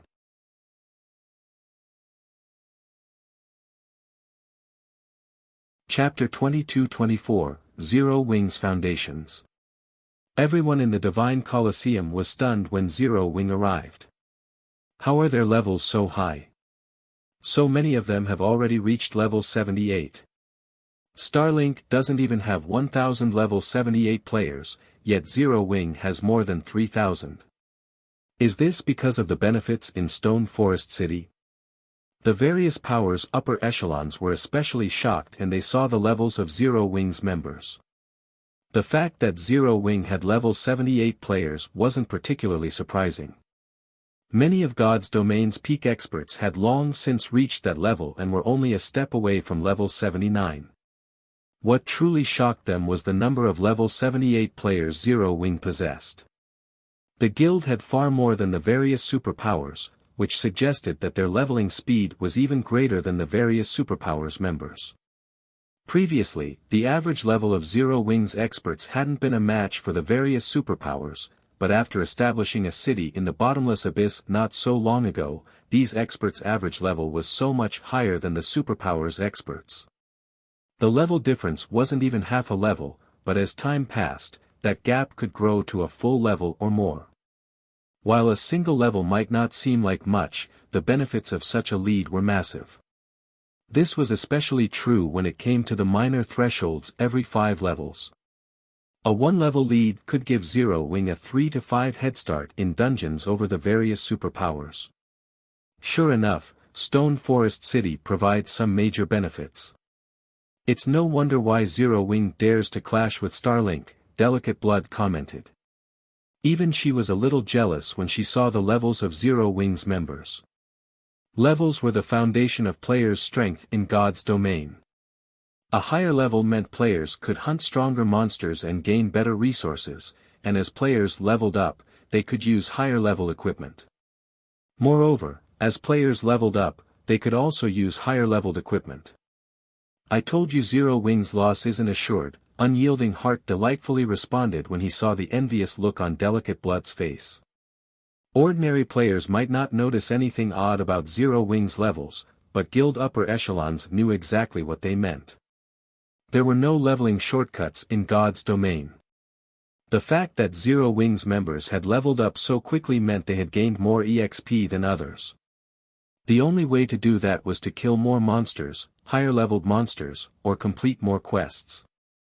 Regardless of which method Zero Wing employed, it was certain that they had gained more resources than their competition. Now that Zero Wing's experts were a higher level on average than Starlink's, Zero Wing had amassed just as many, if not more, resources than the larger guild. That fact was also clear in the equipment Zero Wing's members wore. Even the weakest piece of equipment they wore was level 75 secret silver rank. Unyielding Heart could tell that although Starlink had explored more of the bottomless abyss's first floor than Zero Wing had secured more resources from the regional dungeon. He knew that Zero Wing didn't lack top-tier equipment. Starlink might have a large number of evil spirit sets, but Zero Wing could mass-produce the Crystal Light set, which was 1 rank higher. Most importantly, the Crystal Light set could level up with its user. Although the Crystal Light set would not undergo a qualitative transformation at level 78, it was still superior to level 75 Dark Gold set equipment in terms of basic attributes. Needless to say, it was leaps and bounds ahead of the level 75 Fine Gold ranked Evil Spirit set. Don't celebrate so soon, Heart. Levels are important, but a small level gap won't make a difference. The expert's quality will decide the victor of this match, Delicate Blood retorted, rolling her eyes at Unyielding Heart. Zero Wing might have a slight edge when it came to levels, but the quality of its experts still couldn't compare to Starlink's. Any Refinement Realm expert could tell the difference between Zero Wing standards and Starlink's. Of the 10,000 experts Starlink had dispatched, more than 700 were Refinement Realm experts. A current first-rate guild would be impressive if it had 10 refinement realm experts. An ordinary superpower, at most, would only have around 400 such experts. Yet, Starlink had sent more than 700 refinement realm experts to this match. Starlink's foundations were much sturdier than an ordinary superpower's. This was why the various superpowers' upper echelons had been so surprised to see Starlink's experts. With so many refinement realm experts, Starlink's army could easily trample over a 10,000-man expert army. Although these upper echelons were surprised to see that Zero Wing had nearly 100 refinement realm experts, it was nothing compared to Starlink. Once experts had reached the refinement realm, they could exhibit far greater combat power when they cooperated. A 3-on-1 fight between refinement realm experts would end in seconds, and Starlink had nearly 8 times more refinement realm experts than Zero Wing. 7 or 8 refinement realm experts could even take down flowing water realm experts. Unyielding Heart fell silent after Delicate Blood's last comment. Starlink's foundations were even stronger than he had expected. Even Unyielding Soul wouldn't be a match for the larger guild, much less Zero Wing. Meanwhile, a white-clad youth watched Zero Wing's members, surprised, from within one of the Divine Colosseum's VIP rooms. It was none other than 13 Thrones Guild leader, Melancholy. Zero Wing is certainly impressive. It has grown so powerful in such a short time. With a little more time and resources, it could certainly become a superpower in God's domain. It's a pity that it has to face Starlink. Zero Wing might have a chance of winning if it had to face any other superpower. Melancholy's investigation into the guild had been brief, and rumors circulated, stating that Zero Wing only had a handful of experts, while the rest of the guild's members were quite weak. However, seeing Zero Wing's force for this match, it seemed those rumors had been mistaken. Zero Wing had the ability to form a 100-man raid team of refinement realm experts. It was an amazing foundation. Not a single first-rate guild was a match for Zero Wing. Not even ordinary superpowers could shake Zero Wing's foundations without taking damage. Moreover, Melancholy was shocked to see that Zero Wing had a domain realm expert other than Shifeng. If he included Zero Wing's main force commander, Fire Dance, and vice guild leader, Gentle Snow, the guild should have 4 apex combatants in total. That was nearly as many as an ordinary superpower. If Zero Wing were truly this powerful, he'd definitely get his money's worth in the upcoming fortress siege. Although Zero Wing was still much weaker than Starlink, many of the superpowers in the Divine Colosseum re-evaluated their opinions of the guild. I have to say, Black Flame, you've really surprised me. To think you could actually gather so many experts without anyone finding out, it's no wonder why you spouted such nonsense, Lu Xingluo said, smiling at Shifeng, who led Zero Wing's army. Unfortunately, your force isn't strong enough. I'll give you one last chance. Admit defeat now and permit Starlink's members to enter Stone Forest City. Do that, and I'll forget everything that has happened between us. The watching crowd was dumbfounded to hear Lu Xingluo's offer. This was Starlink's opportunity to destroy Zero Wing in the Dark Knight Empire, yet Lu Xingluo offered to let Zero Wing off the hook. I've really underestimated Lu Xingluo. It seems he's not as simple as I assumed. Melancholy carefully watched Lu Xingluo with narrowed eyes. The outcome of this match was already obvious. Regardless of whether or not these two guilds fought, the Dark Knight Empire's major powers recognized how powerful Starlink truly was. Not only could Lu Xingluo continue to hide Starlink's strength by offering such a deal, but he'd also gain entry into Stone Forest City, killing 2 birds with 1 stone. Zero Wing could also benefit from the deal. If Starlink's members entered Stone Forest City en masse, Zero Wing's income would rise significantly, and if Starlink stopped harassing Zero Wing, the smaller guild could increase its development speed. Moreover, by admitting defeat, rather than fight a losing battle, Zero Wing could hide a portion of its strength from the public. Unyielding Heart breathed a sigh of relief. This wasn't a perfect outcome, but it wasn't the worst scenario either. The rest of the various powers' upper echelons sighed with disappointment. None of them had expected Lu Xingluo to make such an offer. Now, they wouldn't get the show they were hoping for. The attending superpowers were particularly disappointed as they had hoped to discover Starlink's exact strength. The guild had simply been growing too fast. Unfortunately, that was no longer possible. Even a fool could recognize the best decision here, not to mention a guild leader like Shifeng. However, as everyone expected this farce to end, a low voice echoed throughout the hall. Admit defeat? I'm afraid you don't qualify to demand such a thing. You're tuning into the Han Li's Wuxia Chronicles YouTube channel. We're so grateful for your support, and don't forget to subscribe to join us on this incredible journey through captivating stories. Your generosity through donations truly makes a world of difference, as it's the primary source of revenue that allows me to expand and enhance this channel for you. Thank you from the bottom of my heart for being a part of this adventure.